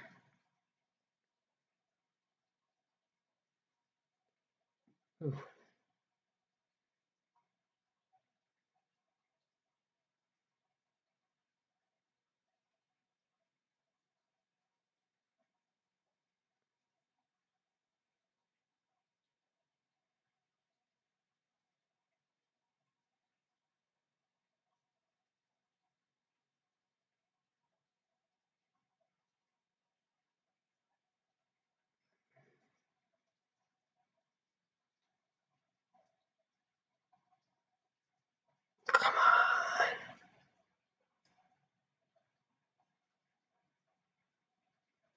They're trying to push it down, but it just doesn't want to.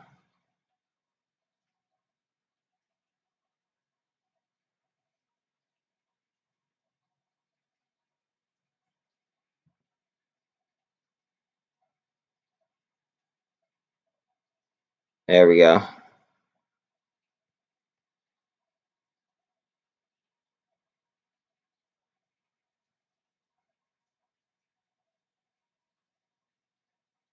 Go, go, go, go, go, go, go, go. Come on.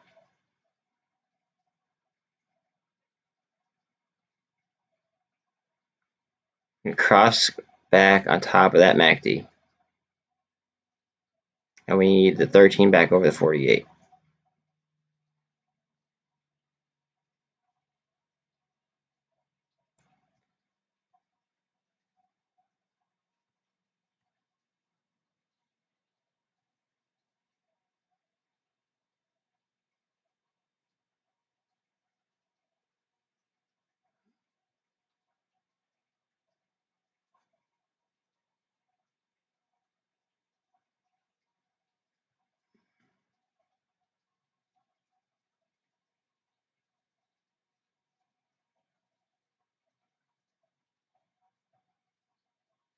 Come on.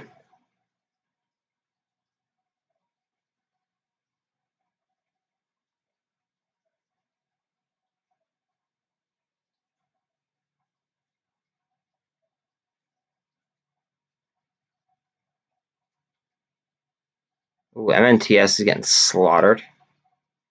That might be worth some calls, actually.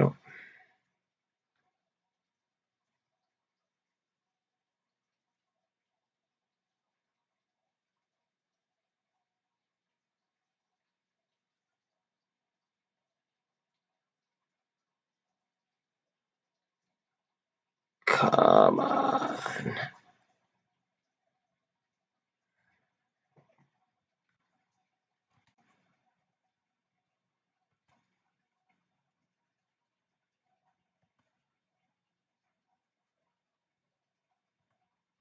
Yeah, right through it. Go ahead.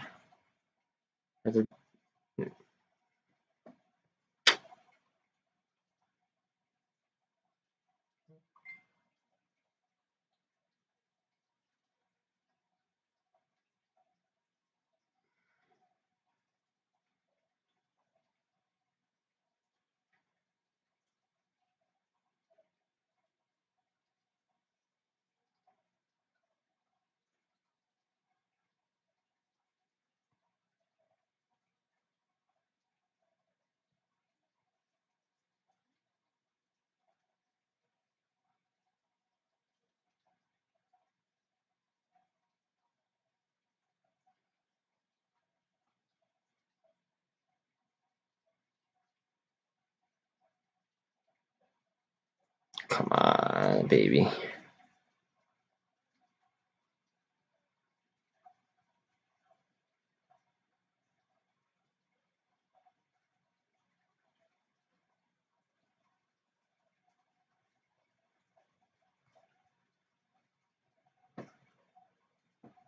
Okay, come on. Big green. Let me see a big green.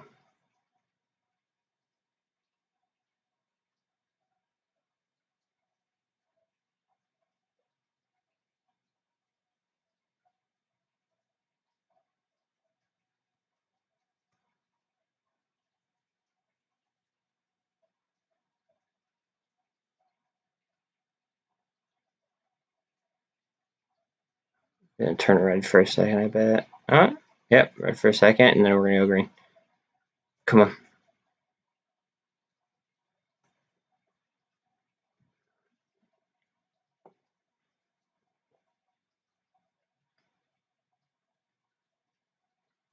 We're doing so much volume in this range. Like, it's ridiculous. I'm gonna turn this one into a wide one as well, just because it indicates the range that has a lot of volume in between.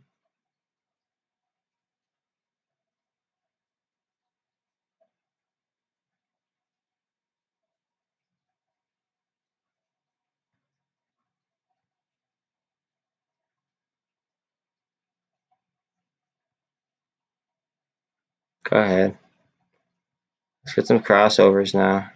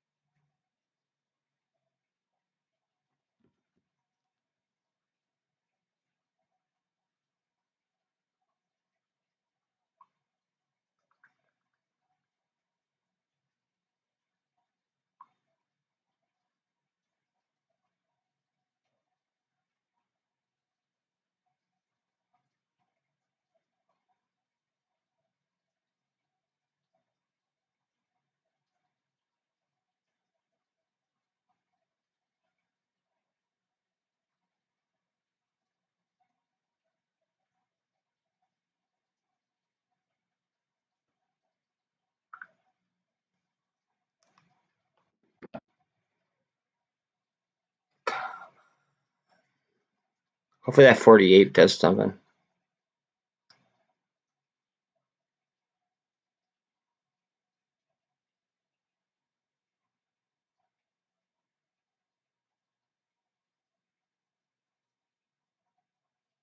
It would be ideal for that 13 to provide some support. And now the 48 to push it up. Come on. Whew.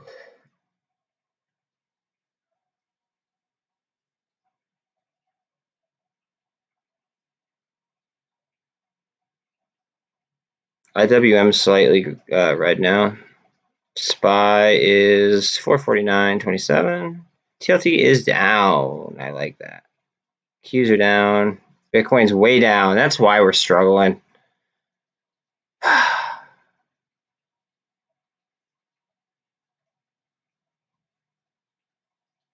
A lot of banks, what's it called? A lot of their like buying power goes away when Bitcoin goes down, because a lot of big companies keep Bitcoin on their balance sheets because it inflates less than the US dollar.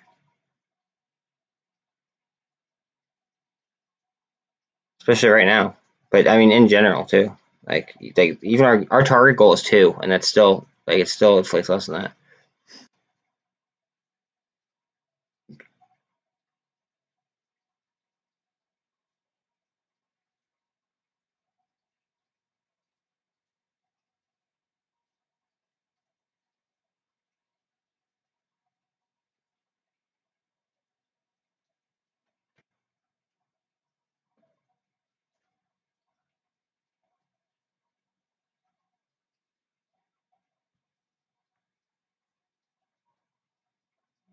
All right, come on. Enough of this BS here. 20 million in volume in this little tiny range.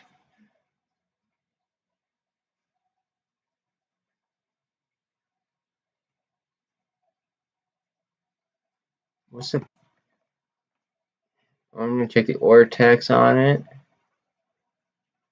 So now they borrowed a little bit more, actually. We're back up to 25% of the free float.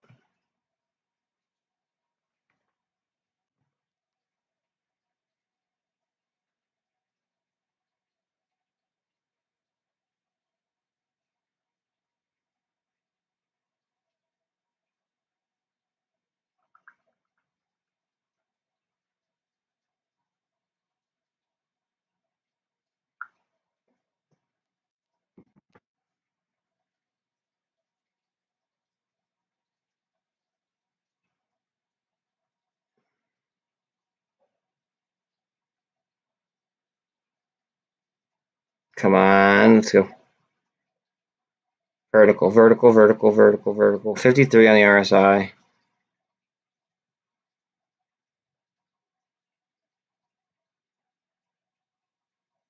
I don't know why they would borrow so many more. That just sounds so, probably to fight the $3 mark.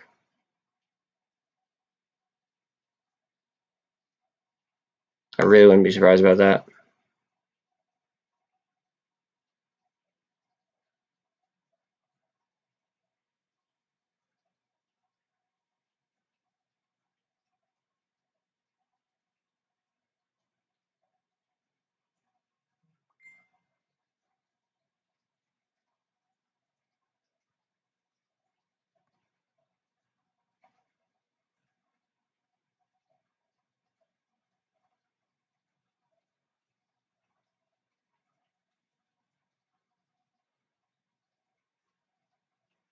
SPY is under 449 now.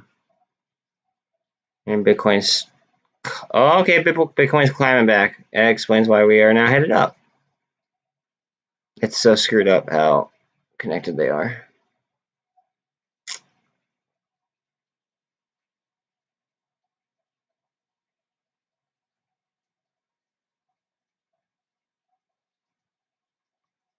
I feel like crypto shouldn't be able to be used for like as margin. I feel like it should be like dollars.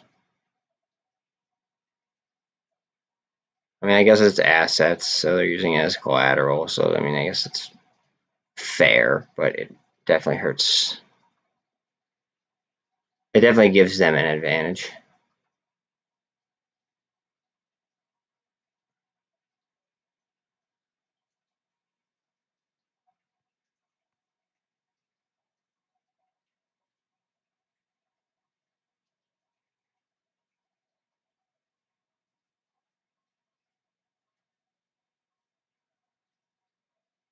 $13's on the 48.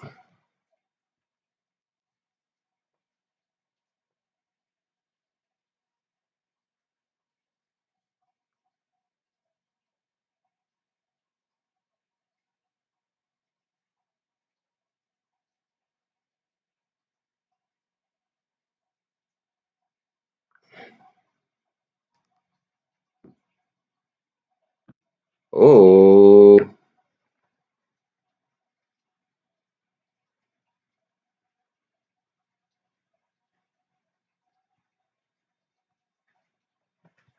What do I want to do? Speculation channel time. I'm going to draw a ray. Oh, I know what I just do. Crap. There we go. Alright, let's see what happens here. Let's see if it follows trend. I love how this is almost parallel with this one too. We need this across the MACD. It'll be alright.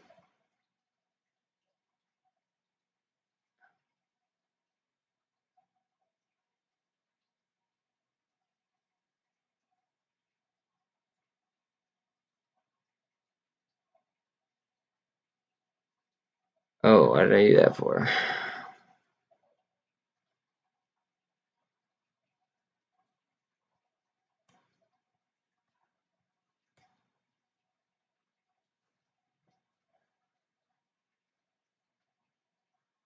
The amount of volume that we're doing in this range is absolutely just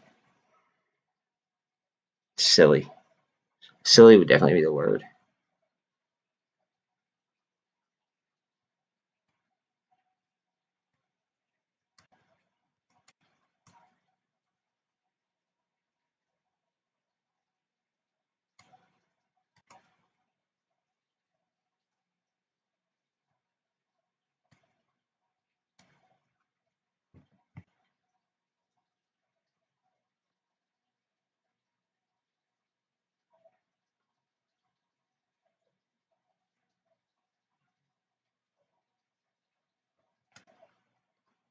That'd be a stupid drawing. Might as well not even waste chart space. As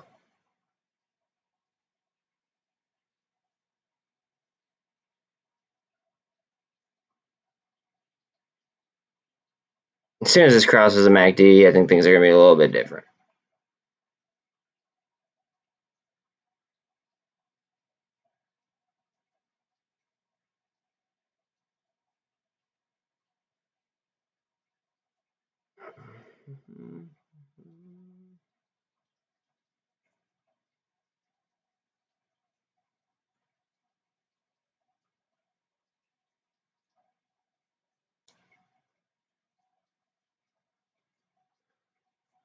Up.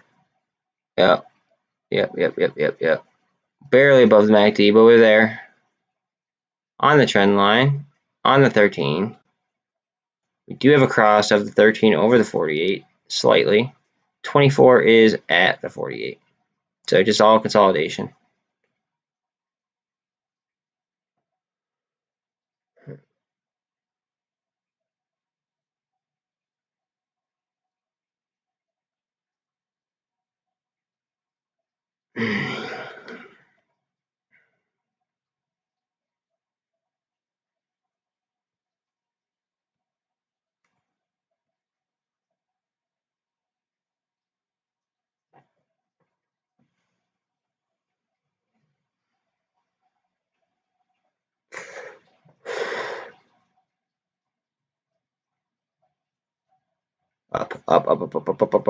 Up.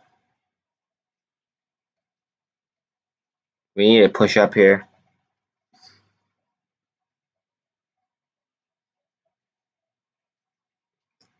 Consolidating again would kind of suck.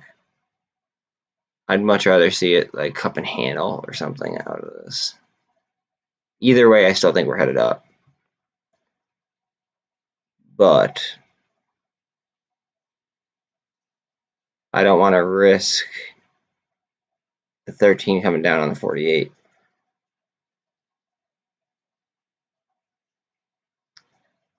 RSI is at 52, so that's not stopping us. I just can't believe that they're borrowing more against it.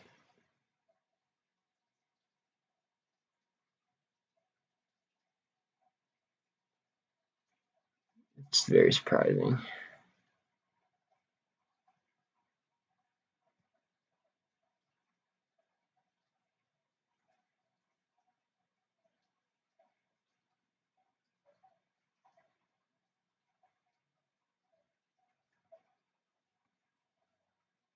Pop right back in my channel. Go ahead.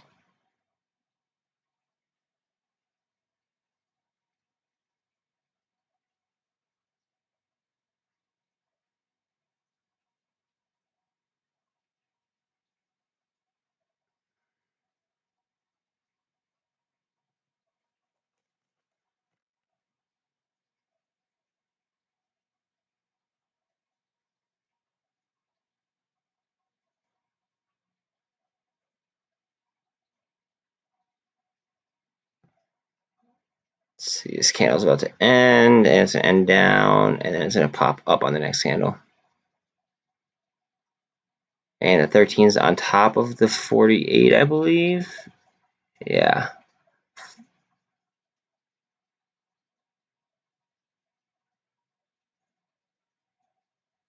I mean, that's some consolidation for sure.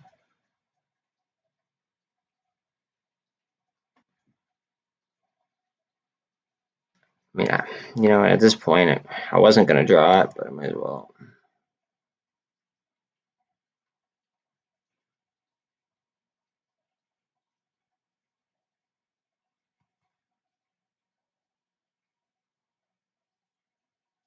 We'll draw it to here.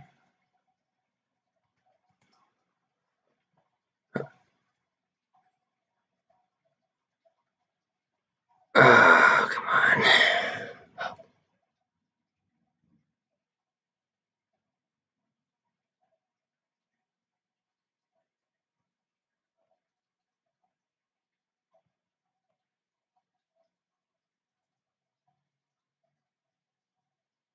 Come on, baby.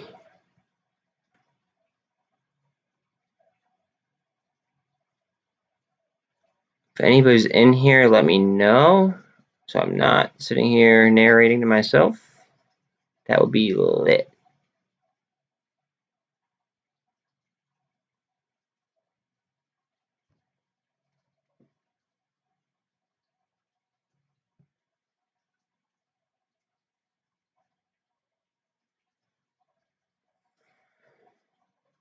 If crypto comes back, this is gonna come back. That's the way. That's what's been going on.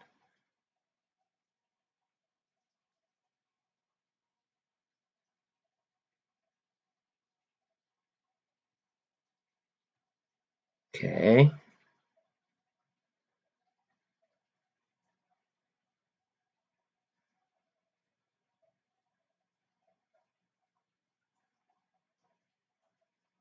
Now we might face some. I'm just gonna draw them just because I feel like they might be an issue.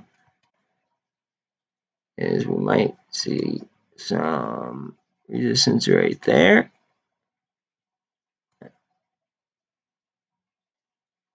And then again, we might see some resistance right at this top.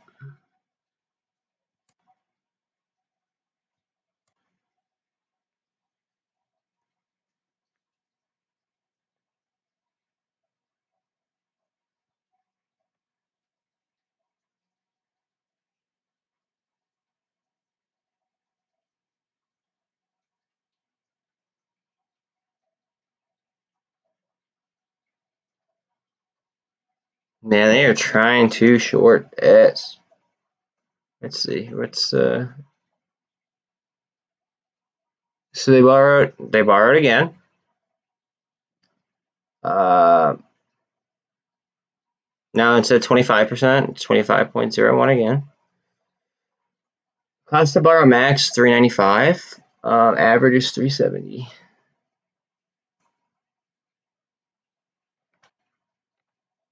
Which tells me that they're getting desperate. They definitely don't want this to hit $3 because that's gonna be trouble for them. SPY's turning green now, I think.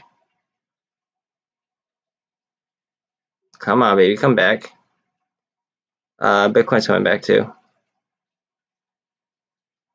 Well, as soon as I say that, it goes down.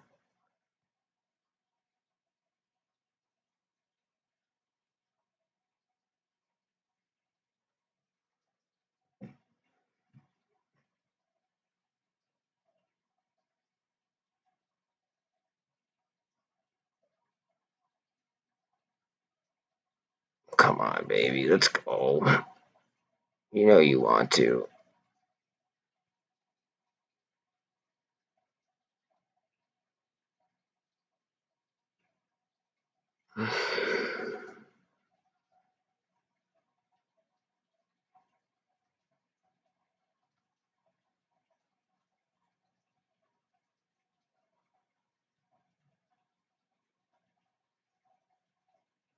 The market's not looking too pretty.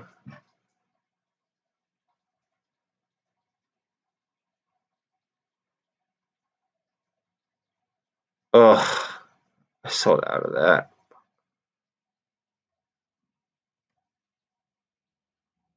But you know what? I think I sold out of that to get more of these, so I'm not really mad now that I think about it.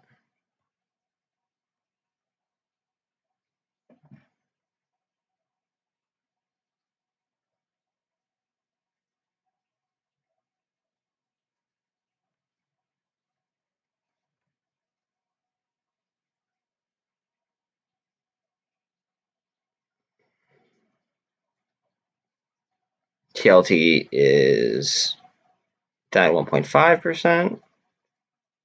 I would hope that keeps dropping. SPY is down by 11 cents. So barely anything. We need crypto to come back. That's had an obvious effect on the price of MULN. And then the gamma, should we get there, should also cause these to move.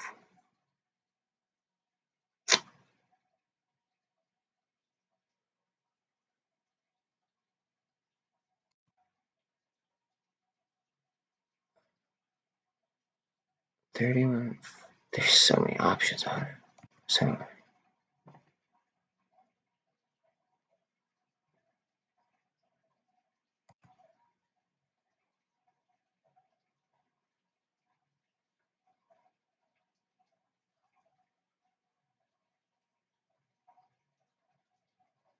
oh, okay. I'm just gonna spin back up right here.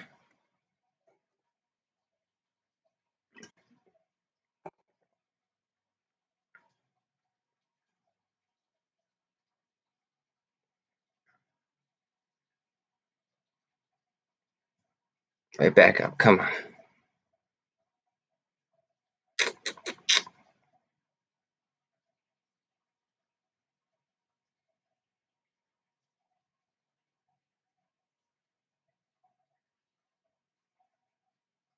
IWM down. Happy the VIX is coming down. SPY is just staying flat. TLT is coming up a little bit. Don't like that. And Bitcoin is not helping out. ETH looks like it's climbing though.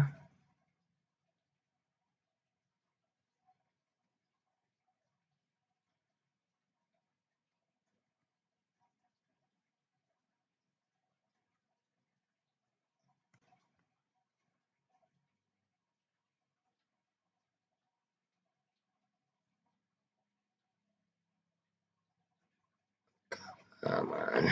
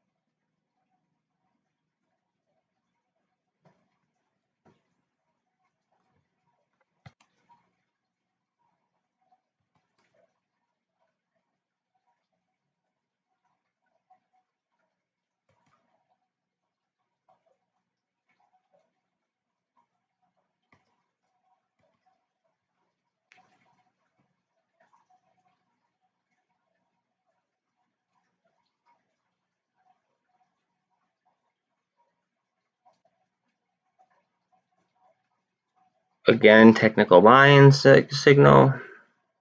If it finishes green, that is.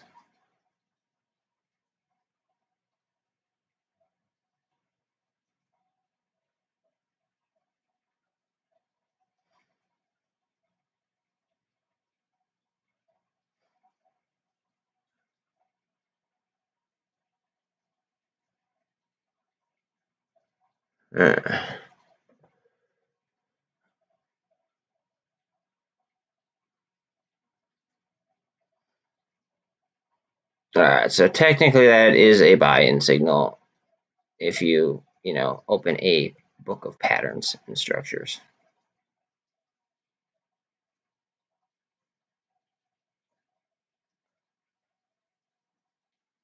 And hopefully we curl over now, maybe break that bull flag over the 48.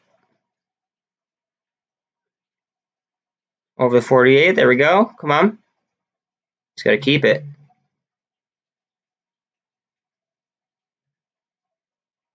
On the 24. On the 48, through the bull flag. Got to keep going. Come on. Just has to sustain it. That's it. Sustain that. Up. New candle. And up. Might do a red, yeah. And then now we're going to go up though. Come on. Up. Up, up, up, up, up, up, up. Should do another one right there. I mean, this is just going to be a crowded chart.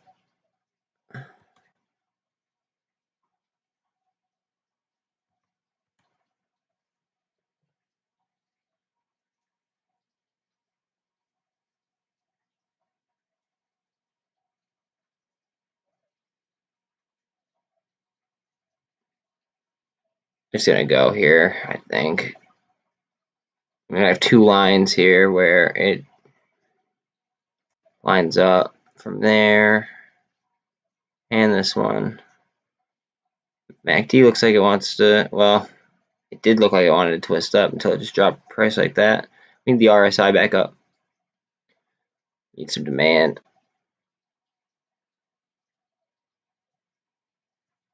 Give me some demand.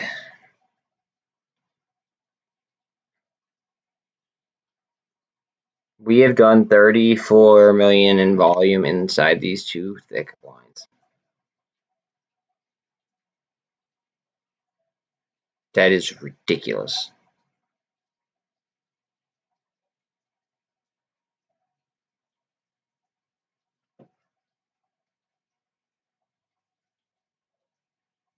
AMC is just sinking.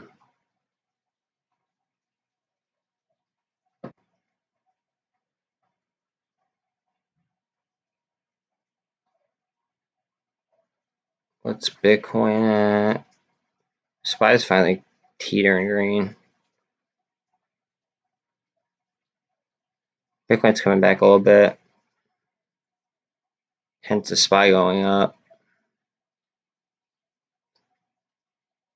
ETH is moving too. Almost 2 o'clock. Usually we see trend changes right around now. So hopefully we go back to what we were seeing before.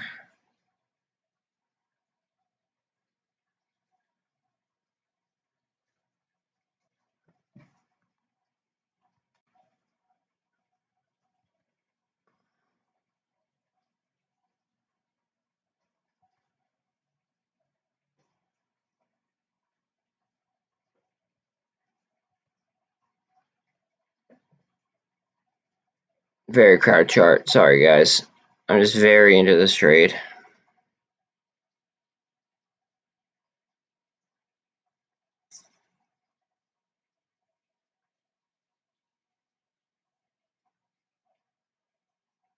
SPY's climbing slightly.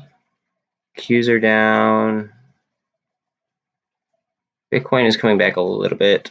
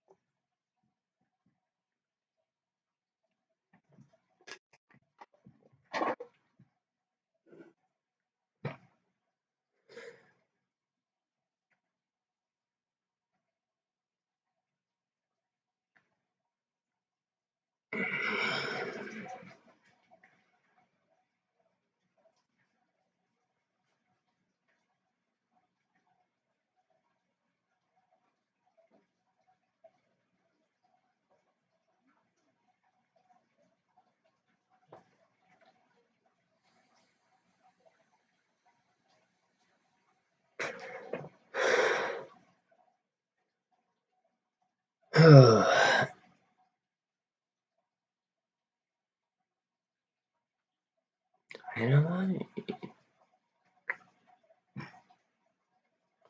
Come on. Snap, crackle, pop. Let's go.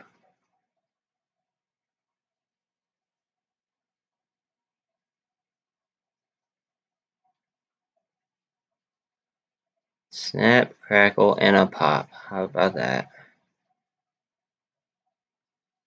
IWM still slightly down.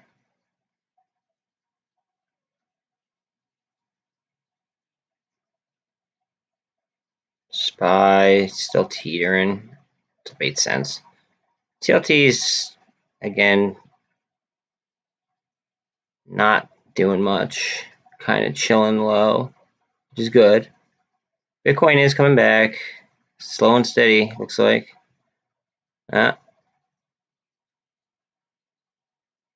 We need it above 43 for sure. I think it's 40. What's my number? I have it drawn up.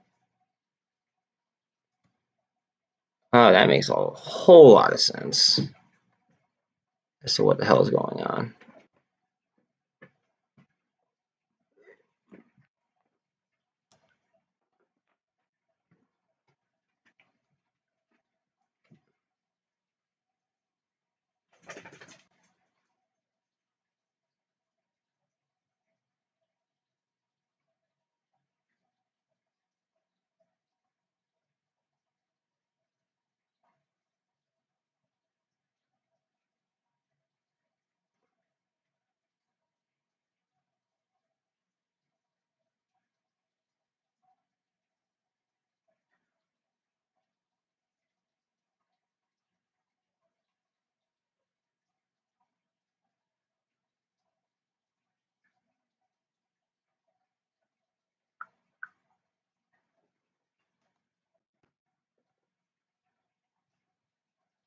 Okay.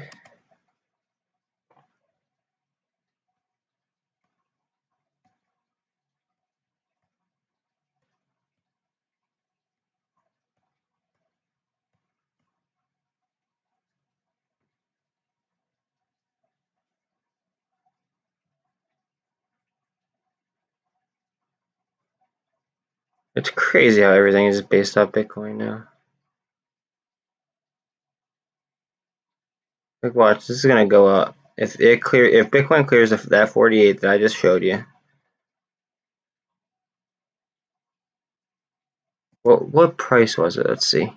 Oh, it's on it now. Okay. So like 50. So like 43.50 right now is where Bitcoin's at. Or where it needs to be. 43.50.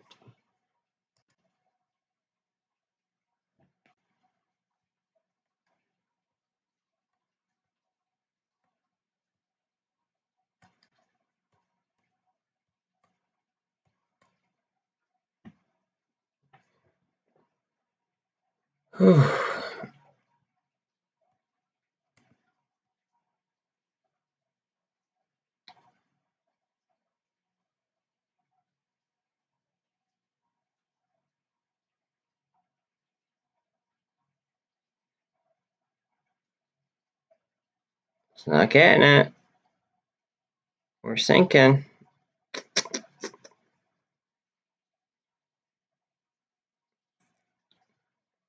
We need 43.50 on Bitcoin ASAP.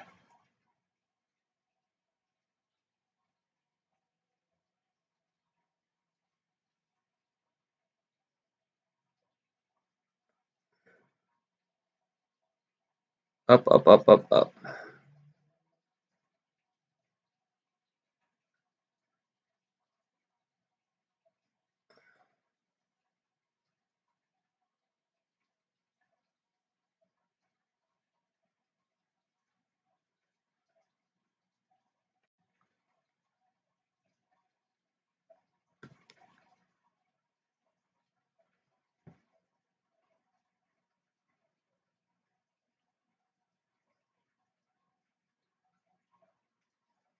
There we go. We're in the 43s now. We need like 43.50-ish for it to be on the fifth, or yeah, the 48. But then we need follow through.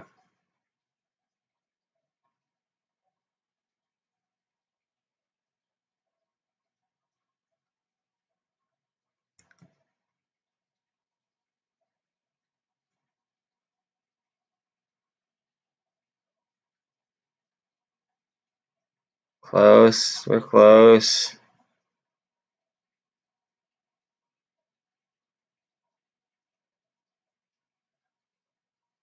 Come break it.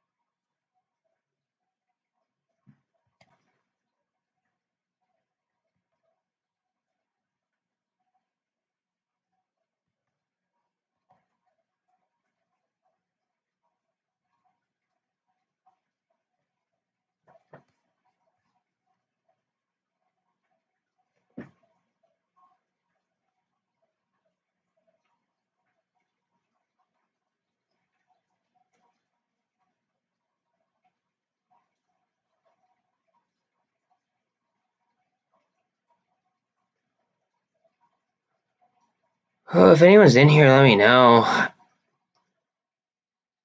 just feel like I'm talking to myself, so it's like.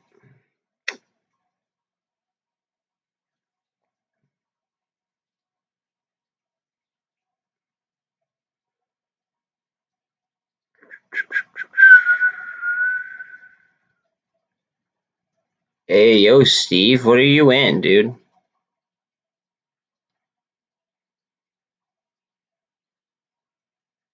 Dude, see, alright, so you know how like they're playing like mental warfare with us, basically? Like, so ATER did that, like that probe, like that individual probe that proved that there was synthetic shares, right? And now it's running. So I feel like they're making that go first, but really the DOJ probe is on GameStop. So I feel like they're trying to get people's money off of like GameStop to go to ATER. Now, I know a lot of people aren't. Dude, I'm so balls deep in fucking AMC. Oh, I'm on YouTube, I forgot.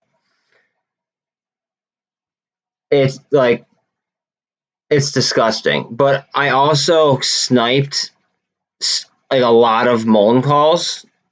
So like, I'm waiting for this to hit the or this to cross to 48 basically. Because as you know, the SPY is gonna like it's gonna go up with Bitcoin, and then everything else follows that, and all of the meme stocks follow Bitcoin. It's screwed up.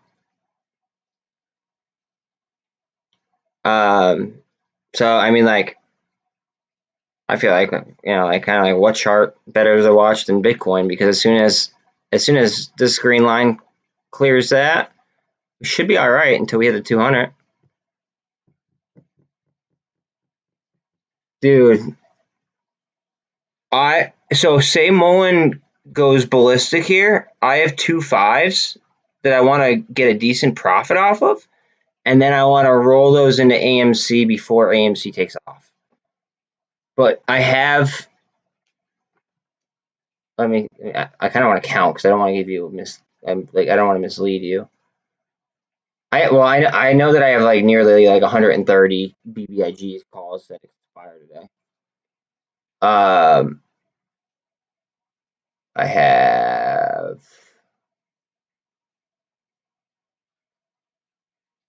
expiring today. I have 20 30s. I have two 22s, one 21.5. I think I paid $1 for 51 because I didn't know where else to spend it. Um, and then I have 15 22s. Oh, wait a minute. What is this? April 22 calls. Why does it say that they're expiring today? Look, option expires in 6 days. That's weird. It's telling me that my April 22 calls are expiring today. That's weird. Okay, so that's not as bad as I thought it was. I probably have about 40 AMC options that expire today. And then I have like I said, those BBIG ones that I feel like are gonna definitely expire. Most of them are 3.5, so I'm screwed. But if say MULN goes, I feel like BBIG is gonna be right behind it just because they're both gamma plays. And then if they go, then like the whole basket's gonna go, which makes everyone happy. Nile, I have. Did you say Nile? No, he did. CEI, I have a lot of. I have more straight shares than I do calls, though. I have some calls, but not nearly as many, like as much that they tied up in it. Are they really giving me more of a sniping opportunity on MULN? Look at this short. There's no way. Watch how quick this gets bought up. Calling it.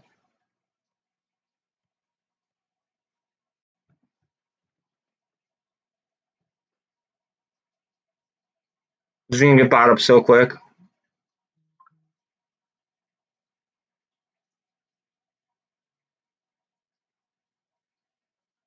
I bet you they bought it so they could buy calls.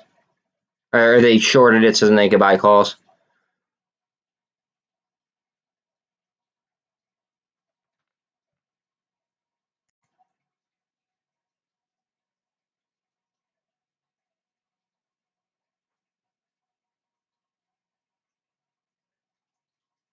Decent amount of calls bought today. At the money. People are growing a set. Let's see.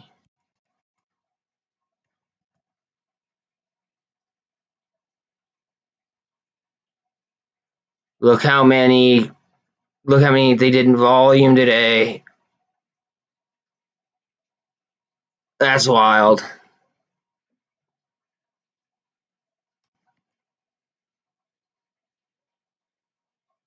That's wild.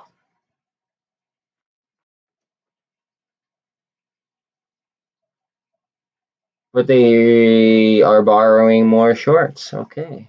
As per Vortex. I'm with it.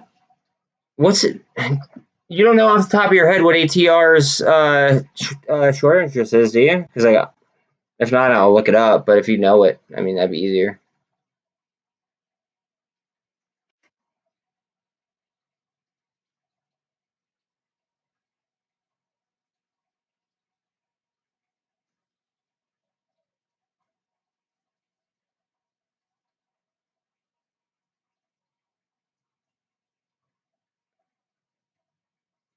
You don't. Okay, I got you. Hold on a second. Here, wait. I don't know if I'm logged in. I don't want to be sharing my passwords and shit.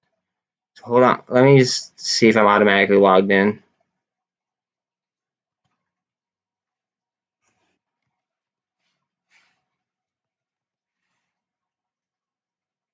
No, I'm not. Here, let me just do it on my other computer real quick. I got you though. One sec.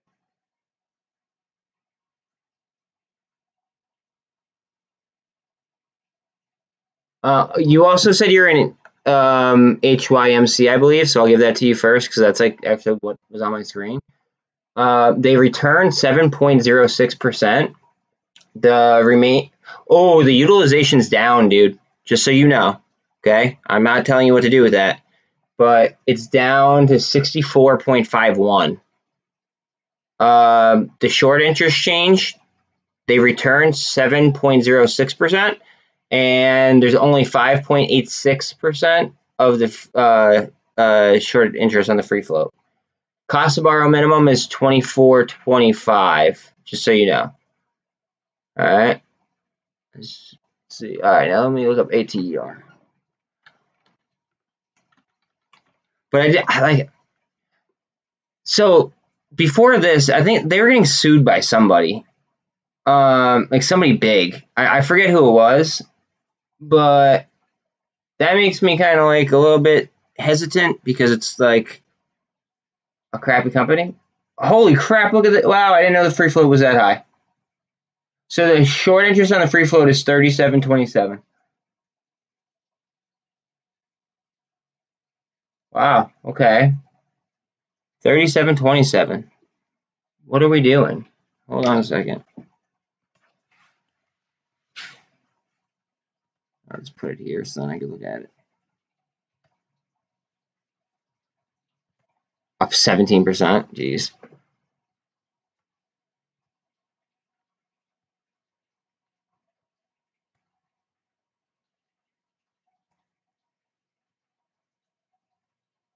Oh, but that was most of that was in pre-market, right? What did it open at? Let's see. Previous close, 385. Turnover, 118%. Turnover, 187 million shares. It's a big spike in average volume. Yo, I'm not gonna lie. Because of T+2,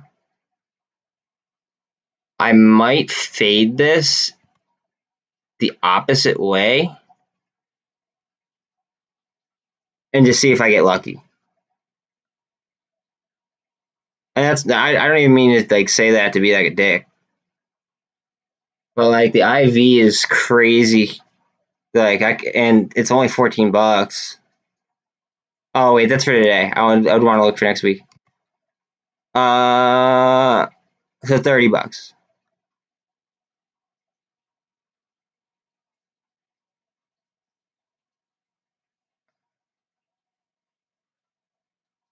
Open interest. Oh, there's really not too many open interests though, so I'd be kind of alone on that, I think, unless they would plan to bring it down to here to 2.5. Those could be people trying to YOLO though. What are like the May monthlies? I usually don't like going this far out. Yeah, no.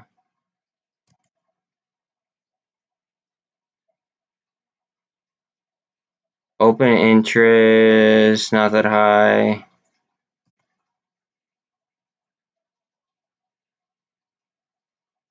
Oh, that sounds like you know what? That's probably a bad idea for me to do.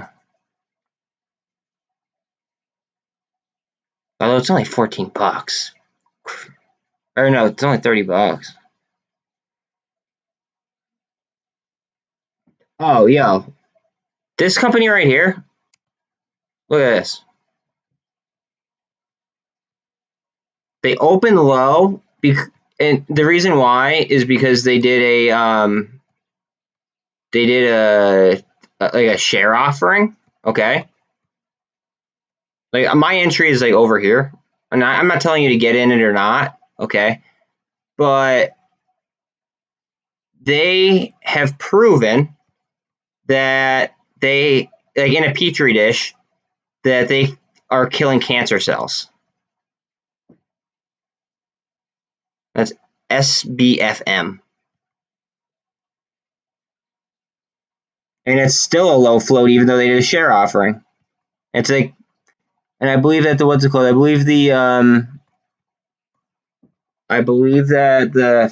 the market cap is only like 70 mil.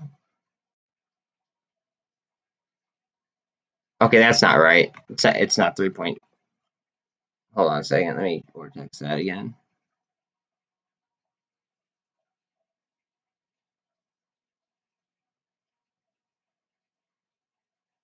All right, so listen to the figures here on this one.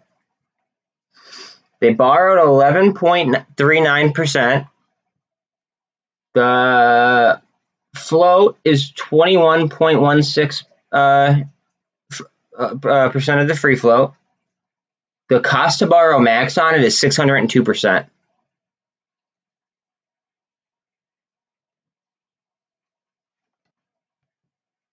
So like, I don't think they have options. They don't have options. They do have warrants, but the warrants don't kick in until 11:50. So in my eyes, the warrants are kind of pointless until it hits 11:50. I mean, don't get me wrong. I've hit big on warrants before by catching them early on something, like if it's something big, but just throwing that out there. Because like anything that kills cancer, I'm sorry, but it should be worth more than what it is. Oh, I didn't give you the market cap on it. Market cap was,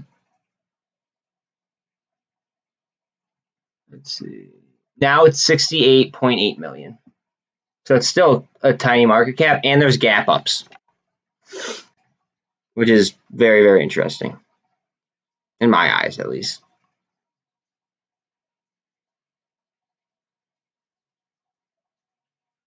Oh, BBIG is getting kind of close. It's above the 200.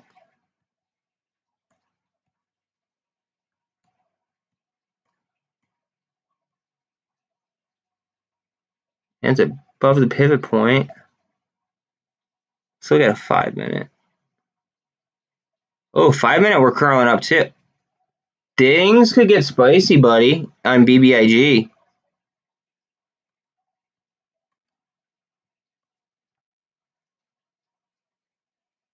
So me and my friends, even though they're not even in here. BBIG 5 min on 200.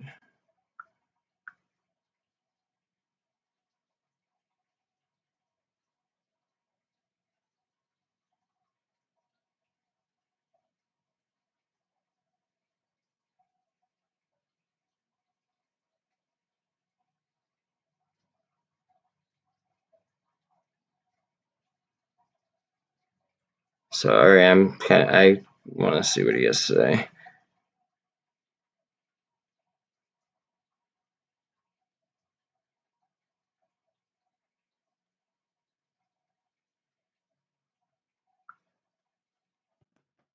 All right, we're over the 200. Here we go. We might see something here because it's above the VWAP too.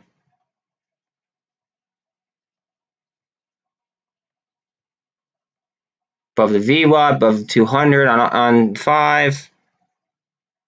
It's curling up. What's Bitcoin at?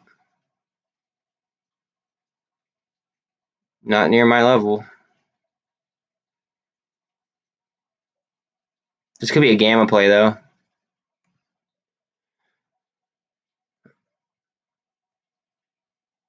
All right, high on the day is 273. So we need to clear that.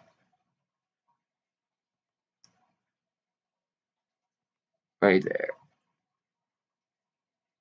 Yeah. It's gonna be such a fight for $3 on this though, just because of the downward pressure.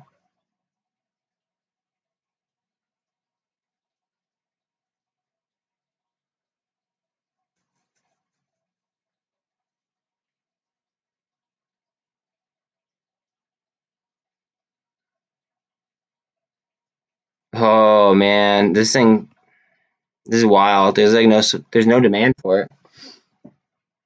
Low volume. Very, very low volume.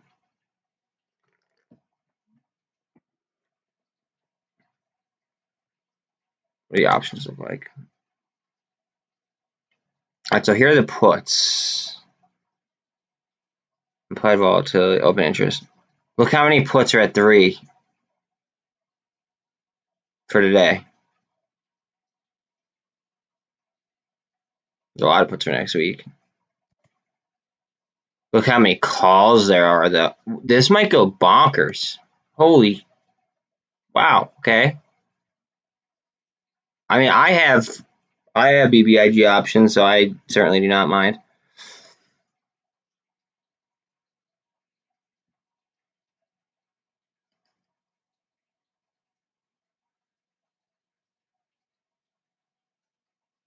Will we get it? Will we get it?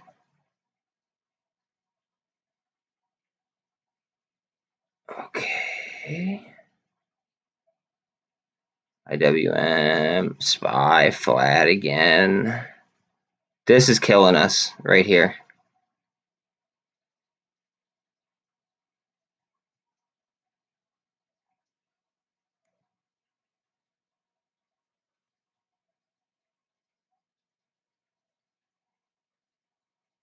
What's like the 4-hour look like? This thing.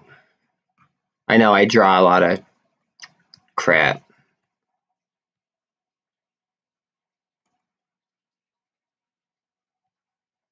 Oh, interesting. Okay, so here's a 4-hour. The 48 didn't cross the 200 yet. It might be trying to like come back for like to fight it off almost. Let's see on the 2-hour. And it's oversold. Well, it was oversold on the 2-hour. Same thing on the 2-hour. So trying to avoid a death cross. How about the 1-hour? Kind of liking what I'm seeing, to be honest with you, man.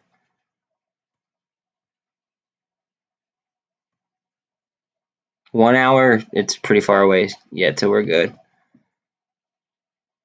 This one's intriguing.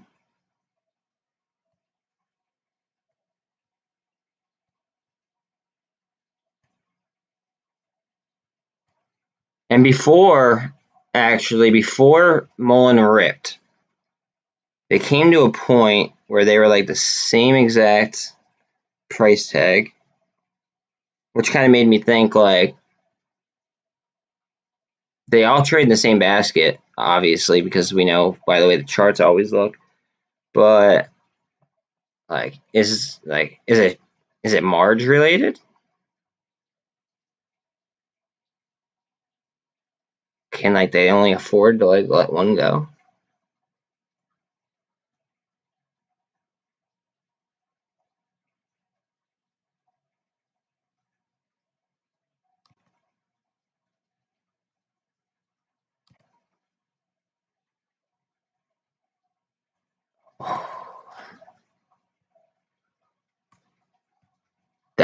Oh man, I wish I had free capital.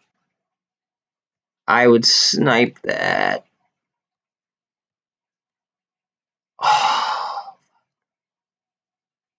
Oh wait, never mind. It's still got a little bit to go.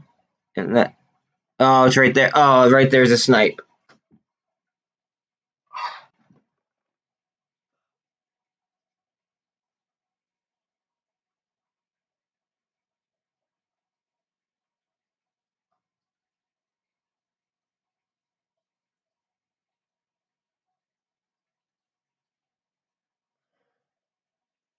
Oh come on! I did it at market price. Come on.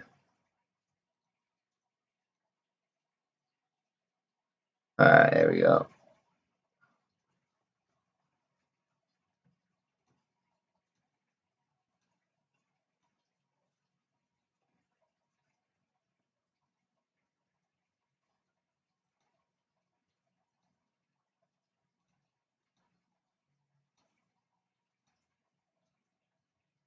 All right. I had to sell something to snipe that AMC bottom. It just.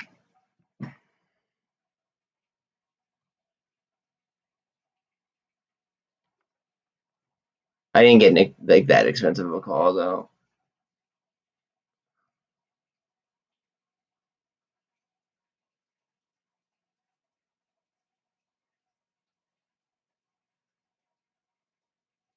That just looks like a bottom to me.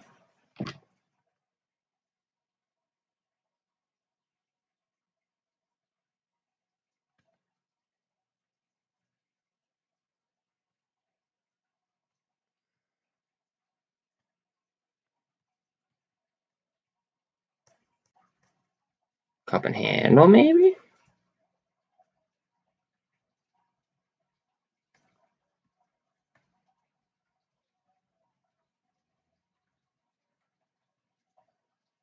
The 48 got so close there, didn't touch though. So no crossover.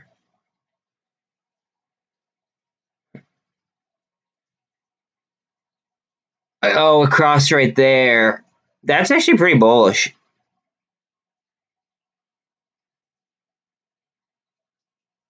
And a cross so VWAP too.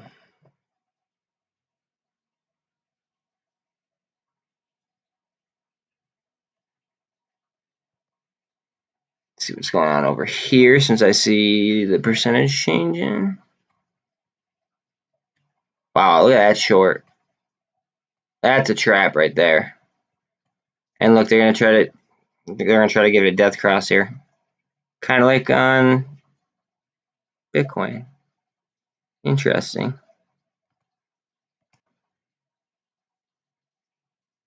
Oh no, Bitcoin already did death cross, I think.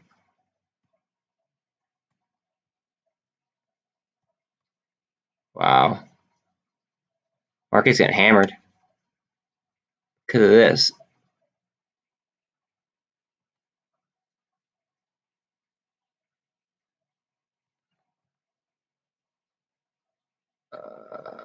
ETH coming down a little bit. Everything's coming down.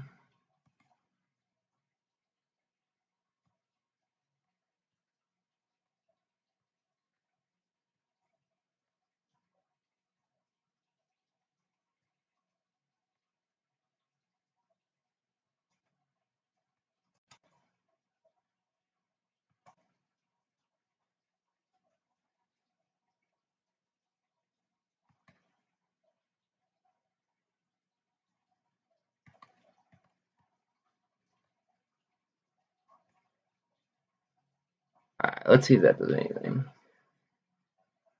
Let's see if that means anything at all.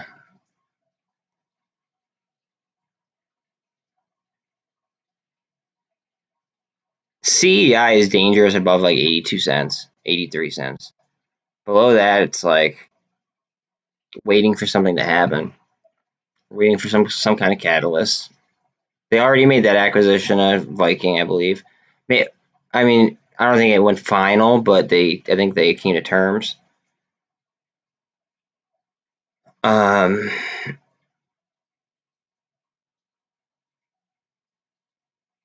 The best catalyst in the world that we could get right now though would be the Cryptide update. Like if we got the dividend stuff, it'd be a wrap. I think at least.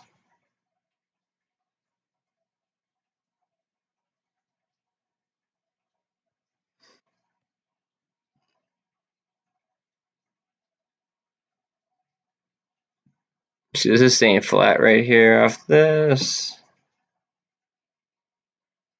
Huh, and I say that and it goes down, it just gets shot down. They're shorting the crap out of this. I want to sell something else and buy more. This is unreal. Like this should not be like as cheap as it is, in my opinion.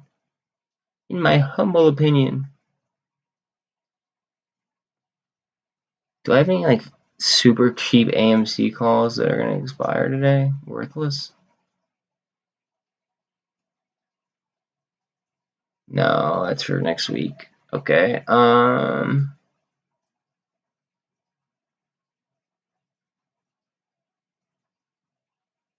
That's for next week too. God damn. I have like straight stock and like fire companies, and I don't wanna. I'm about to do something really silly.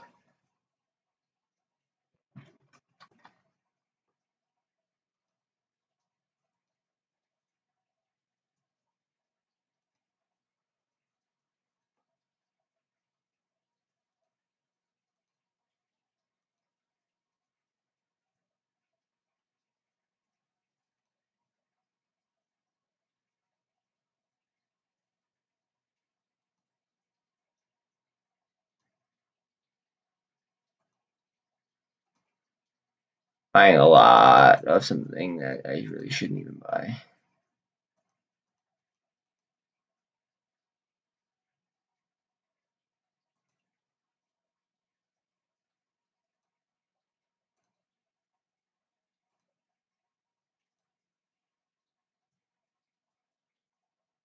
I hope it fills. Come on. It's dropping. Fill.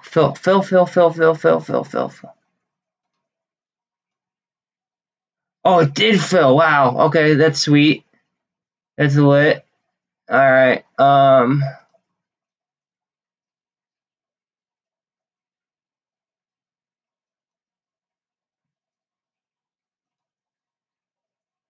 just got such good fill, dude, on these calls that like I should not have gotten a fill on.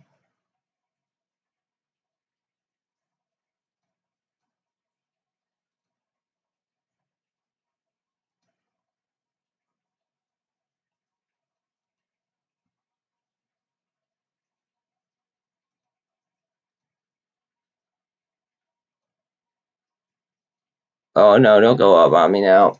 Let me get this fill. Actually, I don't even want the fill. Maybe I'll get AMC with the rest.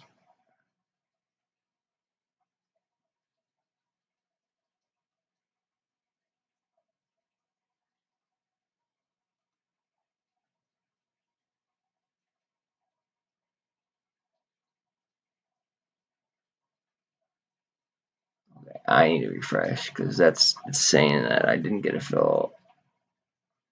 Whoa. Oh, okay, that's on something else. No big deal. I don't care about that.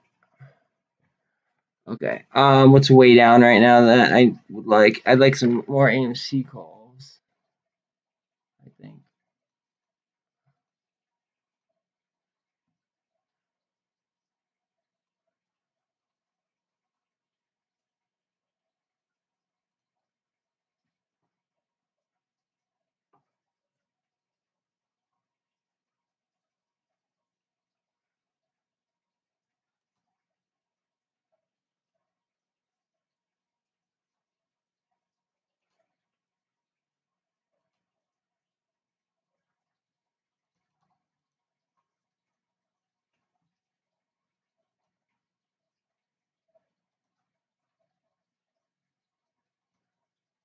Okay.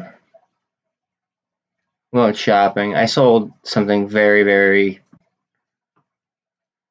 expensive, and I'm like I'm trying to like take safe bets, but at the same time, I know that like I'm not gonna hit big safe bets. What did I say I had? Okay. 44.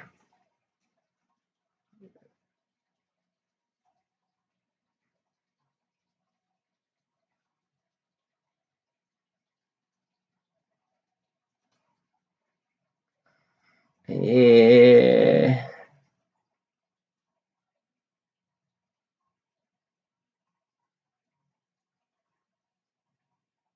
Crap. Did I just miss out on something? That sucks.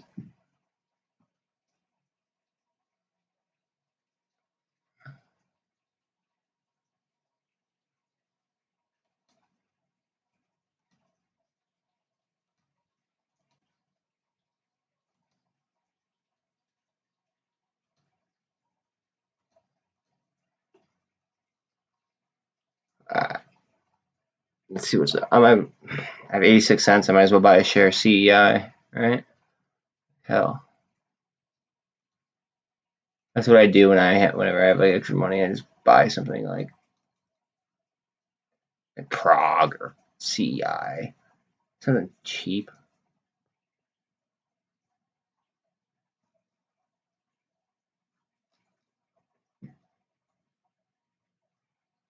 MULN's starting to run.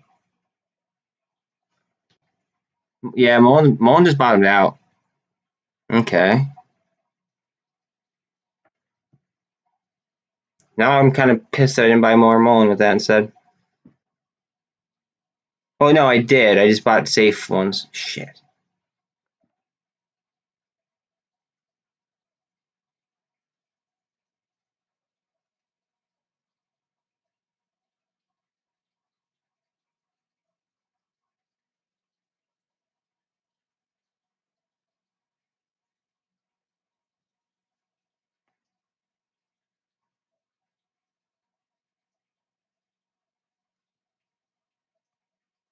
What's that at?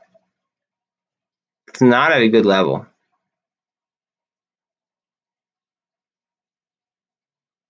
That's not good. TLT is going down though, so that is good. IWM is down. Oh, I want that above 200, ideally. Oh, please pop after I just bought what I bought.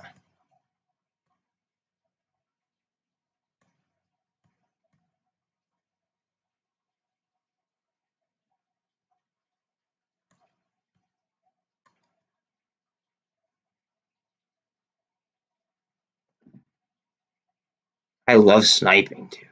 Love it. You know, I should have bought BBIG with some of that. Shit. I don't have I don't have much BB. I have shares of BBIG, but I don't have calls for next week.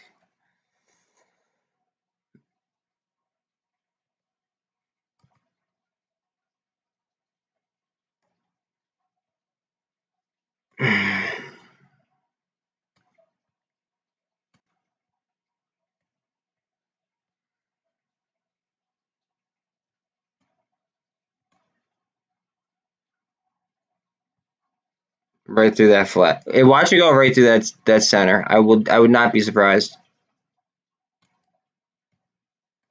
Happens all the time like that. Intersections like that.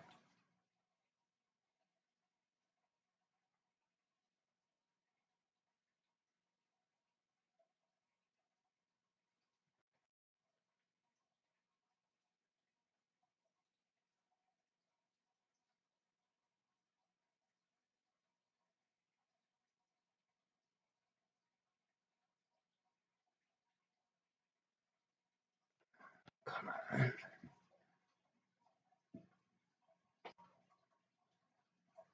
Oh, bank earning reports come out next week, don't they? So maybe it was good that I sold that.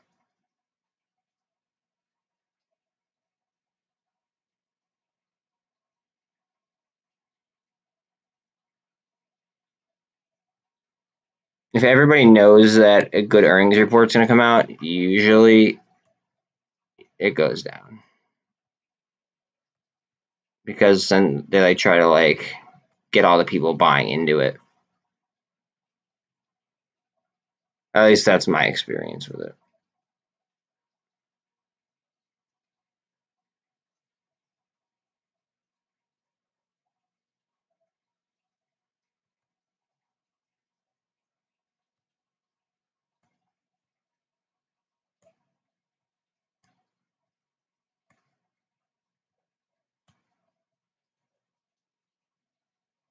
Yeah, like how legit? What up, Bill? Uh, like can you give me like a little bit of like a hint? Because I didn't watch it. Like, what makes it better, basically?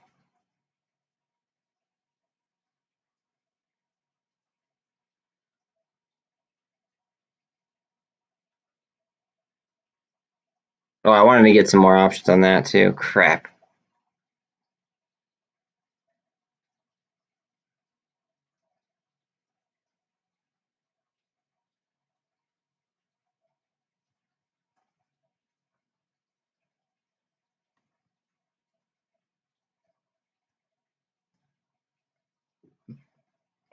This test was carried out at the.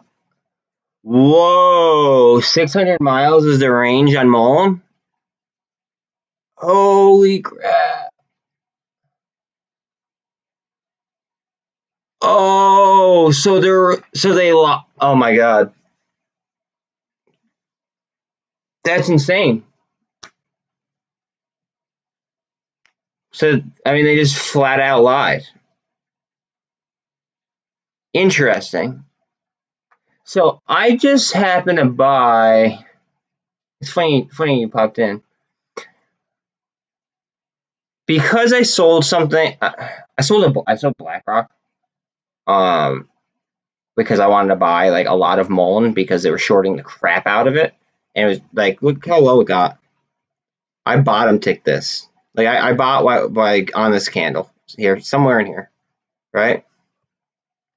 So I bought. What did I buy? I bought April 22s to keep myself safe, right? I got 2 5s and 3s. Just because of the amount of like, just because it was BlackRock, and I don't want to lose that money. I mean, that's safe money that I intend on buying BlackRock back with. Like my shares though, like I don't even care if it squeezes because I might just I'm just gonna hold it long. I have a lot of options that are gonna expire today though. So far,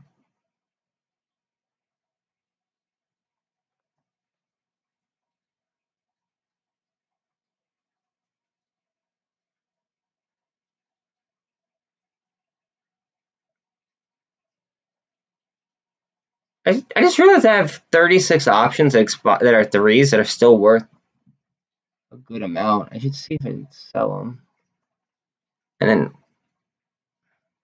roll some down. So 2 5s.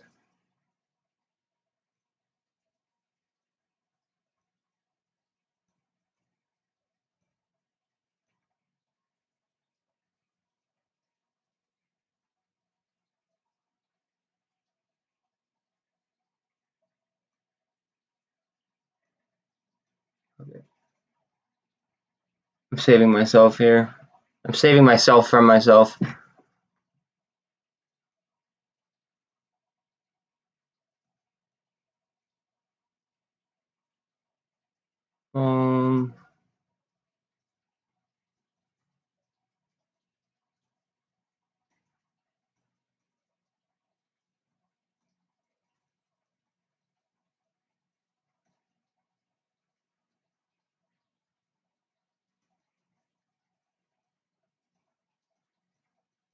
So I'm gonna buy. I bought for next week. I bought 25 25 threes because I already have 2 5s for next week.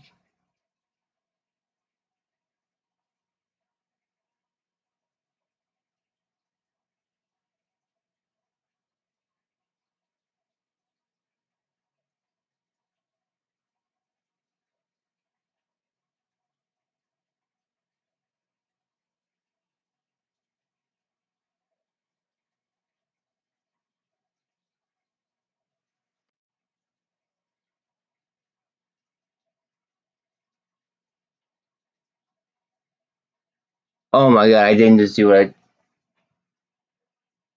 Why did this platform just make me do that? I just fucked up so bad. I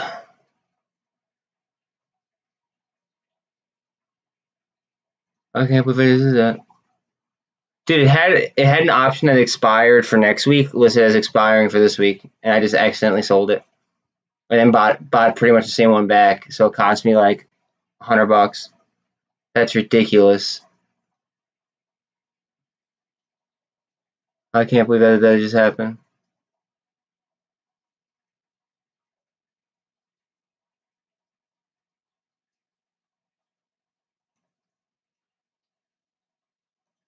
Oh man, I'm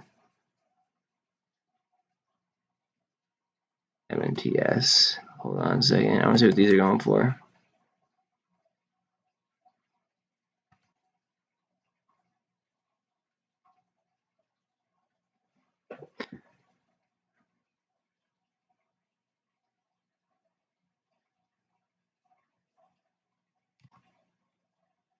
Might just have to buy one of those. I can't believe I just did that. Holy, that's the dumbest mistake I think I've ever made in my entire life. But realistically, it's E-Trade. Like, E-Trade shouldn't have had that listed like that.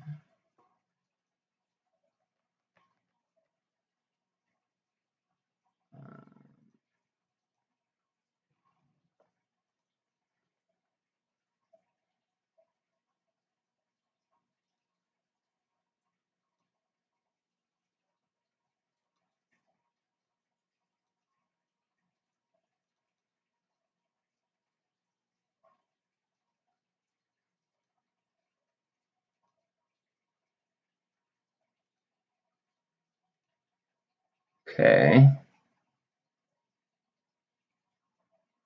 And how much money do I have left now?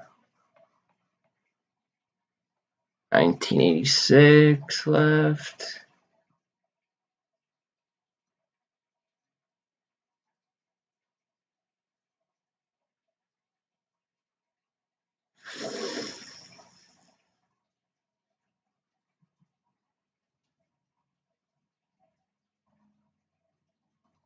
How volatile are these options right now?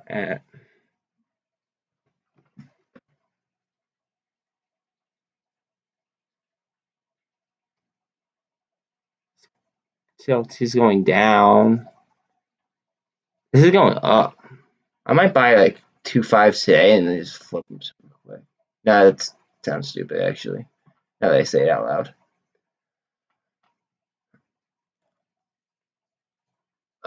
Yeah. You know, I don't have BBIGs for next week.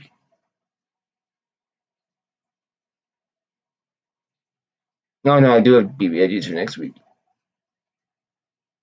Just not many.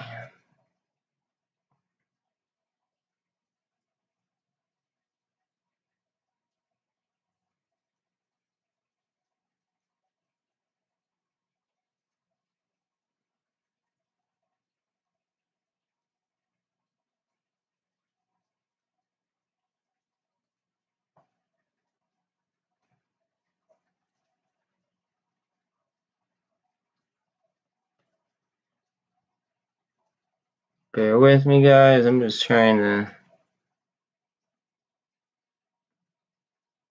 get some options here.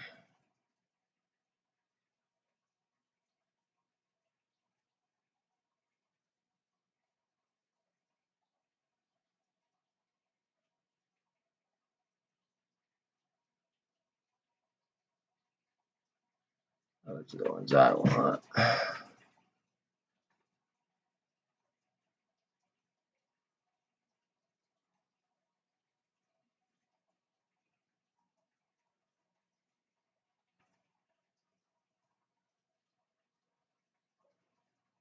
I can't believe that I did that.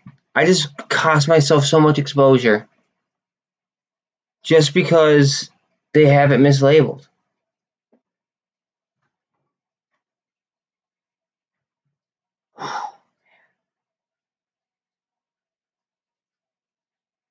Like, I gotta read that again.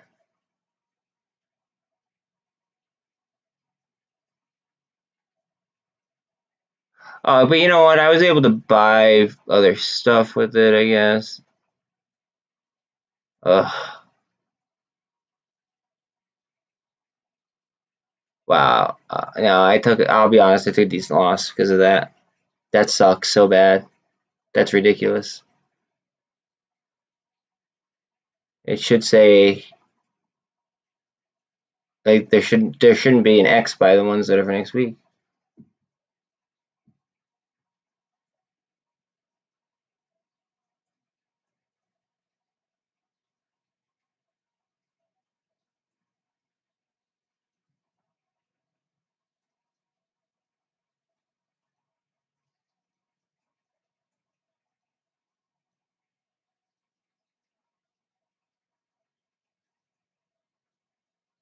Okay. I'm gonna let those expire worthless. I don't even care. Just because of the gamma pressure, if it does hit.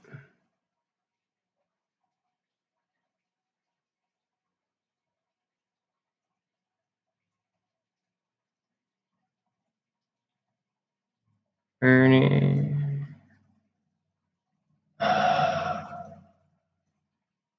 Yo, your boy's pissed right now. Yes.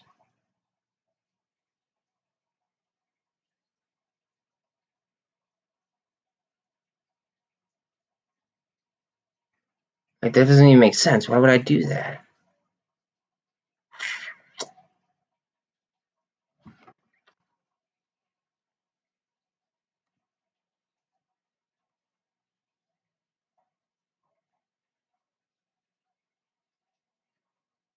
I feel like it's gonna fly though. It's in a bull flag. It's like almost like an inverse head and shoulders. It just crossed this baloney here. I think it's gonna bust up and cross that view up. I'm very confident. As soon as I say that, it busts up. Okay, let's go. Let's ride.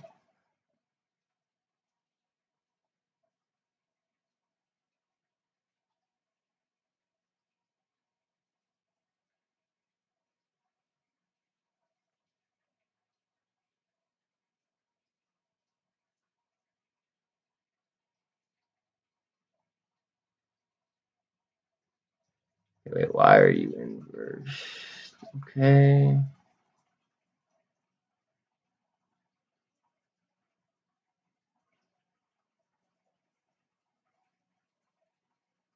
See, I think it's like really screwed up that it's saying like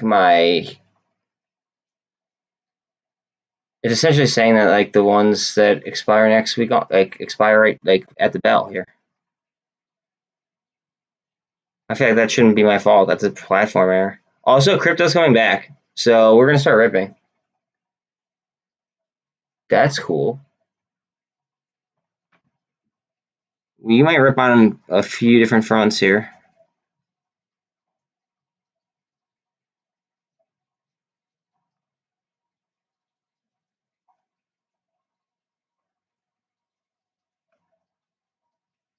Crypto needs to get this needs to get above 4360, I believe the number was. Actually, no, 43.6 is my like, breakout zone, I believe. No, 43.3, sorry. 43.360.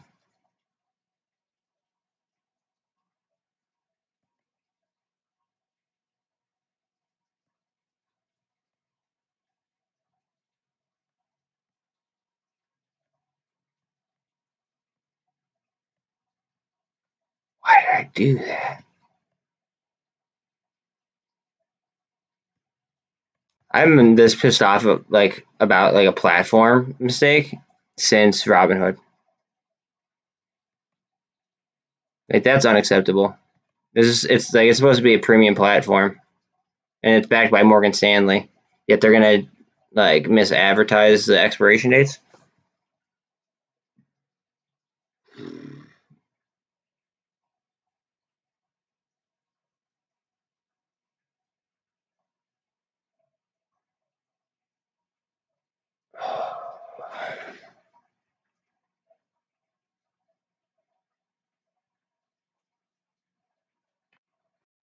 Makes me want to get more, just because I screwed up.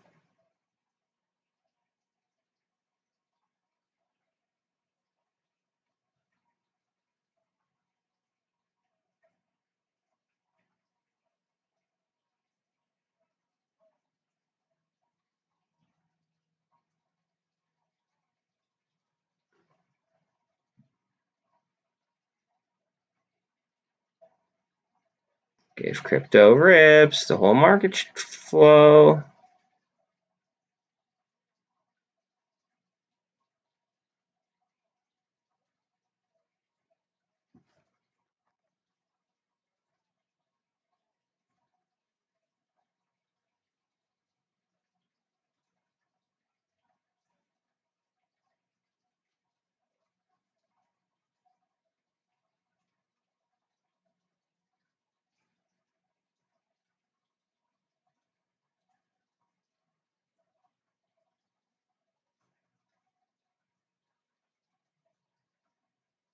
Like, why are they all mixed in? That pisses me off, yo.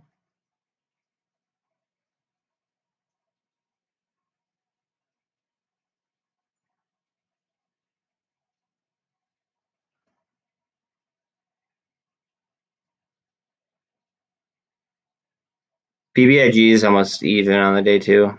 It's almost gonna make that green flip. It would be great if we could cross the 48 and get back over that 200 in the VWAP. I think we would go ahead and gamma again.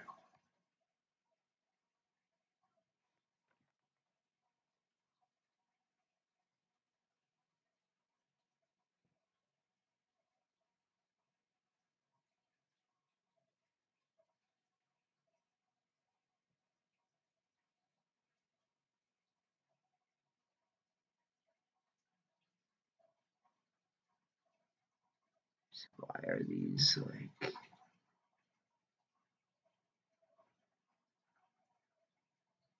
Here we go.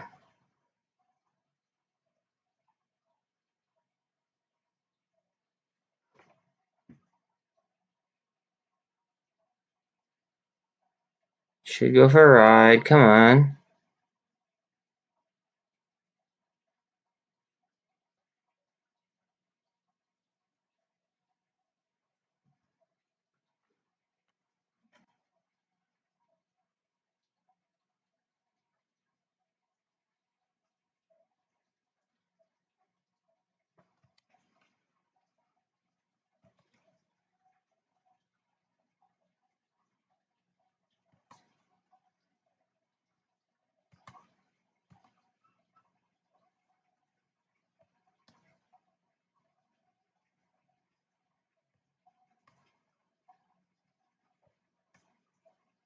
Why did I do that for?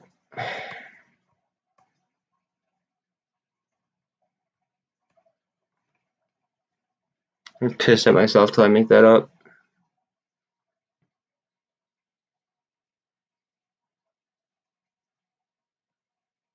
Look at that that gamma right there, and then now they're just gonna sell it off. Those bastards. What are we doing? Those calls, they're gonna be out of the money now.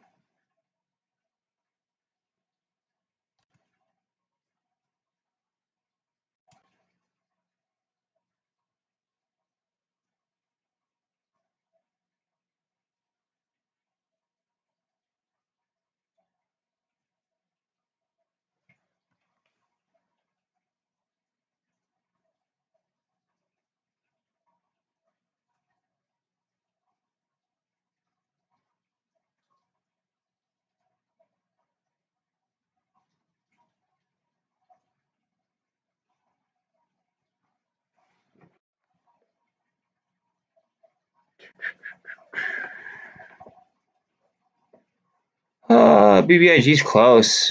271. Nice volume spike, even though it's low volume on the day. Looks like it wants a handle. What's that? It's close to its relative high. That would need a lot. Oh, low pop. What are the options at?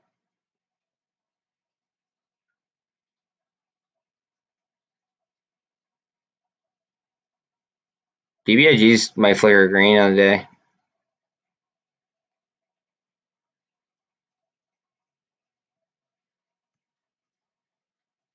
Wow, that was tight. 9/10 of a penny in the red. Huh. Half of a penny. That's unreal.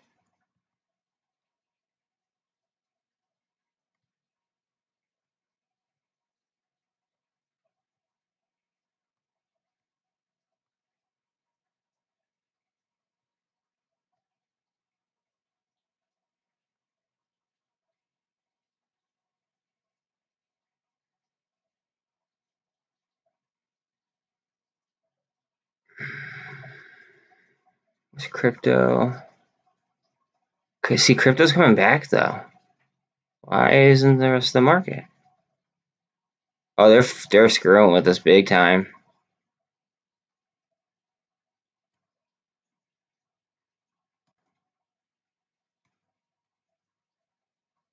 It's not usually how it works. Usually, crypto goes, everything goes.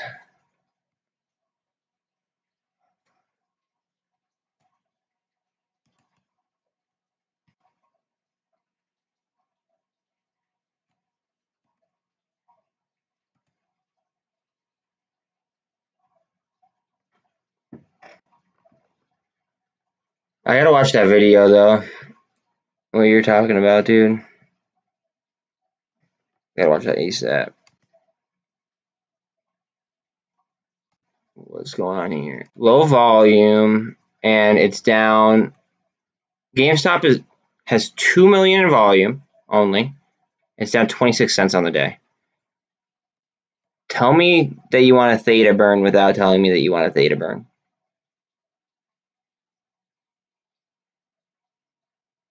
That's unreal.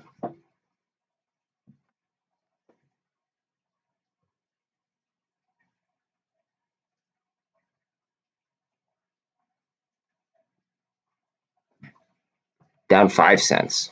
Okay.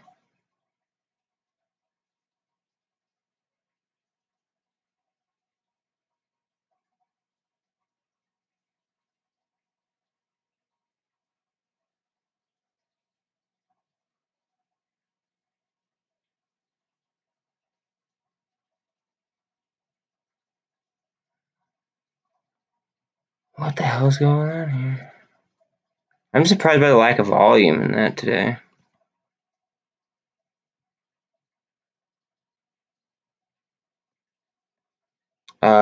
We're getting a curve up on the MACD on AMC. We have the 13 above the 48, but we are just dipping below the 48. If it curves up, it could go. Just got to go through the 200, but I already tried it once, failed. We go for a second shot. Or run into close, maybe.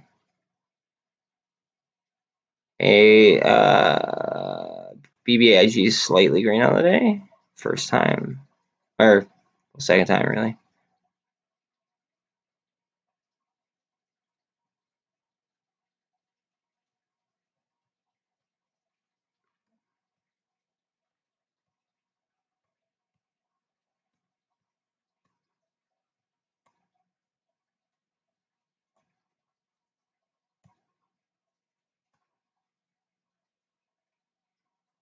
It really needs some demand in order to do anything.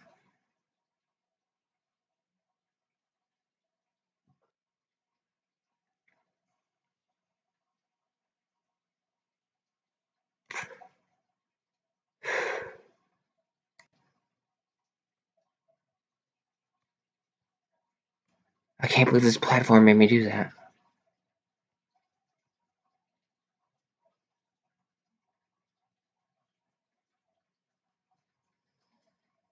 I've never had issues with this platform in my entire life. And now all of a sudden I have an issue. Like, what? That doesn't seem to make sense.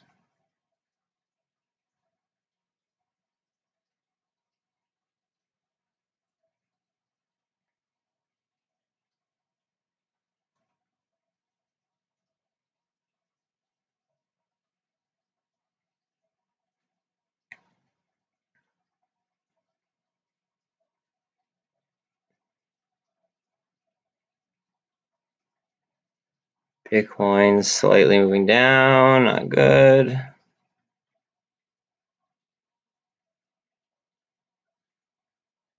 the hell is it doing?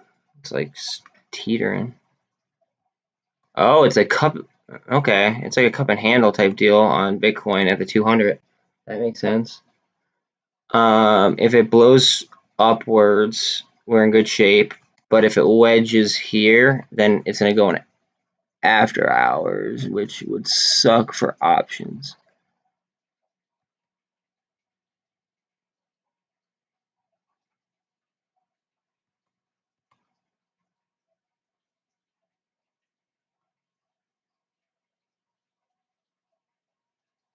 Hopefully we catch it off the 13 and go. Maybe.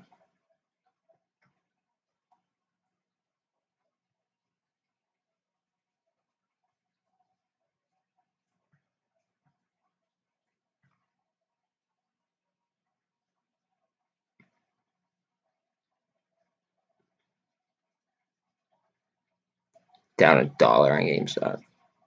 Unreal.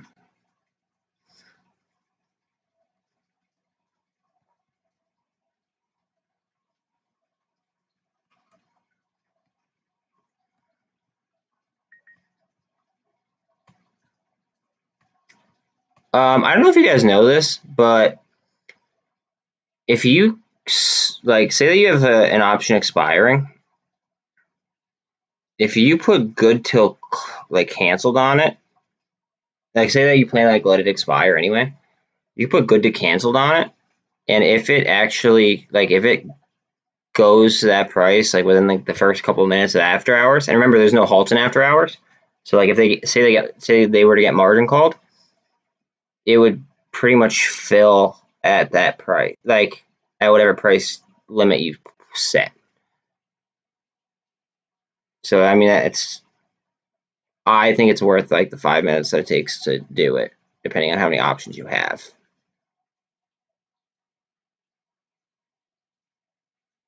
rather than just like letting it, waste away, because that sucks.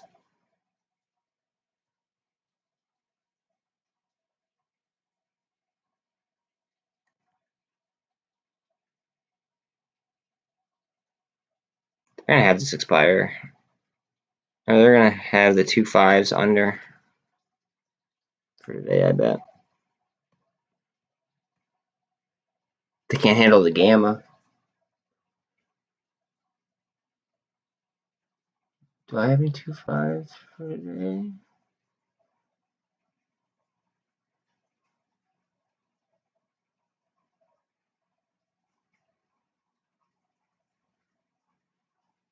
April.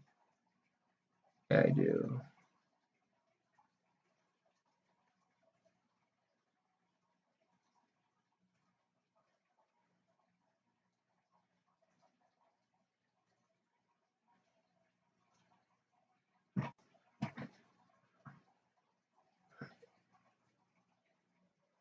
That's ridiculous. Why are these so out of order?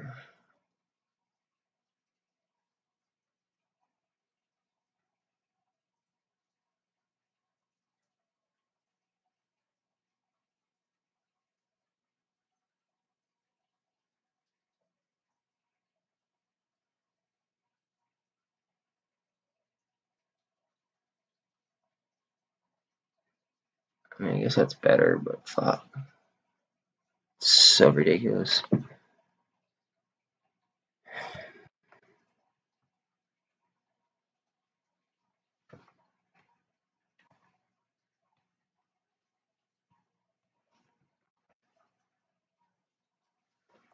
BBIG flickering.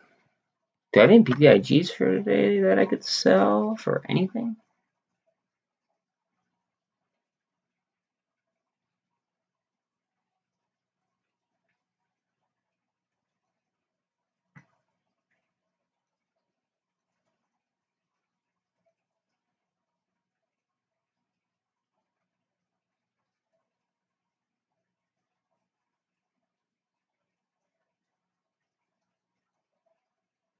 I almost want to just like throw it up. Fuck, what am I gonna do?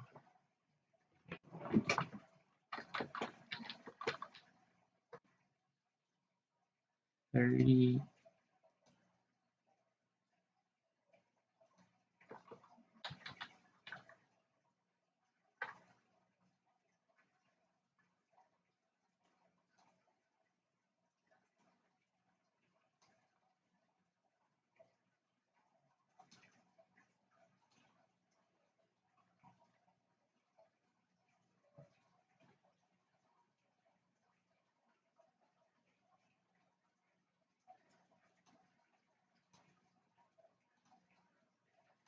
Go to cancel 30.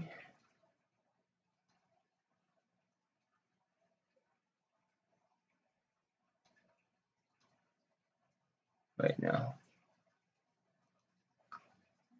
Right?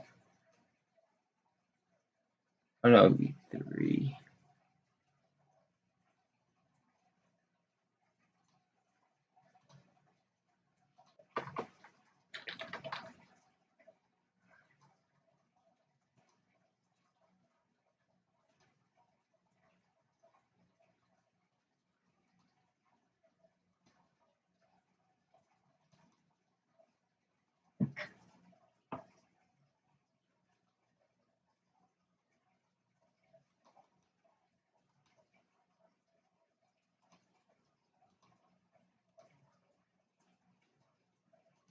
Close, okay. What are these going for this second? In the monies. Go for $50-ish.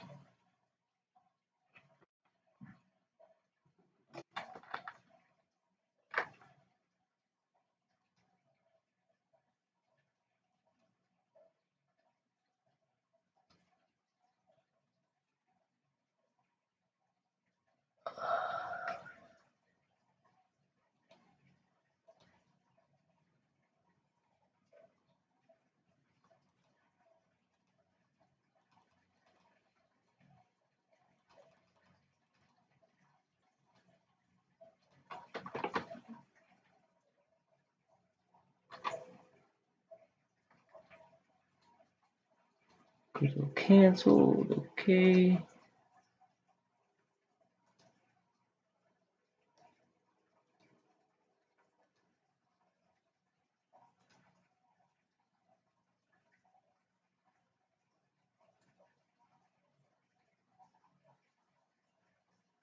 Yo, this sucks that they like.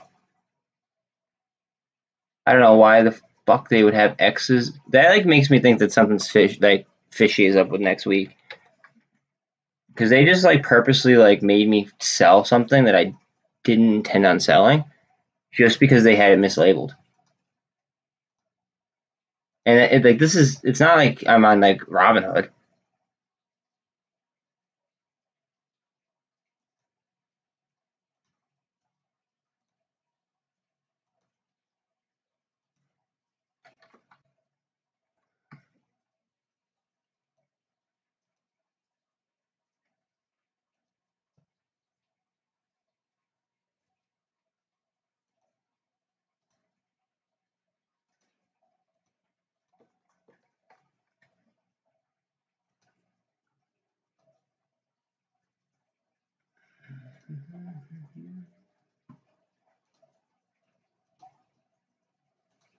AMC, where the 115s if they want the money.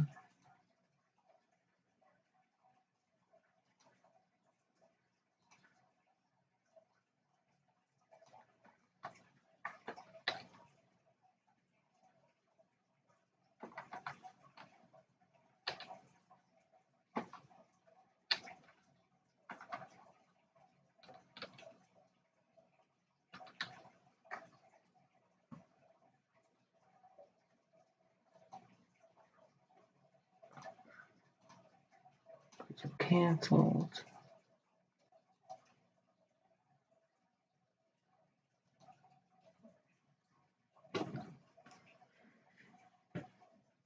Man, I feel like it's the biggest idiot in the fucking world right now.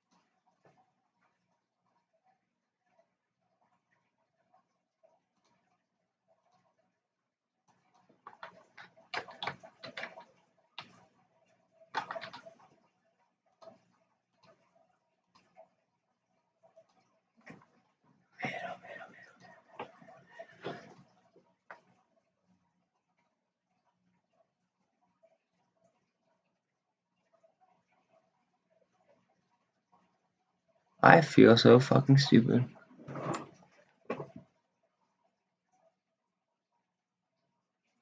That's what not to do. Like, for real. Real fucking top.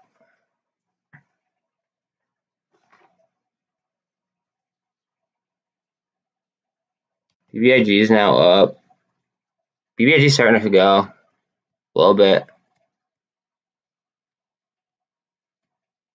Could start getting squeezy.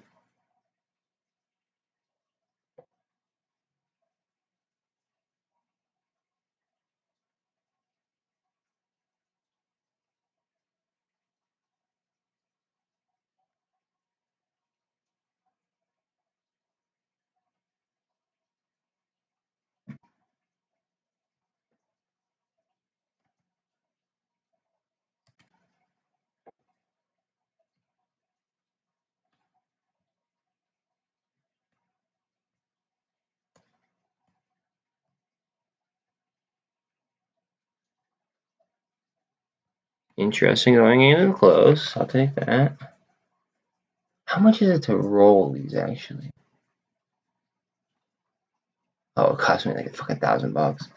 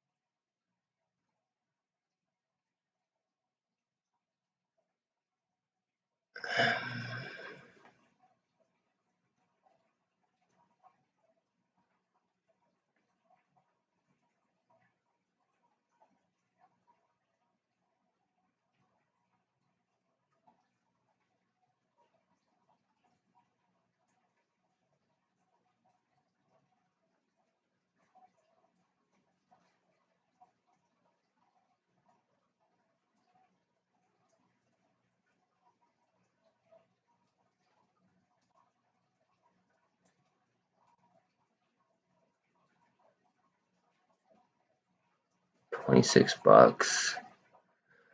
Oh, I don't want to do that.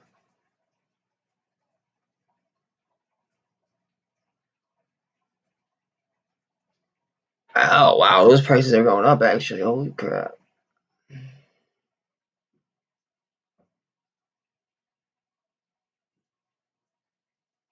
$15 each. What do I sell? What do I sell? What do I sell? What do I sell?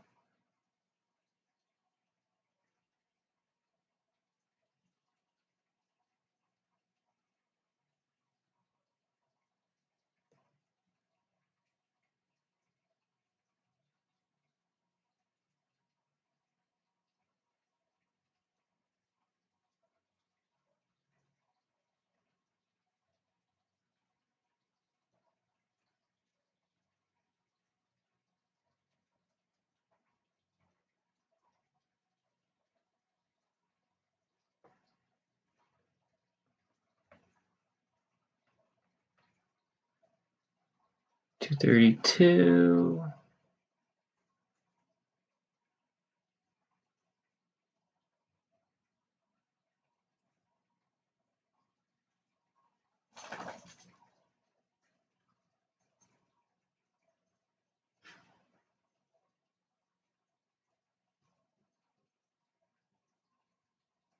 Fuck.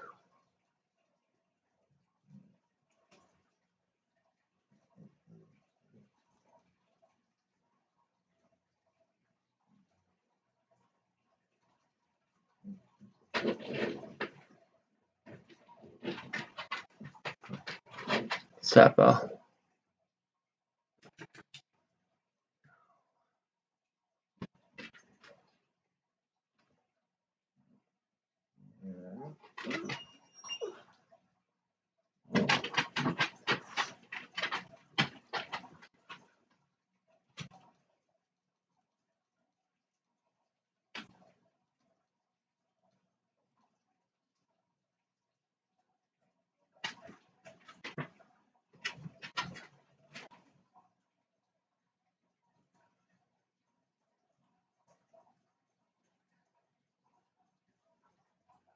Okay.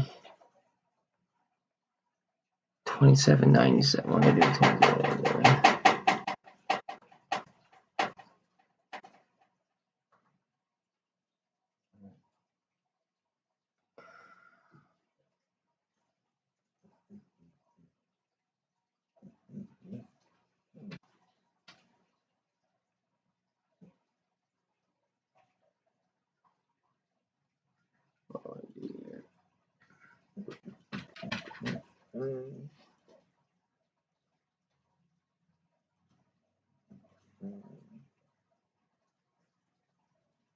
Okay.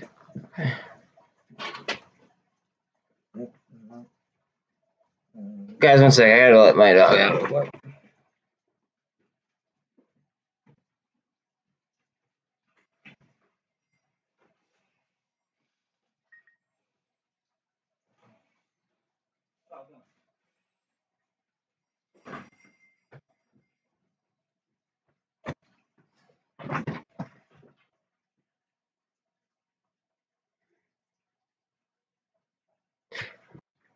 Oh man, oh man, oh man, oh man.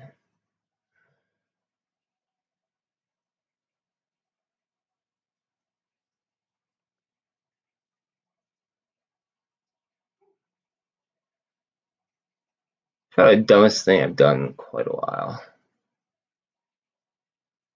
Still can't stop thinking about it.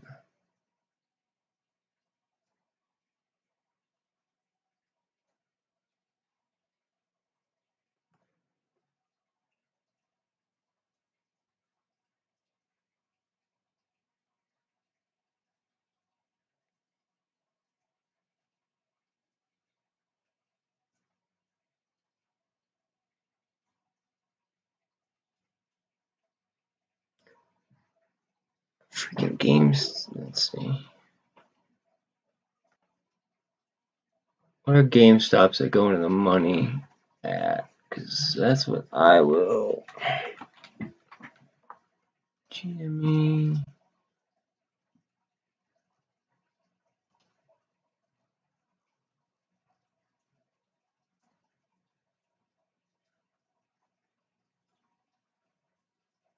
$700. Fuck. They really gotta do it.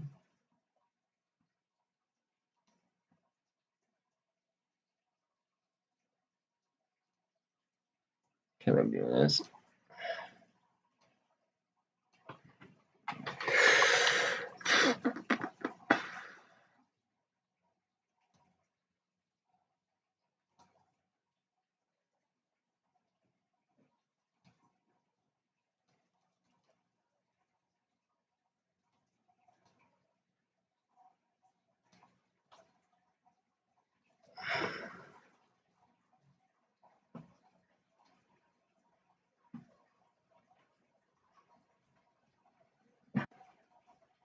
GME.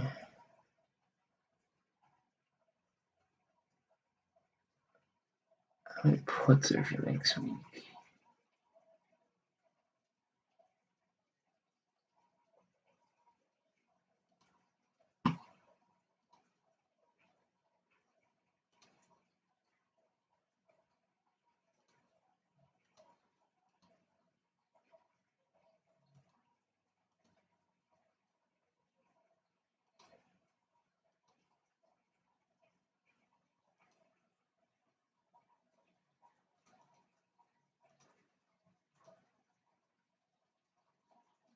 Oh, come on, let me sell it. And buy it, I should say.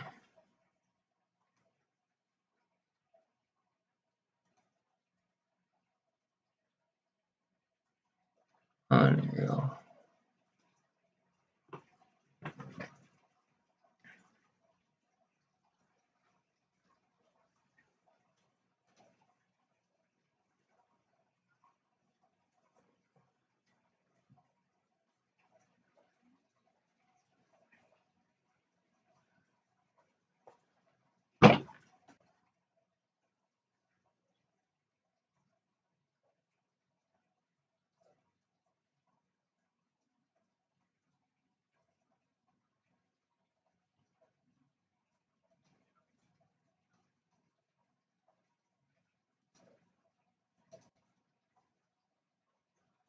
I think I have 29 bucks left.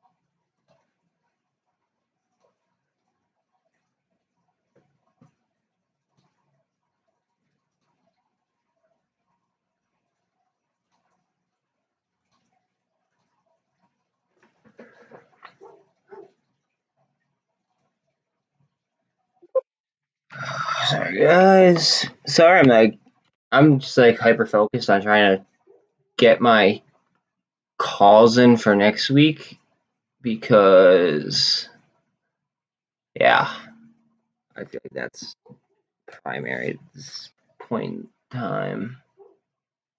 Gotta make sure my own shit's alright.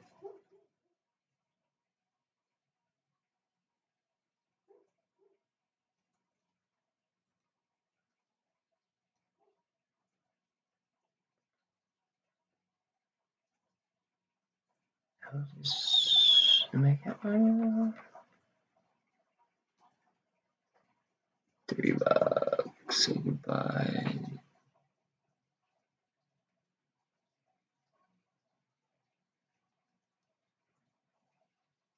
These puppies. Fuck.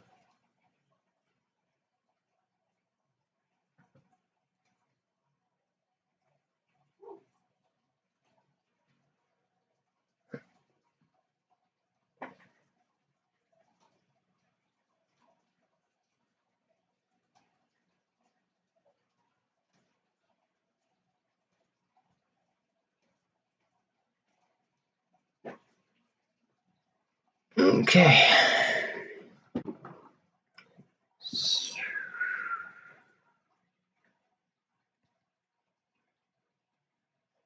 Wow, AMC is so freaking cheap right now.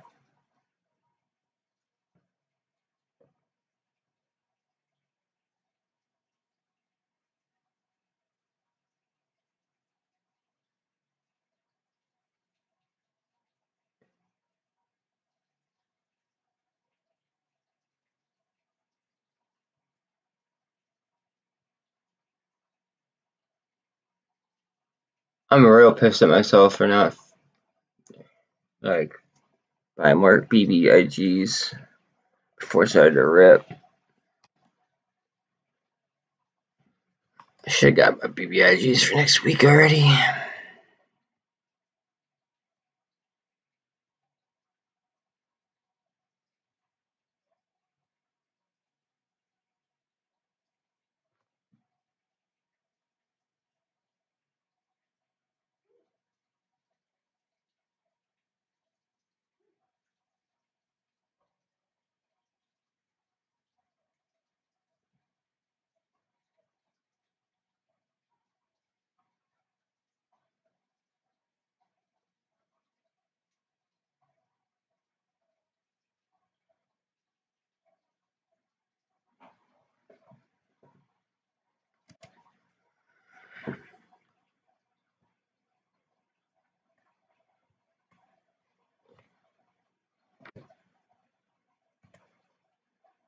Oh, okay. Let's go, MULN.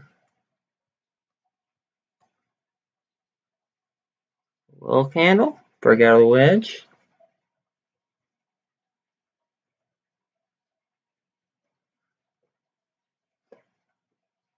Trading it right in a second.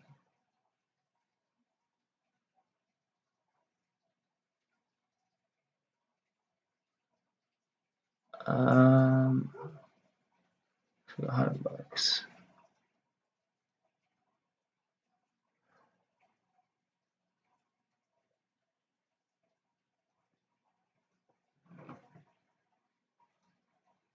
Go till close. One.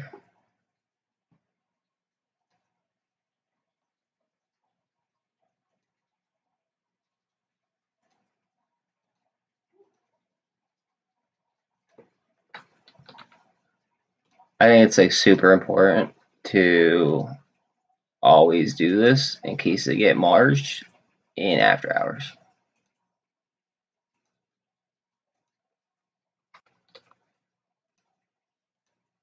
Like super important to always like do a good till canceled order, even if it's expiring, because it's either 15 minutes. Maybe the New York Stock Exchange and Nasdaq are different, but it's either 15 minutes after the bell closes, after the bell rings, I should say, and the market closes, and Saturday at noon. So like then you get all of after hours too, which obviously if these things run in after hours, you want to be able to collect something better than wasting it.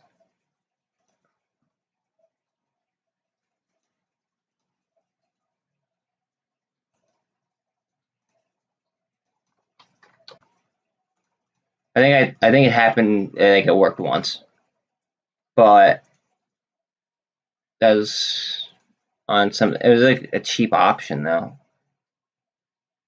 and like I didn't have that. Like it wasn't like a GameStop option basically, or it wasn't an AMC option.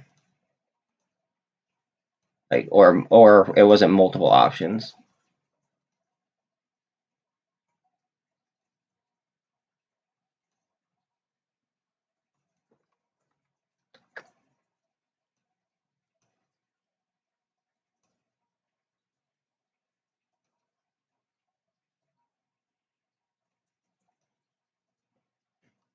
Okay, so there's that.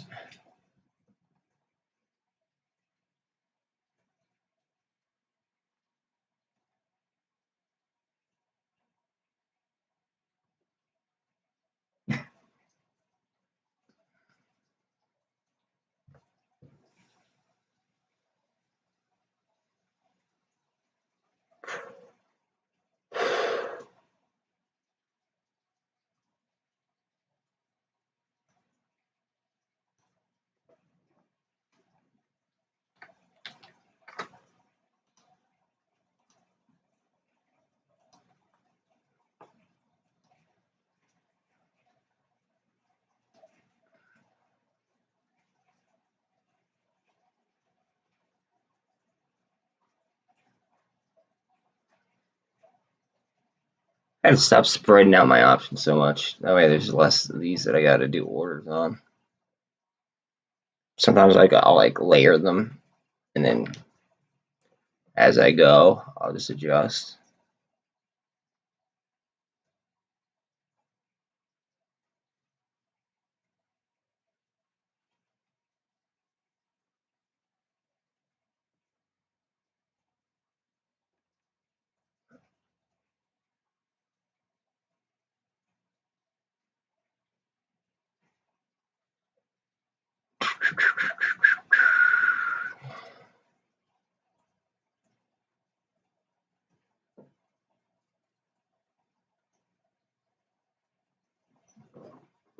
This sucks.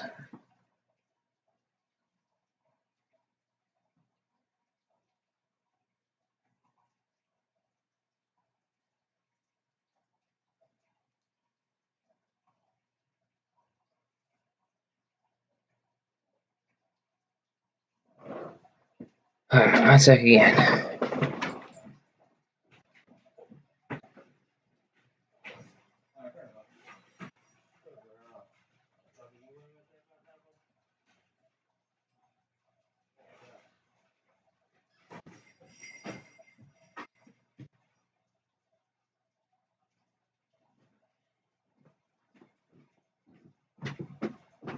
Alright, I'm back. My bad.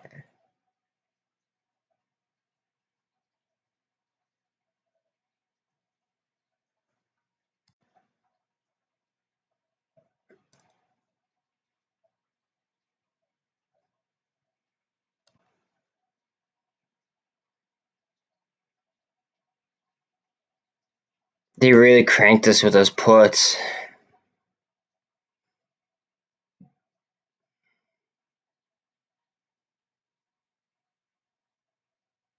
Should have sold at the top. God damn.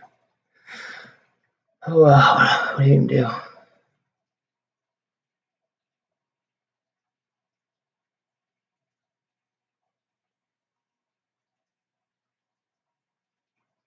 I just almost did it again.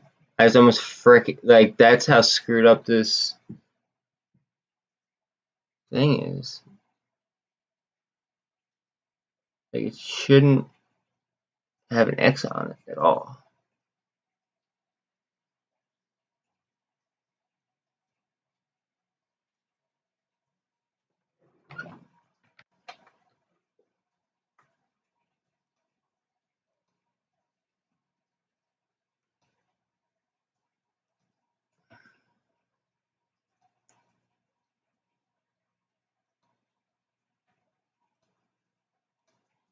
Crypto close.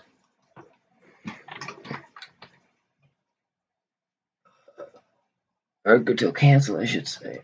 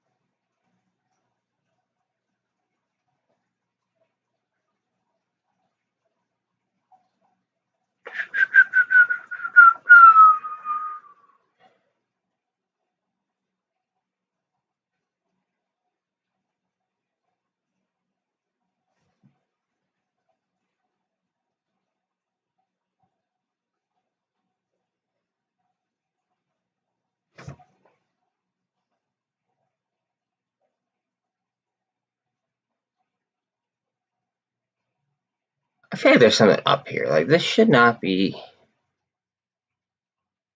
this cheap right now.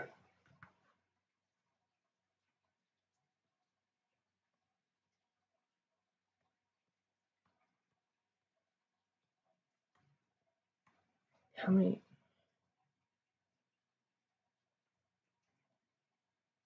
AMC's. Okay, I have a good amount.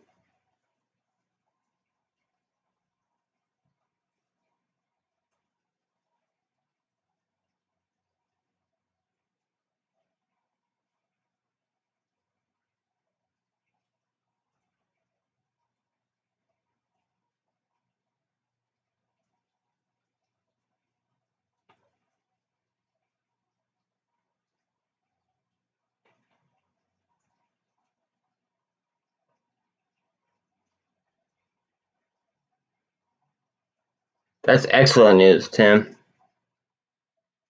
It makes MULN such like a better play for next week. I literally sold BlackRock to buy MULN contracts for 2 weeks out. As crazy as that is. I'm doing excellent, Bill. How are you doing, bub? You making any plays today?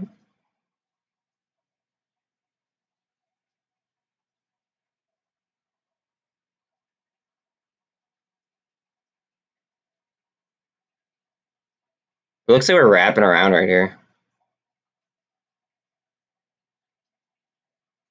And BBIG is green. Like, as far as the memes go, it looks like they're like getting bullish in the close, but that might also be so we spend money on options like I just did.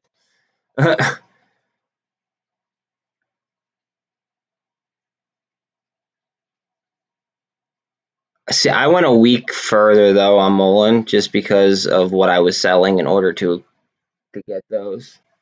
Well, that's what I did, dude. I bought MULN for 22nd. I sniped some good calls on MULN today. And then it ran, and then it got clobbered. But it was down pretty heavy to begin the day. So it's kind of like they were good snipes at the time, but then it sold off unexpectedly. So not too pleased with myself. I could have traded better today.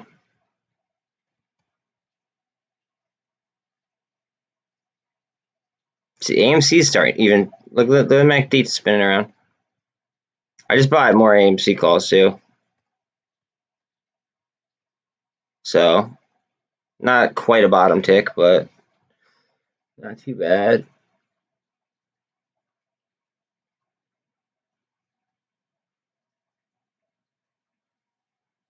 Oh, you know what I did do? I bought because I was being extra safe with the money that I was taking from BlackRock. I actually bought MULN 2.5s. So then, like, worst case scenario, because there's no way in hell in 2 weeks that it's gonna be like with the numbers that it has, that I don't see it in. I mean, hell, they just went to the money now, actually.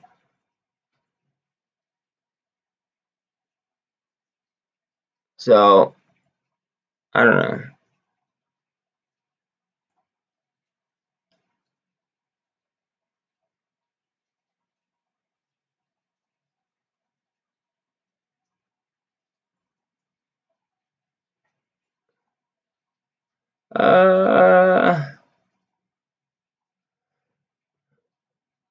That's what I'm saying, dude. We should say a huge run on MULN.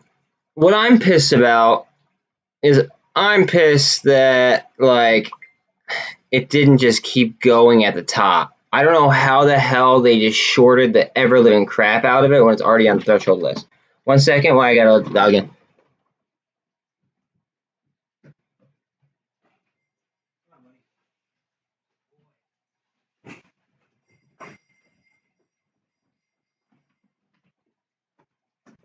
Like they literally shorted the crap out of it today.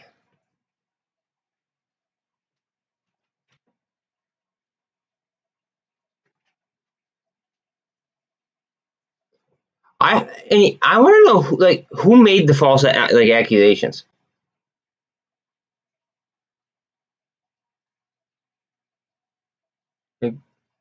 Do we know?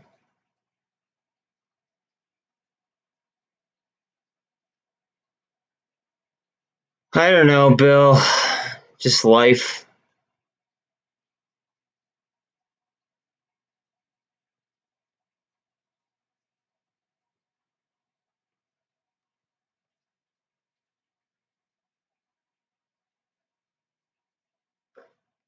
Who is the short seller? Because, like, Hindenburg?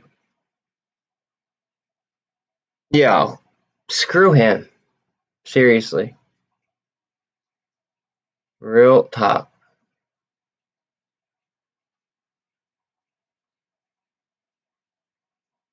Okay, wait. Why are these not selling? These are in the money. Like, these should close.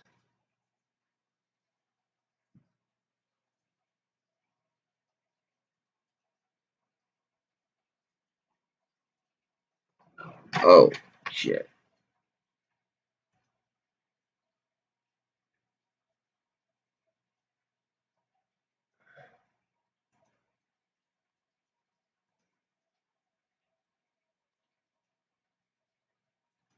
Those should go. Modify.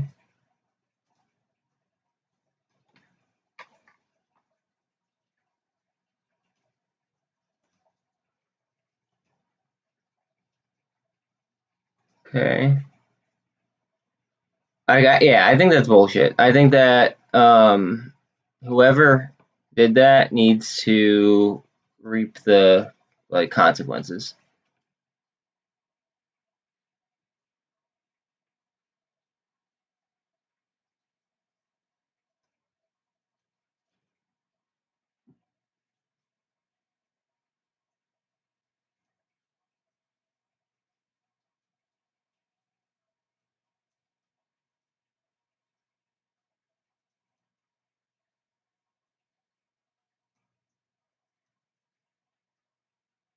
The hell? It's going up so quick.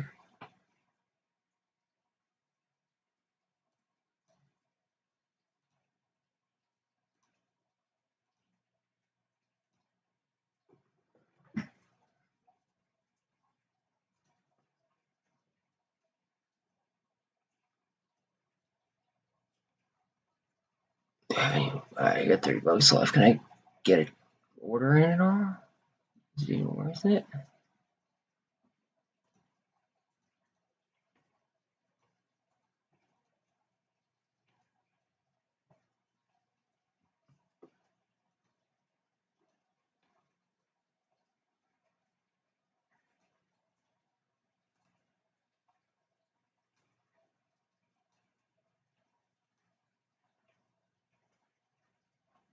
Keep buying CEI ones for next week.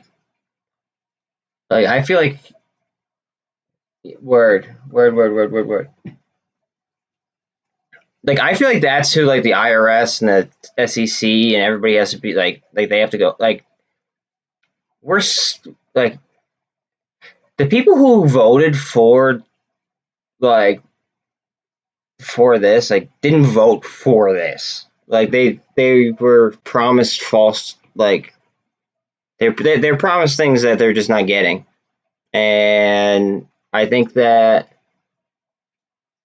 yeah, dude, happy to have you. Thanks for staying as long as you did. Hit me with that like and the follow, please, if you don't mind. But I believe that whoever posted that, especially if they're short, that's market manipulation 101. Sorry, like, it just is. I can't really say it like slimmer than that. You know what else is bullshit, Tim? On my platform, right? They have an X button, like a expiring thing, okay? Because next week is a short week. They have an X on the contracts that expire next week. And I accidentally sold something because I thought it was going to expire anyway. And then I ended up buying something like pretty much like the same thing. Just like a different strike. But like I wouldn't have sold, like I wouldn't have like switched spots to begin with, if that makes sense. All right, so like you know when it tells you that like an option's expiring, it told me it was expiring like in advance, basically. Like instead of telling me, oh yeah, you're gonna expire next week, it just had an X as if it was expiring on me this week, which I think is kind of fucked up.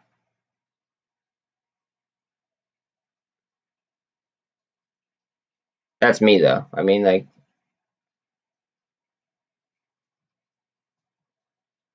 I think it's BS. I think it's complete BS, and I'm pissed over it. Yeah, I'll be honest. I think like getting BBIG and MULN past 3 is going to be a task. No joke. Like I think that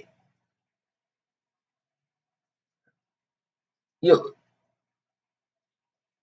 Yeah, but so the thing is like, so when MULN went for 3 the last time, it got shoved, absolutely shoved.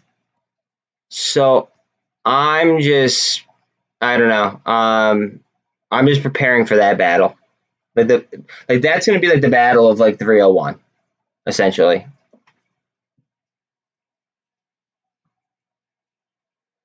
Uh, but yeah, I mean, like I even did something today that I'd never do, and that's buy like literally in the money options. Like I have 18. I have 18 MOLN, two 5 strikes for the 22nd. Like that's not me. That's not what I do. But I just I'm really nervous about about the 3. I have 23 to the 3s for the 22nd.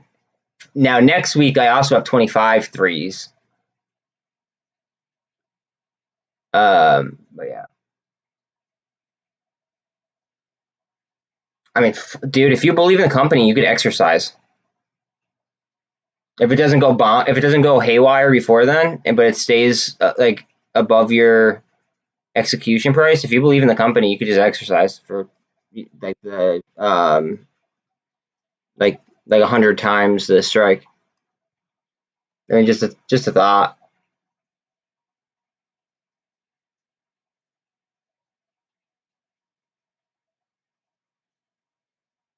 I actually thought about doing the same thing about BBIG today, but rolling my BBIG today would have cost me $1,300 for um yeah. So BBIG would have cost me 30 or $1,300 in order to what's it called, in order to what the hell am I trying to say? In order to roll 118, and those are three fives. So next week I don't have that many. I don't have that many. What's it called? I don't have that many 3 5s, unfortunately.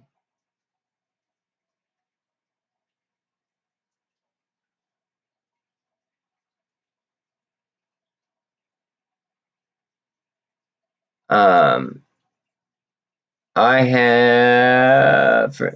It's hard to tell because like some of them have like some of them like expire and some of them don't, and it barely even tells me. I think I have like 12 of those, but I mean like I also bought some GameStop options too. So if we do squeeze, I bought. You know what I did buy? I honestly is I bought 2 GameStop 150s like just now. So for next week. So hopefully that doesn't really bend me over because that could be bad.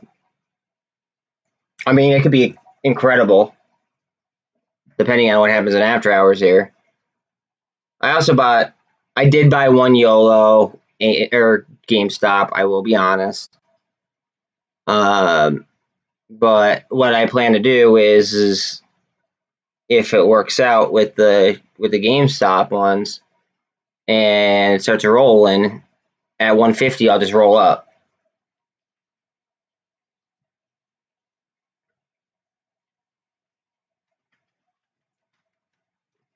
Because that's how I get my exposure, is just by rolling and like rolling up. Like it depends what day it is in the week. Like if it's early in the week, and like I guess it's just completely situational. Like there's really not much else other than that. It's 100% situational.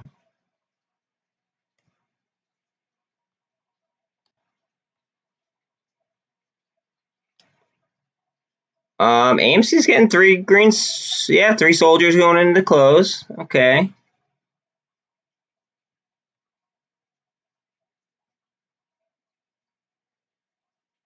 MULN is rolling right now into the close. 250s almost. They're not going to let it close at 250 just because of gamma.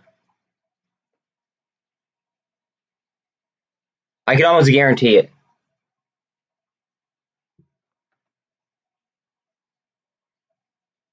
I can almost freaking guarantee it.